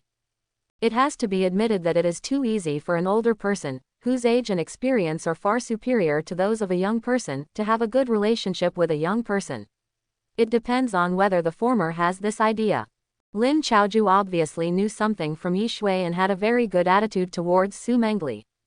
Su Mangle felt that after just a few minutes of chatting, Lin Chaoju was like an aunt she was quite close to. She felt very comfortable and at ease staying at the Yi family. Su Mangle broke up with her parents completely, and it was the time when she lacked love the most. This kind of love was obviously not given by her peers, and Lin Chaoju obviously made up for this gap, making her feel warm in her heart and quite useful. In the following days, in addition to accompanying Su Mangle to and from school every day, Yi Zan provided some key information to Wei Lan so that the Zhongcheng police could prepare in advance to deal with some abnormal events. In the early days of the spiritual energy recovery, most of the strange beasts that appeared were not very strong, but they were too sudden, which caused a large number of casualties. With advanced preparation, it was not difficult to deal with them. Because of Yi Zan's help, Zhongcheng was able to deal with these abnormal events with ease, and the director Wei Lan received a lot of commendations. Unknowingly, There were only 2 days left before the official announcement of the spiritual energy recovery, and the number of days left to the college entrance examination written on the blackboard also became 9 days. Compared with previous years, the senior high school students of this year are quite restless. After all, what they are facing is not only the college entrance examination, but also the abnormal events that break out on the internet from time to time. It would be strange if they can calm down. That day, at lunchtime, Yi-zan said, "Mangle, I will go to Aunt Wei's place at noon. Do you want to go with me?" Su Mangle shook her head and said, "No, you go and do your work. Yi-zan has made great contributions to the Zhongcheng police. Wei Lan is very grateful. She invited Yi-zan to dinner before and invited Yi-zan to go again this time." Su Mangle knew that Wei Lan was grateful to Yi-zan. It would not be good for her to go there for a meal, so she did not go. Yi-zan nodded and went out. At the school gate, a Volkswagen was parked there, and Yi-zan got in the car. It was Wei Lan who drove the car, but there was also a young boy in the car. As soon as Yi-zan got in the car, Wei Lan introduced him. "Xiaozan, Auntie, let me introduce you to my only son, Qin Heng. He is also in the 3rd year of high school this year. You young people have more common topics." Qin Heng stretched out his hand to Yi-zan and said, "Hello, I heard about you from my mother. You have made great contributions to Zhongcheng. I am glad to meet you." Yi-zan looked at Qin Heng and was also quite surprised. He didn't expect that Aunt Wei's son would be him. Qin Heng, the future S-level guardian of Zhongcheng, although his talent is not as good as Su Mangle, he can also be regarded as a genius. Qin Heng's superpower is quite handsome. His talent is flying swords, which can control all objects that can be defined as swords, and it can be controlled remotely. Qin Heng in later generations used his own abilities to develop many fighting methods, such as flying swords, flying with 10,000 swords, and returning 10,000 swords to one. As long as he has enough imagination and enough swords, his talent can exert a destructive power close to SS-level superpowers. Qin Heng in later generations was much more flamboyant than now. He made himself look very handsome. Wherever he went, he stepped on a flying sword and was surrounded by flying swords. He was just like Magneto in the movie. His female fans were almost as many as Su Mangle's male fans. Although Qin Heng was flamboyant, he was upright. He fought to the death against the alien beasts. 2 years before the defense of the Magic City, Qin Heng fought against a group of alien beasts that suddenly invaded. He was outnumbered. He used all the swords he could use. In the end, when he didn't even have an iron sword, he realized a certain truth. Qin Heng used his god to control the sword, used his body as a sword, and shot himself out as a sword. He died together with an alien beast, the infernal demon snake, whose strength was comparable to that of an SS-level awakened person. He died a worthy death. Yi-zan admired these heroes very much. He extended his hand and said, "I'm glad to meet you too." The moment Yi-zan and Qin Heng shook hands, a prompt sounded in Yi-zan's mind: "Congratulations to the host for meeting the second super genius. The current favorability is 35, and you can participate in a system lottery." When Yi-zan heard the system prompt, he was stunned for a moment. He bound the second genius. He was not surprised, but why didn't the talent be directly added to the talent and turned into a lottery? He asked the system in his mind, and the system quickly gave the answer. For every 20 points of favorability points that a genius is bound to for the first time, his talent can be improved once. For subsequent bindings to other geniuses, every 20 points of favorability points can be increased. Click to enter a lottery. Yi-zan listened to the system's answer and thought it made sense. After all, the higher the favorability level, the harder it is to get it. If he randomly binds a genius and raises it to 30 points to strengthen his talent once, Yi-zan will no longer need to guard Su Mangle. As long as he randomly finds 10 or 8 other S-level and above geniuses and raises their favorability to above 30, Yi-zan's talent will be improved 10 or 8 times. That's too perverted. 8 times out of 10, it is estimated that Yi-zan's talent has been raised to the 5th or even 8th level. This system setting also eliminates the possibility of Yi-zan cheating. If he wants to improve his talent, just hold Su Mangle's thigh tightly. As for other geniuses, there is no harm in making friends with them, but there is no comparison with Su Mangle. Chapter 31. Yi-zan didn't know much about the system lottery. It would be terrible if something physical appeared directly in Yizan's hands. Therefore, Yizan did not conduct the lottery for the time being. It's not surprising that Qin Heng has a favorable impression of Yizan of 35 points. Because of Yizan, both the people of Zhongcheng and the police have avoided several crises. It is normal for Qin Heng to regard Yizan as a friend because of Wei Lan. Afterwards, Qin Heng started chatting with Yizan. They were both high school seniors. The first thing he asked was about Yizan's grades, and Yizan asked back without hesitation.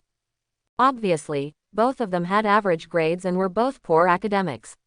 Knowing this, Yizan and Qin Heng seemed to have some sympathy for each other, and their relationship became much closer. Wei Lan took Qin Heng and Yizan home, then prepared a delicious meal at home and had a delicious meal. When they were almost done eating, Wei Lan said, "Yizan, what do you think of the future? Auntie knows that you are very smart. You should have realized something, right?" Yizan nodded and said, "Well, times may really change." Wei Lan nodded solemnly and said, "Not long ago, the state monitored that a large number of wild animals in several nature reserves have undergone mutations. They began to be dissatisfied with their original living environment and began to migrate to the surrounding areas. The mutated wild animals became larger in size and strength, faster and more aggressive. Many villages have been attacked. Our country is pretty good. Overseas, it has a vast territory, sparsely populated areas, and an extremely large number of wild animals. 3 towns in Australia were bloodbathed by the mutated kangaroos. They have mobilized the army, but they still cannot stop the crazy mutated kangaroos. The current situation in our country is relatively good, but according to current data, as time goes by, animal mutations will become more intense. It may not be long before strange beasts are born that even human weapons cannot deal with." Quote. At this time, Qin Heng suddenly said, "Mom, since those animals can mutate, humans should theoretically be able to mutate like this, right? Humans are also animals." Wei Lan glanced at his son and said, "Yes, but this kind of mutation is inversely proportional to the IQ of the individual creature. Although you are relatively stupid among us humans, you are still very smart compared to those cats and dogs." Quote. As soon as Wei Lan said this, Yizan burst into laughter, while Qin Heng said dissatisfied, "Mom." Wei Lan smiled and said, "Okay, the country thought of the matter of human mutation earlier than you did, and has already developed a way to deal with it. But for the sake of social stability, the first batch of awakened people is the army. Currently, a large number of awakened people have appeared in the army to cope with possible changes in the future. As for the second batch, if my guess is correct, it might be you senior high school students. You are young and have more talents and potential. Although your controllability is not as good as that of the army, your future growth potential will be higher. If the alien beasts really evolve to a certain level in the future, it will be up to you to resist these alien beasts." Quote. When the state arranges awakening, it must consider 2 aspects, one is obedience and the other is growth. No one can obey orders better than soldiers. Therefore, the first batch of awakened people are the military. They have iron will and take protecting their home and country as their own responsibility. When they awaken, they don't have to worry about the consequences at all. However, they are often relatively older and have less potential than young people, so the second batch is assigned to senior high school students. A child who can honestly go from kindergarten to senior year of high school and prepare to take the college entrance examination proves that the child's character should not have much problems and is generally not too extreme. And students who can take the college entrance examination should generally be better than their peers who drop out of school early. Therefore, after evaluation by the upper management, students who are about to take the college entrance examination have more potential, their personal abilities are considered excellent among their peers, and they also have a certain degree of controllability. There is no big problem in arranging the second batch of awakenings. There is nothing wrong with Wei Lan's guess. Let's not talk about others. The people Yizan knows so far, Su Mengli and Qin Heng, will play a huge role in the battle to defend the city in the future. Qin Heng listened to his mother's words with a look of anticipation on his face. I wonder what kind of talent I will awaken. Professor X's mind control, or Magneto's magnetic field control. Yizan knew Qin Heng's abilities very well. He smiled and said, although mind control is powerful, it is not handsome at all. He is still cooler like Magneto. Qin Heng nodded and said, yes, Magneto is still as handsome as Magneto. I want that. Wei Lan poured cold water on him without hesitation. Son, are you thinking too much? You haven't even written your horoscope yet. The proportion of animal alienation is only about half. The proportion of human awakening may be even lower. Maybe you just immortal. Qin Heng stood up directly, with a coquettish look on his face. Mortal. Mom, look at my face, with sharp eyebrows and starry eyes, and a heroic figure. That's me. How could I be immortal? Wei Lan immediately interrupted. Okay, stop bragging. Why are you as narcissistic as your dad? Qin Heng retorted. I am not narcissistic. I am indeed handsome. Yi Zan, can you objectively say, is my brother handsome? Yi Zan looked at Qin Heng and said honestly, he is quite handsome, just a little bit worse than me. TCH, what you said is too unfair. Ha ha. Yi Zan stayed at Wei Lan's house for the entire afternoon. He had normal classes in the afternoon and ended his evening self-study. Yi Zan sent Su Mengli home as usual, and then returned home by himself. Up to now, Su Mengli and Yi Zan's family have a very good relationship, almost like a family. Yi Zan's parents completely regard Su Mengli as his future daughter-in-law. Lin Chaoju also gave Su Mengli a pair of jade bracelets, saying they were handed down from Yi Zan's great-aunt. Although Su Mengli was very shy at the time, she still accepted the offer. There was only one layer of paper between Yi Zan and Su Mengli that was not broken. However, Yi Zan still did not pierce this layer of window paper after all. Su Mengli was at the lowest point in her life. She was naturally very grateful to Yi Zan and his family for providing help in times of need. But Yi Zan was not sure whether Su Mengli had feelings for him. At this time, if Yi Zan confessed, he would be suspected of taking advantage of others. Because Su Mengli had nothing else and could only rely on Yi Zan's family, Yi Zan's confession was equivalent to a kind of coercion. Su Mengli would agree even if she didn't want to, but Yi Zan didn't want this. He even hoped that when Su Mengli was shining brightly, he could walk to her side, hold her little hand, and walk together openly. At that time, she was aloof and did not need to rely on anyone. On the contrary, countless people regarded her as their savior and hoped to be protected by her. At that time, if she was willing to be with Yi Zan, it would be the love between a man and a woman. The spiritual energy recovery will be made public soon, and the talent test and college entrance examination will also be conducted at the same time. Yi Zan is also very nervous. He organized his thoughts, then closed the door of his bedroom, and then prepared to draw the prize mentioned by the system. In the living room, Yi Chengzong was about to chat with his son when he suddenly heard the sound of the door closing. He was stunned. Was his son preparing to fight against the fifth girl? Forget it, don't bother him anymore, let's talk tomorrow. Yi Zan naturally didn't know that his father had misunderstood him about locking the door. After he finished it, he played a piece of music on his mobile phone that said, "Today is a good day, anything you want can come true," to increase his luck. Then, he silently said in his heart, "Lottery." In the living room, Yi Chengzong poured a cup of tea and listened to the music. He became more certain about what Yi Zan was doing. He must be using the music to cover up other sounds. This child is quite cautious.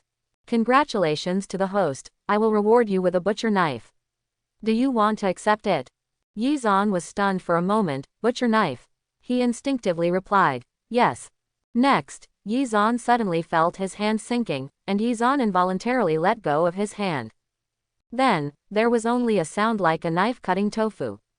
The so-called butcher's knife cut straight through the floor tiles and inserted into the cement floor, entering the ground more than 10 centimeters deep. Yi Zan looked at this scene and felt a little familiar. Butcher's knife. How could there be such a powerful butcher knife? Suddenly, Yi Zan remembered something. He recalled it, domestic Lingling paint. Lingalingchi's pig butchering knife looks like an ordinary pig butchering knife, but in reality, it is extremely sharp. This knife is said to be the royal kitchen knife of Mo Xie, the sword-making king. It is tempered with the cold iron of the Tianshan Mountains. It absorbs the essence of the sun and the moon and is specially designed to kill animals. Yi Zan's sword will definitely be swung at those strange beasts in the future. It is not wrong to say that those strange beasts are beasts. This sword is quite suitable for Yi Zan. Moreover, this knife can greatly make up for Yizan's lack of attack power.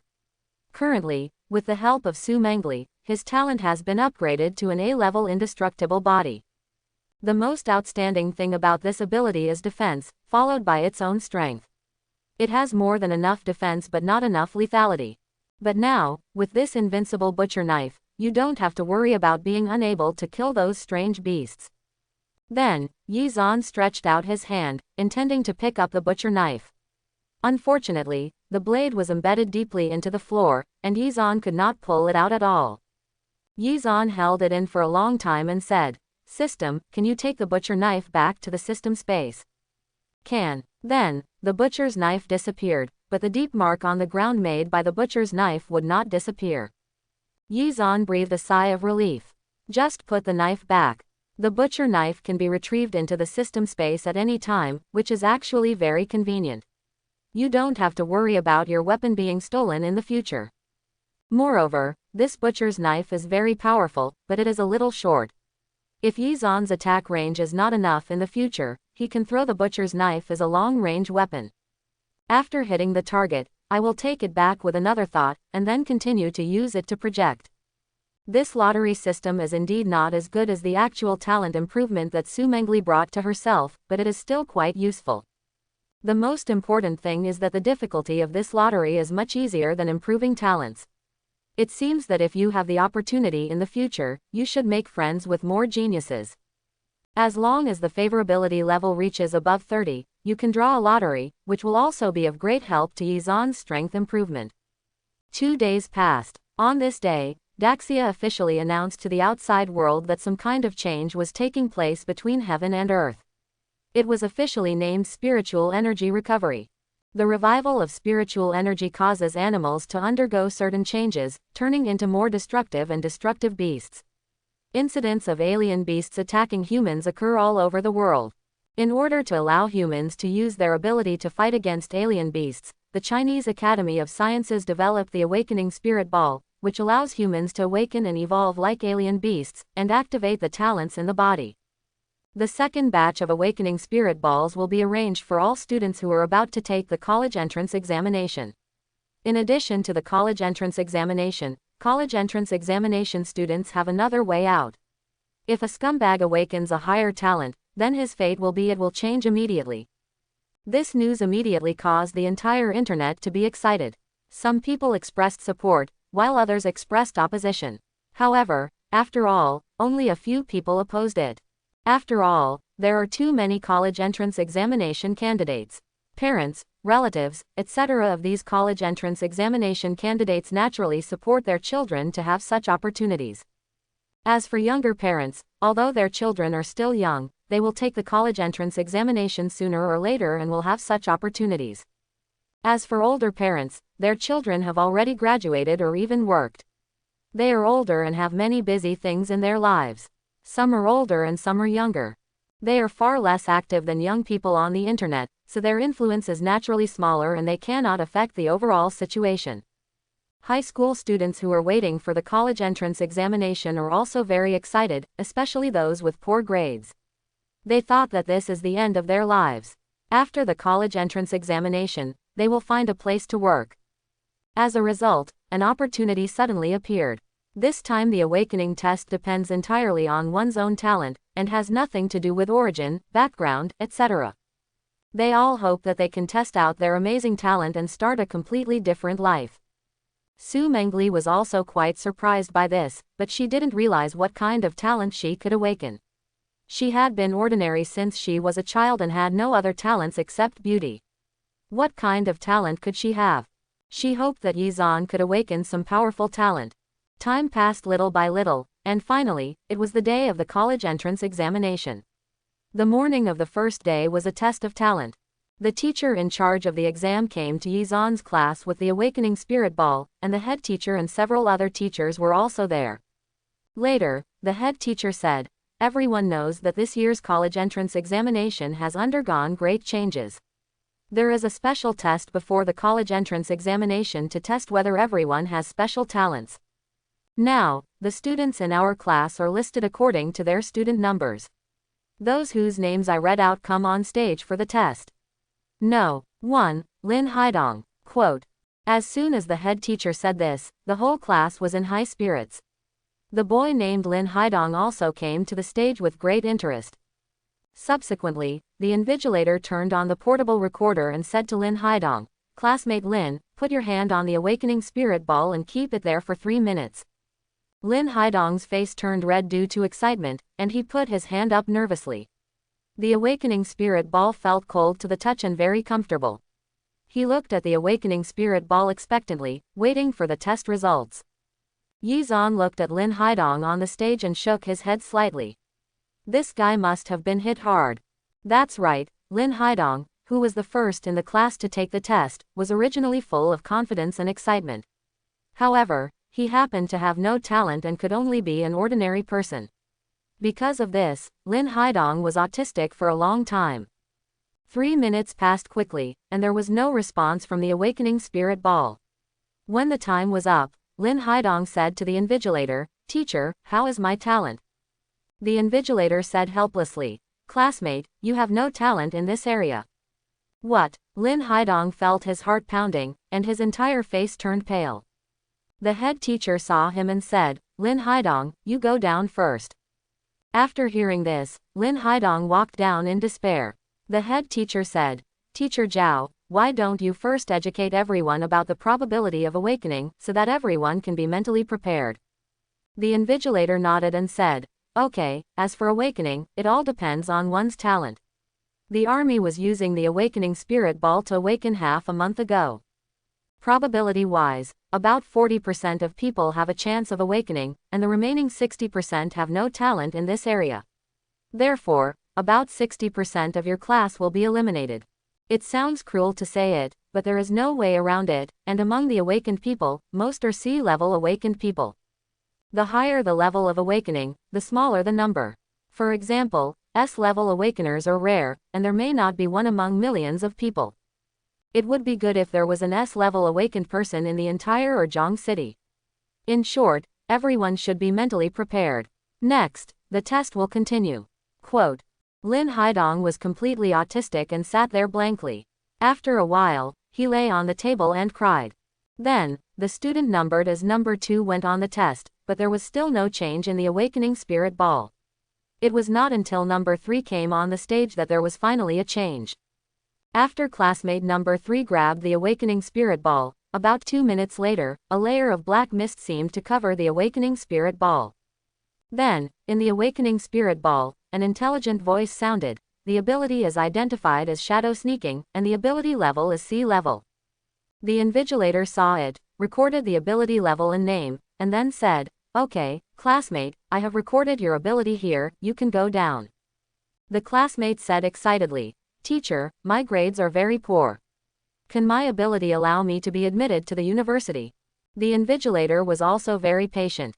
C-level abilities are relatively common, but your shadow sneaking is very suitable for detection. There should be some second-tier colleges that value you. In addition, I would like to mention to everyone that starting from this year, all universities will open awakened person colleges to specifically train awakened people. College students, after you complete the college entrance examination, will also take awakening tests one after another to activate your talents. C-level awakeners are the most common. Unless they have extremely rare abilities, they are nothing special. If you test out B-level ability, congratulations, you don't need to go through the college entrance examination, you are enough to be admitted to an ordinary second-tier college. A-level ability users have a lower chance of awakening than B-level ability users, which is equivalent to reaching the key line. Basically, the future is promising. As for S-level awakeners, they can be called the favored ones, because they are very rare. Once S-level talents are tested, they will probably be competed by major universities. Quote. All the students were very happy to hear this, dreaming that they could activate their S-level talents. The students took the stage one after another. Basically, they were either C-level or had no talent, until Wang Bo came on stage and tested out a B-level talent. His whole body was in a state of confusion. After stepping off the stage, he looked at Yi Zhan with disdain. After Wang Bo, there was Yi Zhan. With a calm smile on his face, Yi Zhan stepped onto the stage and held the awakening spirit ball in his hand. After a while, a layer of white light appeared above the awakening spirit ball. Immediately, in the awakening spirit ball, a voice said, "The ability is identified as Vajra Indestructible Body, ability level A." In the audience, all the students were quite surprised. It turned out to be A grade. According to the invigilator just now, Yizan's A-level talent has already reached the key level. He can be admitted to an ordinary key university without even taking an exam. Just thinking about it makes people envious. You know, before this, Yizan was just a scumbag. Although his family background was good, his grades had always been at the lower middle level. Now that he has tested A-level talent, it is a complete turnaround. Wang Bo, who was originally very proud, was also dumbfounded after hearing Yizan's test level. The invigilator glanced at Yizan and praised, "Student Yi, your talent is very good. Congratulations." Yizan said politely, stepped down from the stage, and then said to Su Mangle, "Mangle, what level do you think you will be?" Yizan knew very well that the protagonist today was not him. The gap between her mere A-level talent and Su Mangle was too big. Today, she was the protagonist. Su Mangle shook her head and said, "I don't know either. Maybe I don't have this talent." At this moment, Su Mangle had a worried look on her face. Yizan was originally from an excellent family and was better than her in every aspect. Now that he had tested for A-level talent, she felt that she was becoming less and less worthy of Yizan. Yizan said, "That's impossible, it will definitely happen, and it is a very powerful talent." The student IDs of Yizan and Su Mangle were separated by 7 or 8 places. The 7 or 8 people in the middle were tested, and there were no surprises until Su Mangle came on the stage. She stood in front of the awakening spirit ball. The moment her hands touched the awakening spirit ball, a strong red light bloomed on the spirit ball. Then, a strong red light appeared all over Su Mangle, and the red light manifested various strange phenomena on the top of her head. There was an unusually gorgeous phoenix, stretching its body and making a phoenix sound from its mouth.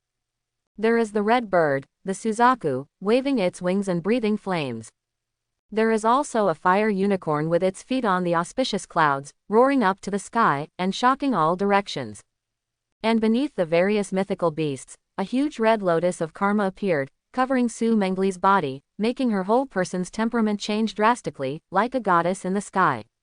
A red lotus mark also appeared between Su Mangle's eyebrows, making her even more beautiful. In the awakening spirit ball, a voice sounded, "The ability is identified as Karma Fire Red Lotus. The ability level exceeds the upper limit of the detection. It is tentatively designated as S level. The detection system has determined that the awakened person is a national strategic talent. The relevant departments have been notified online." As soon as the reminder for awakening the spirit ball came out, the whole class was in an uproar. The teachers were also very shocked. Su Mangle actually had such a talent. Isn't this too awesome? The invigilator was dumbfounded and speechless for a long time. He was stunned for more than half a minute before he trembled and said, "I didn't expect that an awakened person of at least S level would appear in your class. This is really disappointing. People are surprised. Classmate, starting from today, your destiny has completely changed. Everyone, please applaud and congratulate this classmate." Quote. The invigilator said and started to take the lead in applauding. The other students were stunned for a moment and then started to applaud as well. At this moment, many students felt regretful. Usually, they didn't have a good attitude towards Su Mangle, and they were even a little bit irritated. Today, Su Mangle had reached the top in one step, so why would he look at them again? Others were envious of Yizan, who had such a good relationship with Su Mangle. Now that Su Mangle is at least an S-level awakened person, and is also a national strategic talent, Yizan will probably follow Su Mangle and rise to great heights. Su Mangle was also surprised. She really didn't expect that she would test out such a powerful talent. She felt dizzy. Immediately, Su Mangle took her hand away from the awakening spirit ball, and then the various strange phenomena around her slowly dissipated, but the lotus mark between her eyebrows remained forever. This lotus mark caused a big change in her temperament, and there was a bit more majesty between her eyebrows. Although there is still a gap between her and the future Red Lotus Empress, there is a huge change compared to her previous charming appearance. The students around him originally had a cold attitude towards Su Mangle, or simply ignored him. But now, on the one hand, because of Su Mengli's talent, on the other hand, because of the change in Su Mengli's temperament, inexplicably, they did not dare to look directly at Su Mengli's face. Yi Zan looked at Su Mengli sitting back and was also happy for Su Mengli. Now she really has a bit of the heroic appearance of the future empress.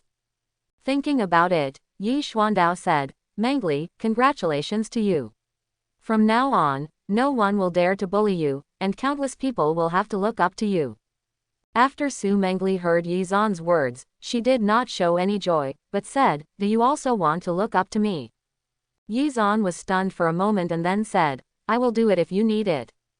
Then I don't need it. The test was still going on, but Su Mengli's test results just now were too shocking, and the subsequent tests seemed a bit unremarkable. This time the talent test, the entire process was broadcast live, and major universities could see the test results in real time. As soon as Su Mengli's results came out, all the admissions staff arranged in Zhongcheng rushed towards Zhongcheng No. 2 Middle School. 10 minutes later, these people had blocked the door of Yi Zan's class. There were dozens of people in total, each holding a sign in their hand, saying something like Shuimu, Beijing University, etc. When all the students handled by Yi Zan finished the test, they immediately rushed into the classroom. Student Su, I am the admissions officer of Shuimu University. Your talent is very suitable for our Shuimu University. We will provide a full scholarship. Don't listen to his nonsense. Our Beijing University is the most suitable choice. These teachers in the admissions office have no dignity at all. They are like scolding shrews, loudly talking about how great their school is and hoping that Su Mengli can join their school. At this time, the head teacher said, everyone, please be quiet. Regarding which school Su Mengli chooses, it not only depends on her personally, but we also have to ask her parents' attitude. I have already informed Sus parents. Let's change the conference room and discuss this matter carefully.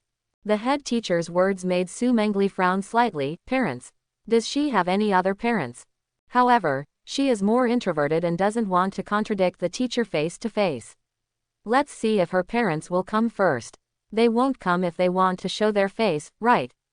However, Su Mengli was wrong. At this moment, Su Guodong and Zhang Sholan were on their way to school in high spirits. They received a call from Su Mengli's head teacher, who tested out a very high talent. Next, all key universities across the country will compete for Su Mengli's high-quality students.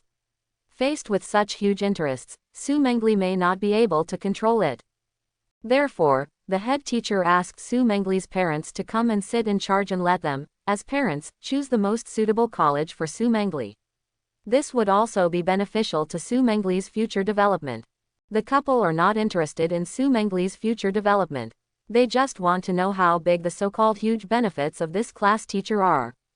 20 minutes later, in a conference room in Zhongcheng No.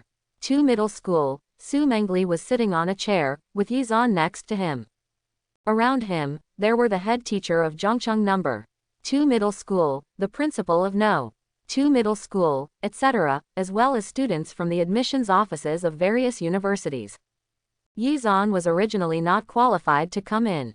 After all, Su Mengli was being competed by various universities. What did it have to do with Yi Zan? It was only at Su Mengli's strong request that Yi Zan was given a seat. Today's Su Mengli, not to mention the head teacher, even the principal must give Su Mengli face. At this moment, the door of the conference room was pushed open, and Su Guodong and Zhang Sholan entered the office. I'm so sorry, we're a little late. The principal said politely. Don't be so polite, just sit down wherever you want. It's really enviable that you two have given birth to such an outstanding daughter. Su Guodong smiled and said, Principal, you are too polite. This kid Mengli has been outstanding since he was a child. I have never doubted that he can reach this stage now. Zhang Sholan also said, Yes, you are indeed your mother's good daughter. My mother is proud of you. The principal listened and said, Okay, teachers from the admissions office, these two are Su Mengli's parents. Next, if you have any material rewards, just ask them for classmates' Sus parents. Parents will make their own choices.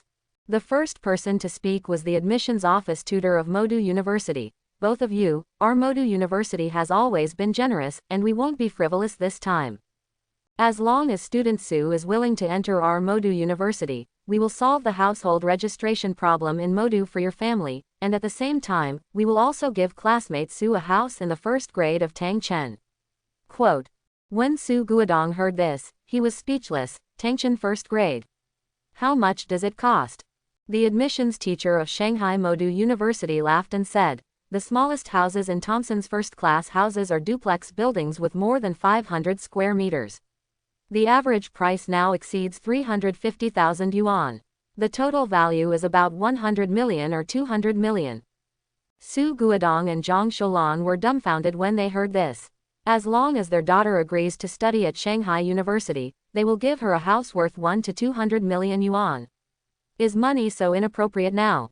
Zhang Sholan and Su Guodong couldn't close their mouths because they were so surprised. And then, Shuimu University did not show any weakness. Tang Chen's first grade. Can it be compared to the emperor's feet? If you give Tang Chen first grade, we will give it to the courtyard. Su Guodong and Zhang Sholan felt so excited that they were about to have a heart attack. These were things they had never dared to think about in their lives, but they were so easy to get. At this time, the principal explained, you two, don't be too excited. Let's put it this way, student Su's talent is far beyond your imagination. In the future, she will be the backbone of our country, the pillar of our country. Whether it is Modu University or Shuimu University, the conditions given by her are quite satisfactory and should not be so surprising to you. Quote. Su Guodong said excitedly. Yes, I am too surprised. I don't know how to choose between the first grade Thompson and the courtyard house in the second ring road. However, at this time, Su Mangle, who had been silent, finally spoke, you have no choice. What do these things have to do with you? Su Guodong's expression changed after hearing Su Mangle's words. Mangle, why are you talking? I know that our family has some misunderstandings, but we should talk about these things ourselves at home and don't make a joke in front of outsiders. Quote.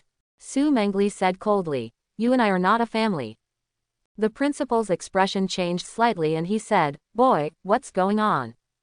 Su Guodong hurriedly said, Principal, it's like this. Our husband and wife are not on good terms and have divorced. This child is having trouble with us because of our divorce.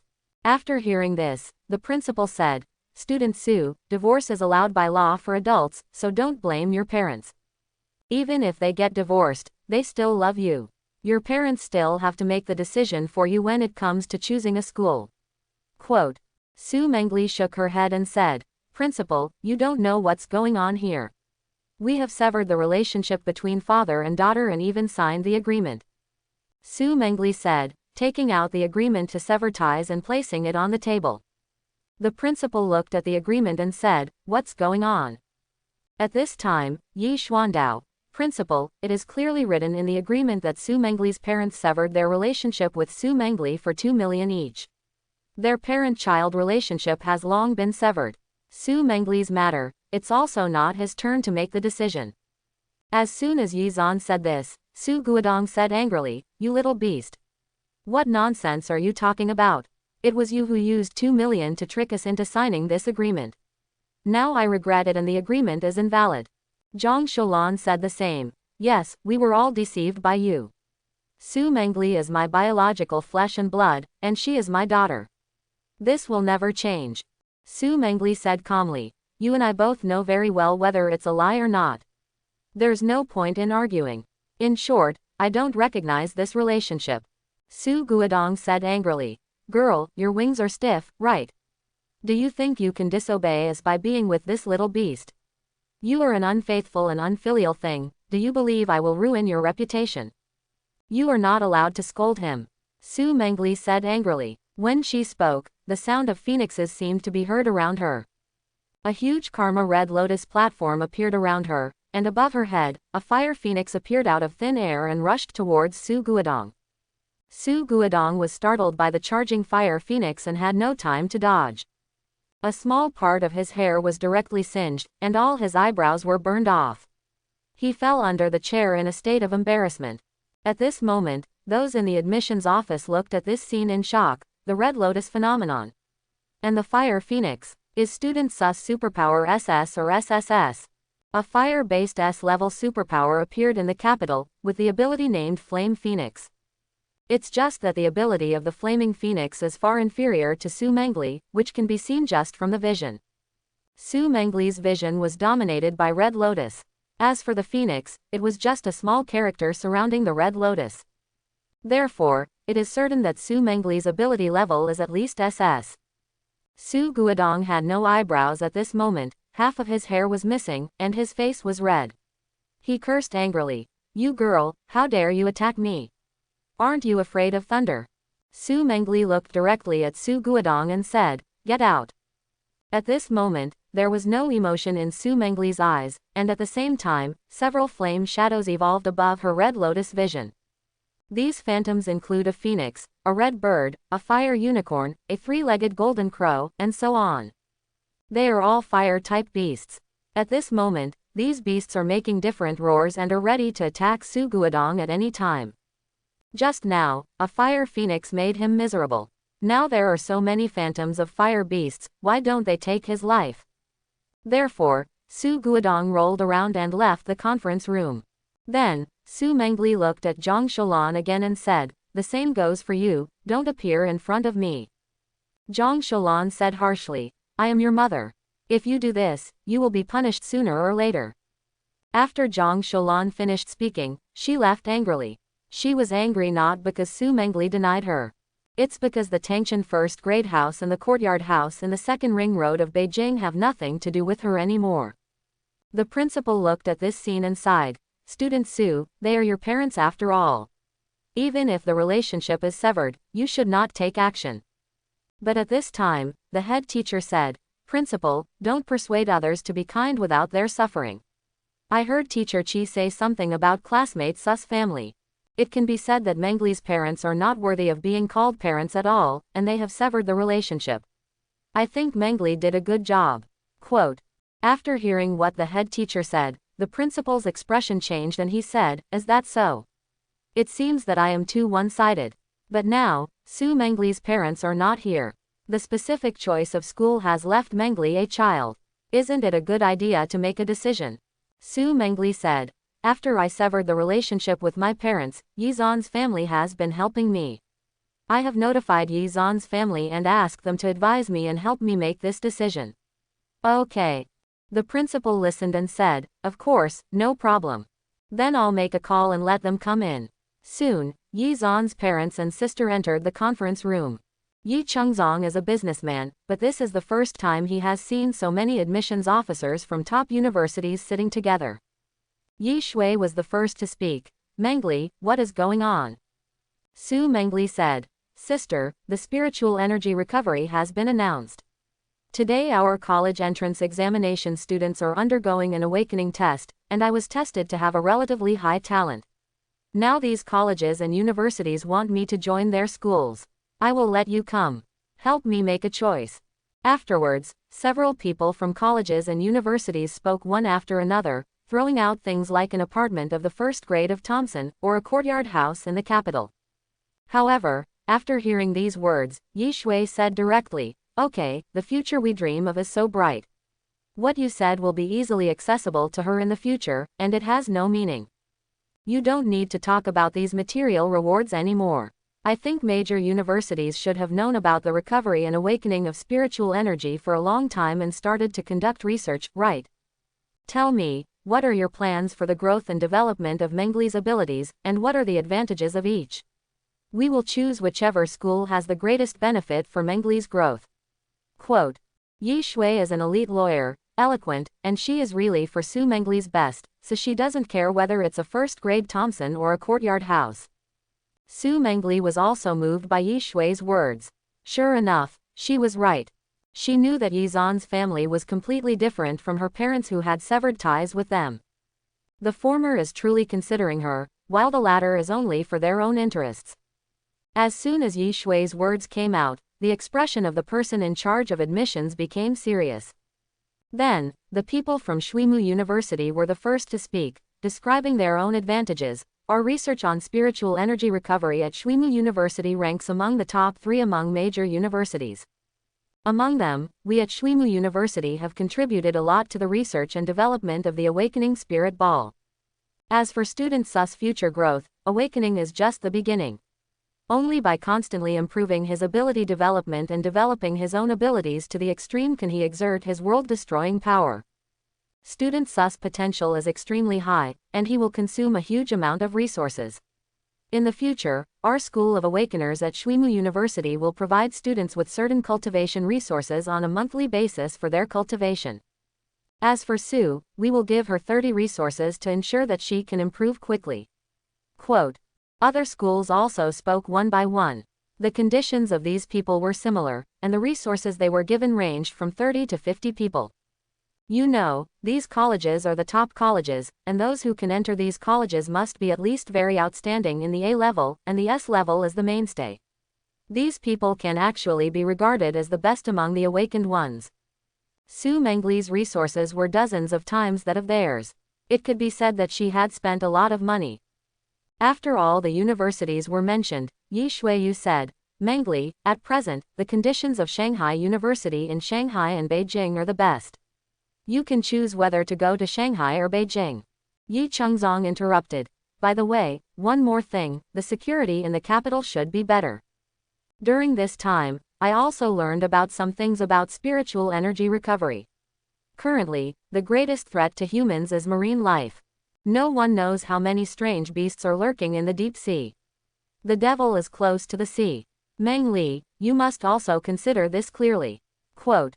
Su Mangle listened to what Yi Shui and Yi Chengzong said, and said slowly, I only have one request.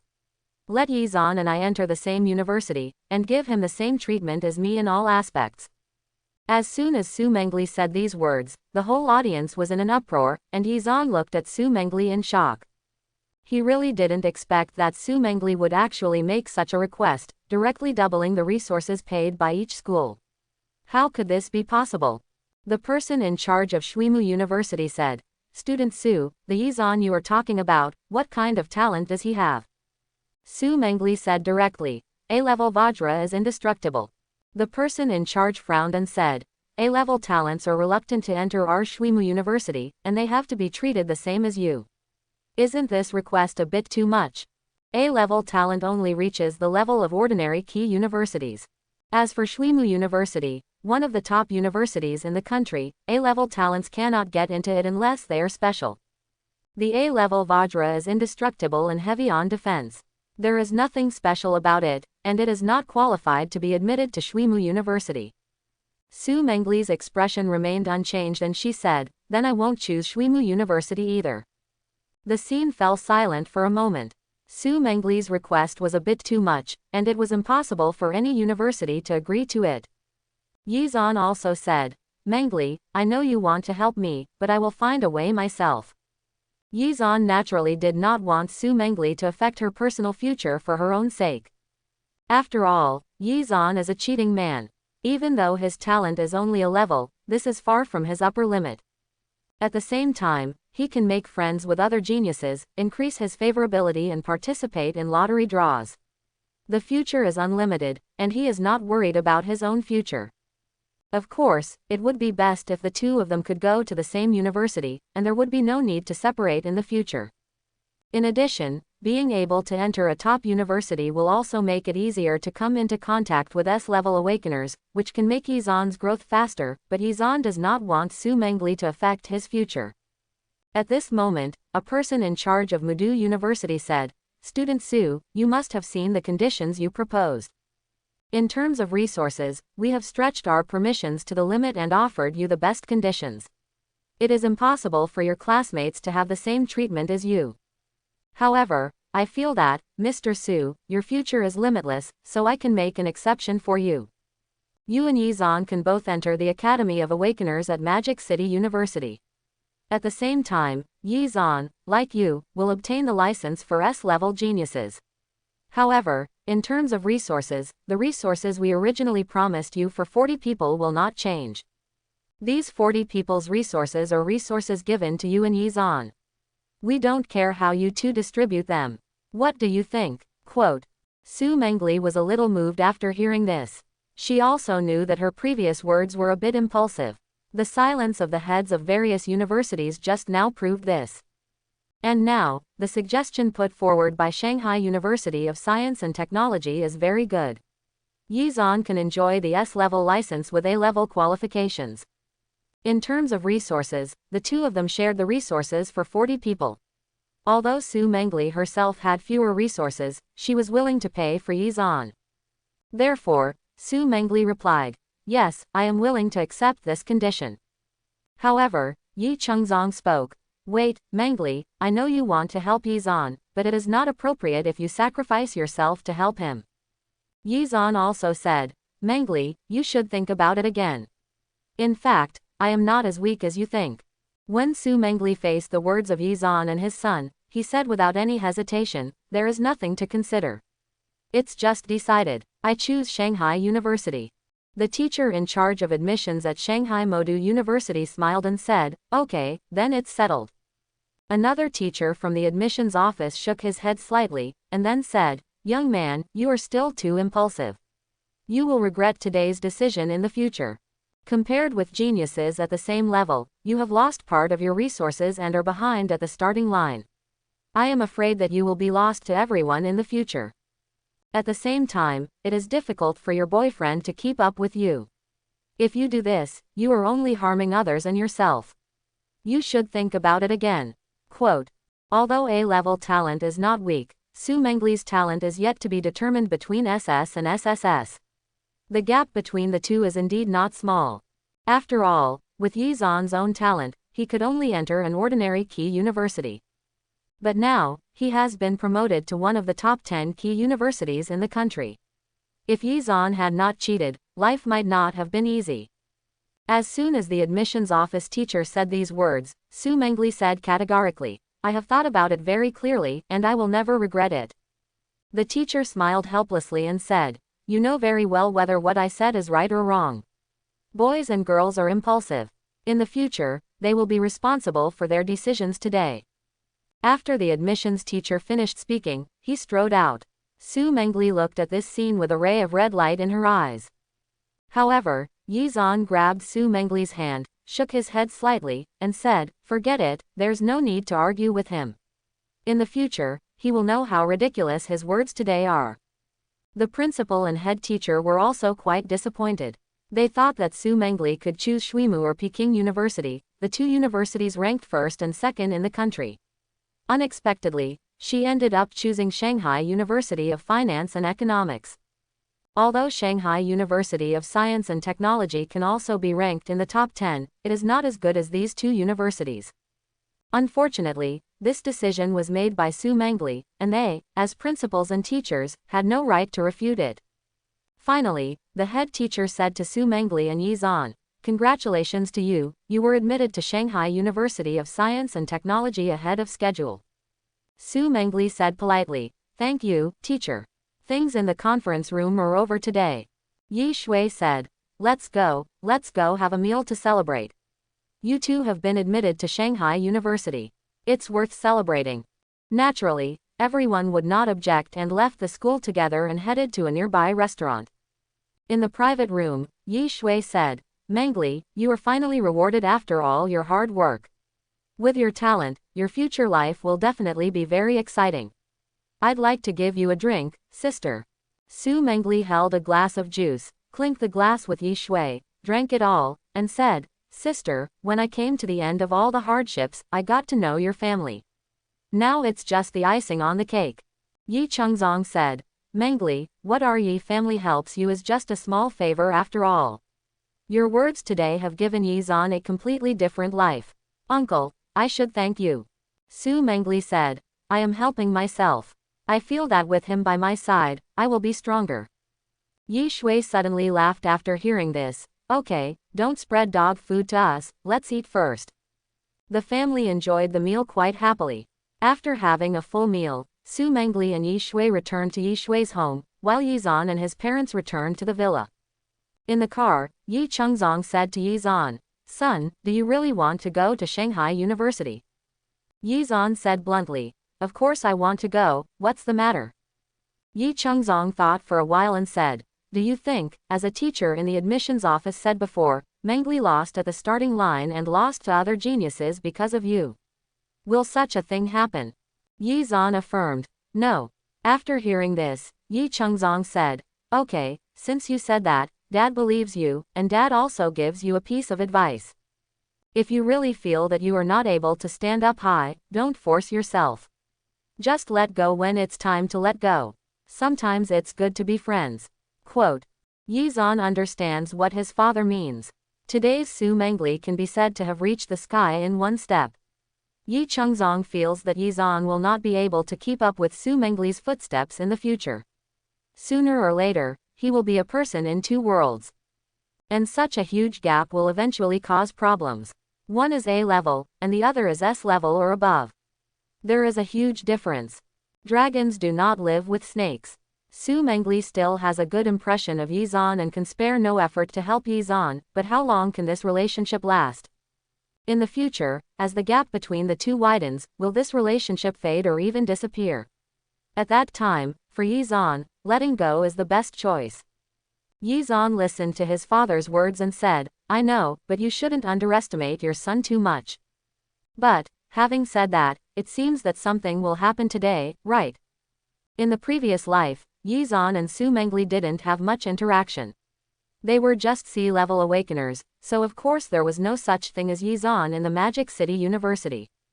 However, in his previous life, he also received an admission notice from an ordinary second-tier college by virtue of his sea-level muscle enhancement, which was considered good news. The family also had a big meal together and then went home. The difference was that Yi Shui was also in the car that time, and he did not go home with Su Mangle like now. When they were approaching their door, the family was blocked by a person. The other person was a newly awakened senior high school student, the same age as Yi Zan. That person's name is Yi Zhen. Yi Zhen's father, Yi Dao, is from the same family as Yi Chengzong, so they are somewhat related. When Yi Chengzong was young, he found a few friends and wanted to start a business together. Yi Dao was one of the main partners. How can starting a business be smooth sailing? Especially in the early stages of starting a business, there are many risks. Yi Dao started his own business with Yi Chengzong, and after investing 100,000 yuan, he was always on guard. Later, when the company encountered a crisis, Yi Dao suddenly regretted it. He found Yi Chengzong and said that Yi Chengzong had cheated him and forced Yi Chengzong to pay back the money and that he wanted to withdraw his shares. Yi Dao's behavior was very unethical. The company he co-founded was in trouble, but Yi Dao wanted to get out and take his own money back. This was simply draining the bottom of the fire. Yi Chengzong was very angry at the time, but in the face of Yi Dao's persistence, he finally found a loan shark, took out a loan, and returned it to Yi Dao. Yi Dao was also kicked out of the company founder's team and left with his 100,000 yuan. Later, Yi Dao used the 100,000 yuan to buy a car, and he was very proud of himself. But later, he couldn't be proud anymore. Yi Chengzong relied on his wisdom and resilience to help the company tide over the difficulties, and the company's performance flourished. Among the partners at that time, only one invested 10,000 to 20,000 yuan. Now, he can receive hundreds of thousands of dividends every year. It can be said that he has no worries about food and clothing and a prosperous life. And what about Yi Dao? I have nothing, and now I am over 40 years old. I still have to work every day to make money. I am exhausted all year round and can't make much money. Yi Dao has always been worried about this matter. He believed that the so-called crisis was an illusion created by Yi Chengzong in order to trick him into withdrawing his shares. In this way, Yi Chengzong himself is the largest founder of the company and can get more dividends. He has also been instilling this concept into his son Yi Zhen, which made Yi Zhen hate Yi Chengzong deeply, thinking that it was Yi Chengzong's family who deprived their family of their originally wealthy life and made their family live in poverty. Yi Zhen, like Yi Zan, took the college entrance examination this year and awakened his A-level ability, the heart of the earth. When his feet are on the earth, his power will flow endlessly. His potential is not weak, and his abilities have been developed to a certain extent. He can also control the earth, create earth clones, etc. His overall ability is very strong. Yi Zhen was brainwashed by his own father and believed that Yi Chengzong had embezzled property that should have belonged to their family. Therefore, after he awakened, he targeted the Yi family in various ways, forcing Yi Chengzong to hand over the wealth that should have belonged to them, and also attacked the Yi family several times. It was under that situation that Yi Shui married Zhou Yang for the safety of her family, hoping to get shelter, but ended up ruining herself. Later, although Yi Zhen did not directly attack Yi Zan's family, he targeted Yi Zan's family in various ways and robbed the Yi family's assets, leaving Yi Zan's parents with nothing. In the end, because the family lived in an old house in the suburbs far away from the city, they were attacked and died by wild beasts. It can be said that Yi Zhen was the culprit for the tragedy of Yi Zan's family. However, Yi Zan did not deal with Yi Zhen in advance like he dealt with Zhou Yang. Yi Zhen is indeed hateful, but what is even more hateful is Yi Zhen's father, Yi Dao. If Yi Zan secretly dealt with Yi Zhen like he did with Zhou Yang, what would be the point? Yi Dao may be sad, but he will not regret it. And if Yi Zhen ruins his whole life because of the hatred instilled by Yi Dao, and his life that is about to rise falls directly to the bottom, that will be the most cruel punishment for Yi Dao. Finally, the car stopped at the entrance of the villa. At the gate, a high school student stood at the door, blocking the entrance. This person was Yi Zhen. Yi Chengzong opened the car window and said, "Yi Zhen, why are you here? Where is your dad?" Yi Zhen glared at Yi Chengzong fiercely and said, "My father didn't come. I came today to collect some interest from you. If it weren't for you, how could our family live like this?" Yi Chengzong's expression changed slightly and he said, "Did your dad talk nonsense again? What happened at the beginning was that he was sorry for me. I, Yi Chengzong, do things that are worthy of my conscience." Yi Zhen said angrily, "Conscience? You have a bullshit conscience." Yi Zhen said, suddenly took a step forward, and then kicked Yi Chengzong on the front of the car. His feet were covered with the power of the earth, which was not only extremely strong, but also extremely powerful. The whole car was kicked violently and shook, and it moved back more than half a meter. Yi Chengzong and Lin Chaoju were both frightened and screamed. Fortunately, they were wearing seat belts and were not injured. Then, Yi Zhen said again, "Yi Lagu, 30 years in Hedong and 30 years in Hexi. From today on, our statuses will be reversed. I will make your life worse than death." At this time, Yi Zan finally opened the door and got out of the car.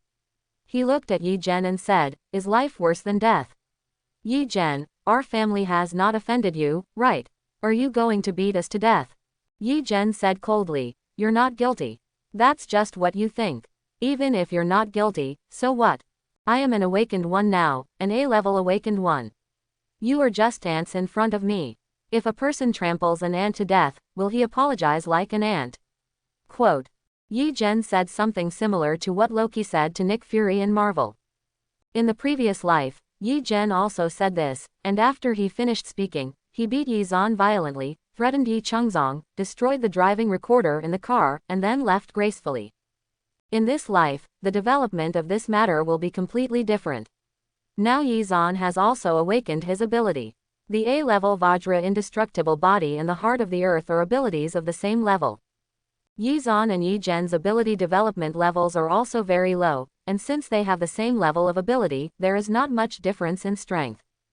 But don't forget, Yi Zan has rich fighting experience in his previous life and has an iron will.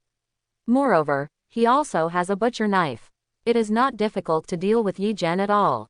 As for the consequences of this matter, Yi Zan also has no worries. Based on Yi Zhen's words just now, will a person apologize to the ant if he tramples on it? Even if Yi Zan kills him on the spot, there will be no thing. Nowadays, the awakened ones have just appeared, and their ability development level is extremely low. The awakened ones do not have much strength yet, they put themselves above ordinary people, and even regard the lives of ordinary people as ants. With Yi Zhen's words as evidence, Yi Zan can defend himself infinitely and fight back. Even if he is killed, the law will eventually be on Yi Zan's side. Because only in this way can we ensure peaceful coexistence between ordinary people and awakened people, instead of a hostile relationship. After Yi Zhen said those words, Yi Zan knew that the foreshadowing was enough. He looked at Yi Zhen coldly and said, "Do you think we ordinary people are ants? So what? Lie down," Yi Zhen said, rushing towards Yi Zan, and then punched Yi Zan in the chest. Yi Zan folded his arms in front of him and blocked Yi Zhen's blow. However, Yi Zhen was the attacker, and Yi Zan was passively defensive. In addition, Yi Zan's ability was also biased towards defense. Therefore, Yi Zan took 2 steps back, but Yi Zhen felt his fists were numb. At this moment, Yi Zan's parents were very worried. They opened their seat belts and got out of the car, saying, "Son, are you okay?" Yi Zan waved his hand calmly, "I'm fine." Yi Zhen suddenly said angrily, "Are you okay? Then I'll beat you until you get into trouble." Yi Zan ignored Yi Zhen and opened the trunk of the car, pretending to take something. In fact, he took out the cold iron pig-killing knife from the system space, and then walked towards Yi Zhen carrying the knife. Yi Zhen suddenly looked disdainful. "You want to deal with me with a knife? An ant holding a knife is still an ant," Yi Zhen said. His hand flashed with earth-yellow light, and he patted Yi Zan's kitchen knife. After Yi Zan approached Yi Zhen, he dodged slightly to avoid Yi Zhen's slap, and then the kitchen knife in his hand struck Yi Zhen's wrist directly. This is not an ordinary kitchen knife, but a super kitchen knife made of domestic Lingling lacquer. It is tempered with Tianshan cold iron. It can blow hair and break hair, and its attack power is quite terrifying. Yi Zhen's Heart of the Earth focuses on strength rather than defense, and its level of development is extremely low. In addition, Yi Zan's strength is not small. With this slash, Yi Zhen's palm broke away from his wrist and fell to the ground. Because some of the nerves in the palm were still alive, the palm moved lively a few times after it landed on the ground, and then lost all movement. In severe pain, Yi Zhen let out a shrill scream and hit Yi Zan hard with his left hand. When Yi Zan saw it, he instinctively blocked it with a knife. Yi Zhen's left arm came into close contact with Yi Zan's kitchen knife. Yi Zhen's arm was directly cut open with a deep visible bone injury, the skin was torn, the meridians were severed, and the bones were cut open. Yi Zhen's arms were injured and he couldn't help himself from the pain. He wailed in pain, "My hands, my hands." Yi Zan looked at Yi Zhen on the ground and said, "Dad, call 120. Yi Chengzong looked at Yi Zhen rolling on the ground and was stunned for a moment before saying, "Okay, I'll call 120 right now." Yi Zan knew very well that Yi Zhen was completely disabled. His right hand was chopped off. With current medical technology, even if it was reattached, it would still be very inflexible. As for the left arm, the meridians were cut off and it was also half disabled. Yi Zhen's ability is the Heart of the Earth. His main ability is to attach the power of the earth to his body, giving him powerful destructive power, which is mainly reflected in physical attacks. Now, one of his 2 hands is completely disabled, and the other is half disabled, and he has almost lost most of his combat ability. The original A-level Heart of the Earth may not be as valuable as the B-level ability. In addition, coupled with his previous statement about treating ordinary people as ants, once this statement is made public, Yi Zhen will directly die socially. Facing the attack of public opinion and his own disability, an A-level awakened person is now useless and no longer poses any threat to the Yi family. This was Yi Zan's method.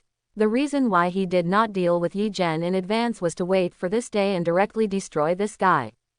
At the same time, let Yi Dao, an old fool, experience what true cruelty is. Yi Chengzong dialed 120, while Yi Zan called 110. Not long after, the police and ambulance arrived together.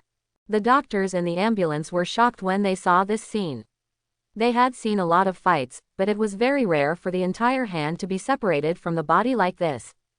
Then, the doctors hurriedly put Yi Zhen and Yi Zhen's severed hand on a stretcher and rushed them to the hospital. Because Yi Chengzong's previous call did not explain that the injured person's hand had been cut off, and there was no ice cubes prepared in the ambulance. Therefore, the severed hand cannot be cryogenically preserved and sent to the hospital. After being sent to the hospital, it is very uncertain whether the severed hand is still active and whether it can be reconnected.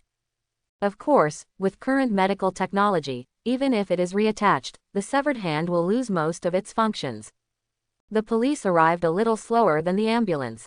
The person who arrived was the policeman Zheng Yi, who was saved by Yi Zan last time. He looked at the blood on the ground and said, "What's going on? Where are the people?"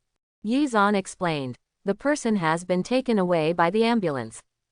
Zheng Yi's face changed slightly and he said, "Is the person seriously injured? If you really hurt someone, even if you are my benefactor, you have to go back and be investigated." Yi Zan said slowly, I chopped off one of your hands. It shouldn't be considered a serious injury. Zheng Yi frowned and said, is it so serious? What's the cause? Classmate Yi, I'm afraid you may be in trouble this time. Yi Zan was not in a hurry, and said, there is a driving recorder in the car. We will know exactly what happened if we take it back and take a look. All I can say is that I have a clear conscience. Okay, I hope it's really what you said. Later, Yi Zan and his family got into the police car and went to the police station for questioning. Zheng Yi was still in charge of questioning. Outside the interrogation room, Wei Lan also looked worried, fearing that Yi Zan had really done something wrong. During this period, Wei Lan also had a very good sense of Yi Zan, a junior. Yi Zan not only helped Zhongcheng police avoid many casualties, but also had a good personality and got along well with her son. Wei Lan regards Yi Zan as her nephew, and naturally does not want Yi Zan to go astray, let alone go to jail. However, everyone is equal before the law. If Yi Zan really committed a crime, Wei Lan would never cover it up. Zheng Yi looked at Yi Zan and said, Yi Zan, what is the cause of the matter? Yi Xuandao, I think my words alone may not be convincing. The driving recorder in the car was on at the time. Let's play this video first. Zheng Yi nodded, then opened his laptop and played the footage captured by the driving recorder on the screen in the interrogation room. The car was driving normally at first.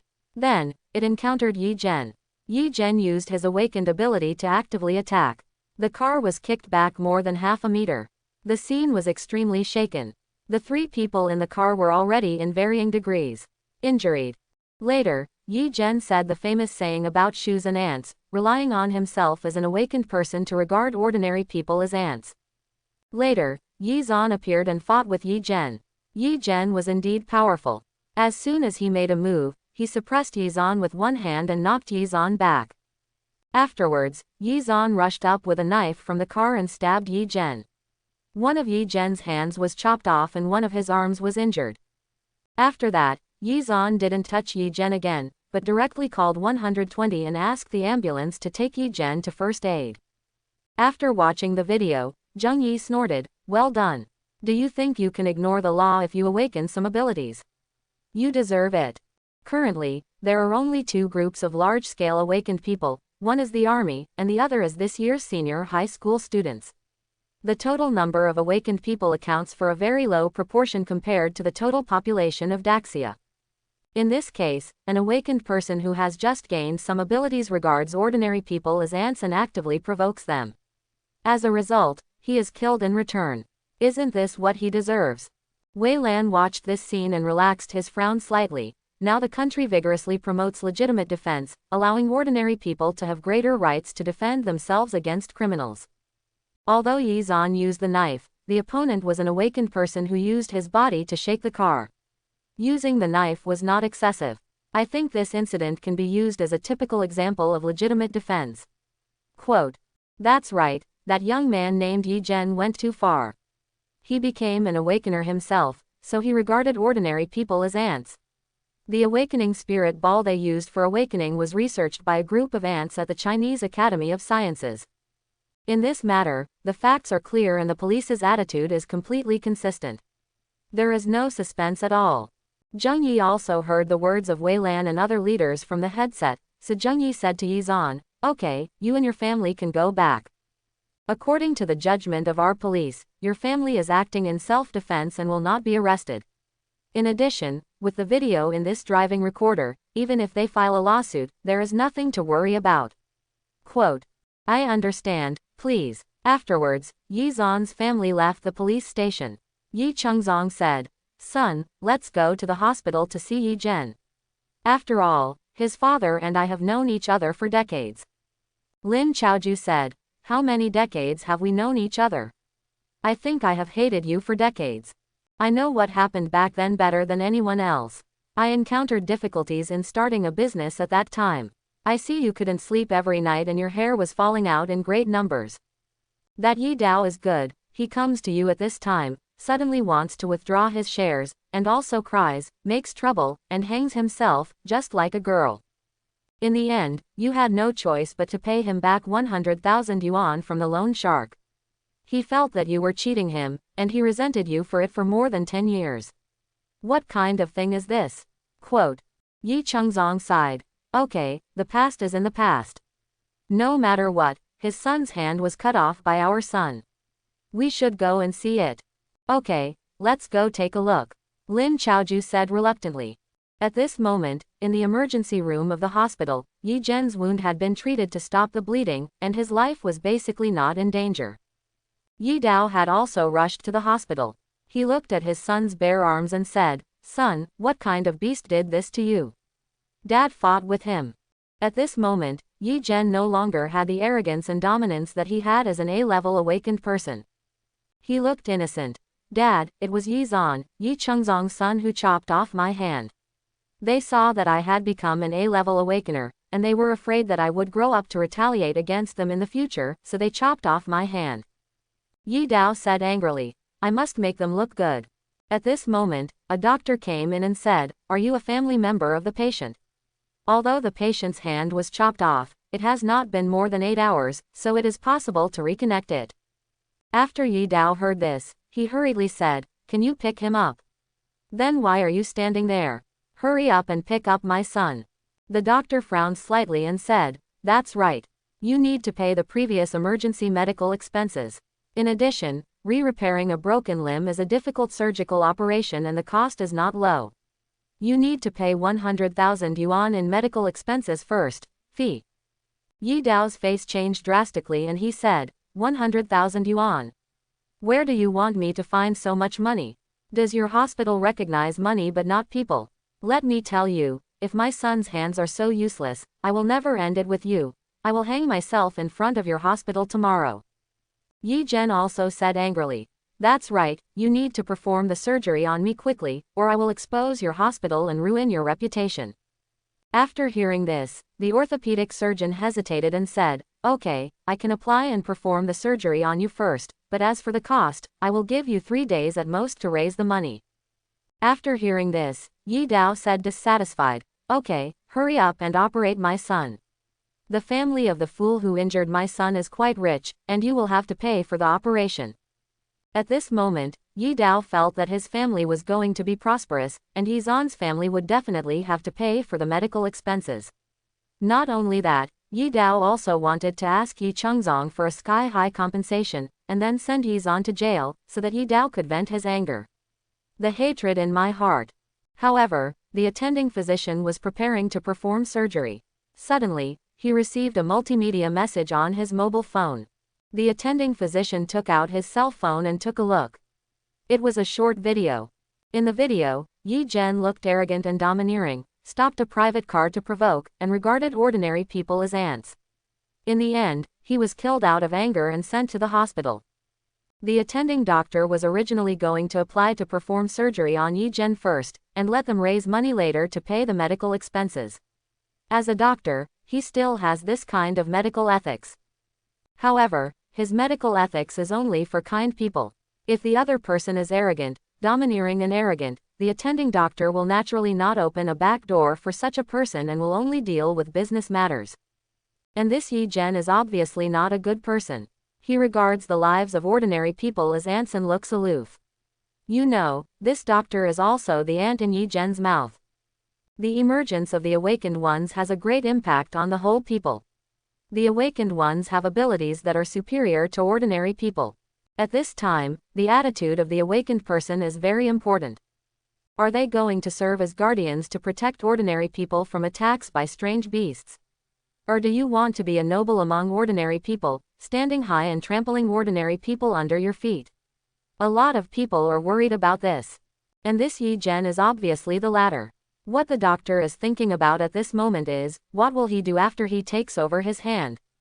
Are you going to take advantage of the hand you gave him and continue to bully ordinary people, treating them like ants and stepping on them? Therefore, after watching this video, the doctor said coldly, Sorry, the hospital is not a charity. If you want to have an operation, you must pay the operation fee first. Yi Dao looked at the doctor whose attitude changed drastically and said angrily, What did you say? If we don't have money, does my son deserve to be turned into a hand? You are a doctor, do you still have any sympathy? The doctor said calmly. My sympathy is only for good people. Evil people do not get this treatment. Afterwards, the doctor left the ward directly and went to do his own thing. Yi Zhen looked anxious and said, Dad, I don't want a hand, please find a way to raise money for me.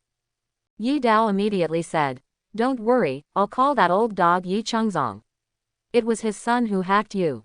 It's right for his family to pay for the medical expenses. Later, Yi Dao called Yi Chengzong, but the ringtone of his cell phone rang at the door of the ward.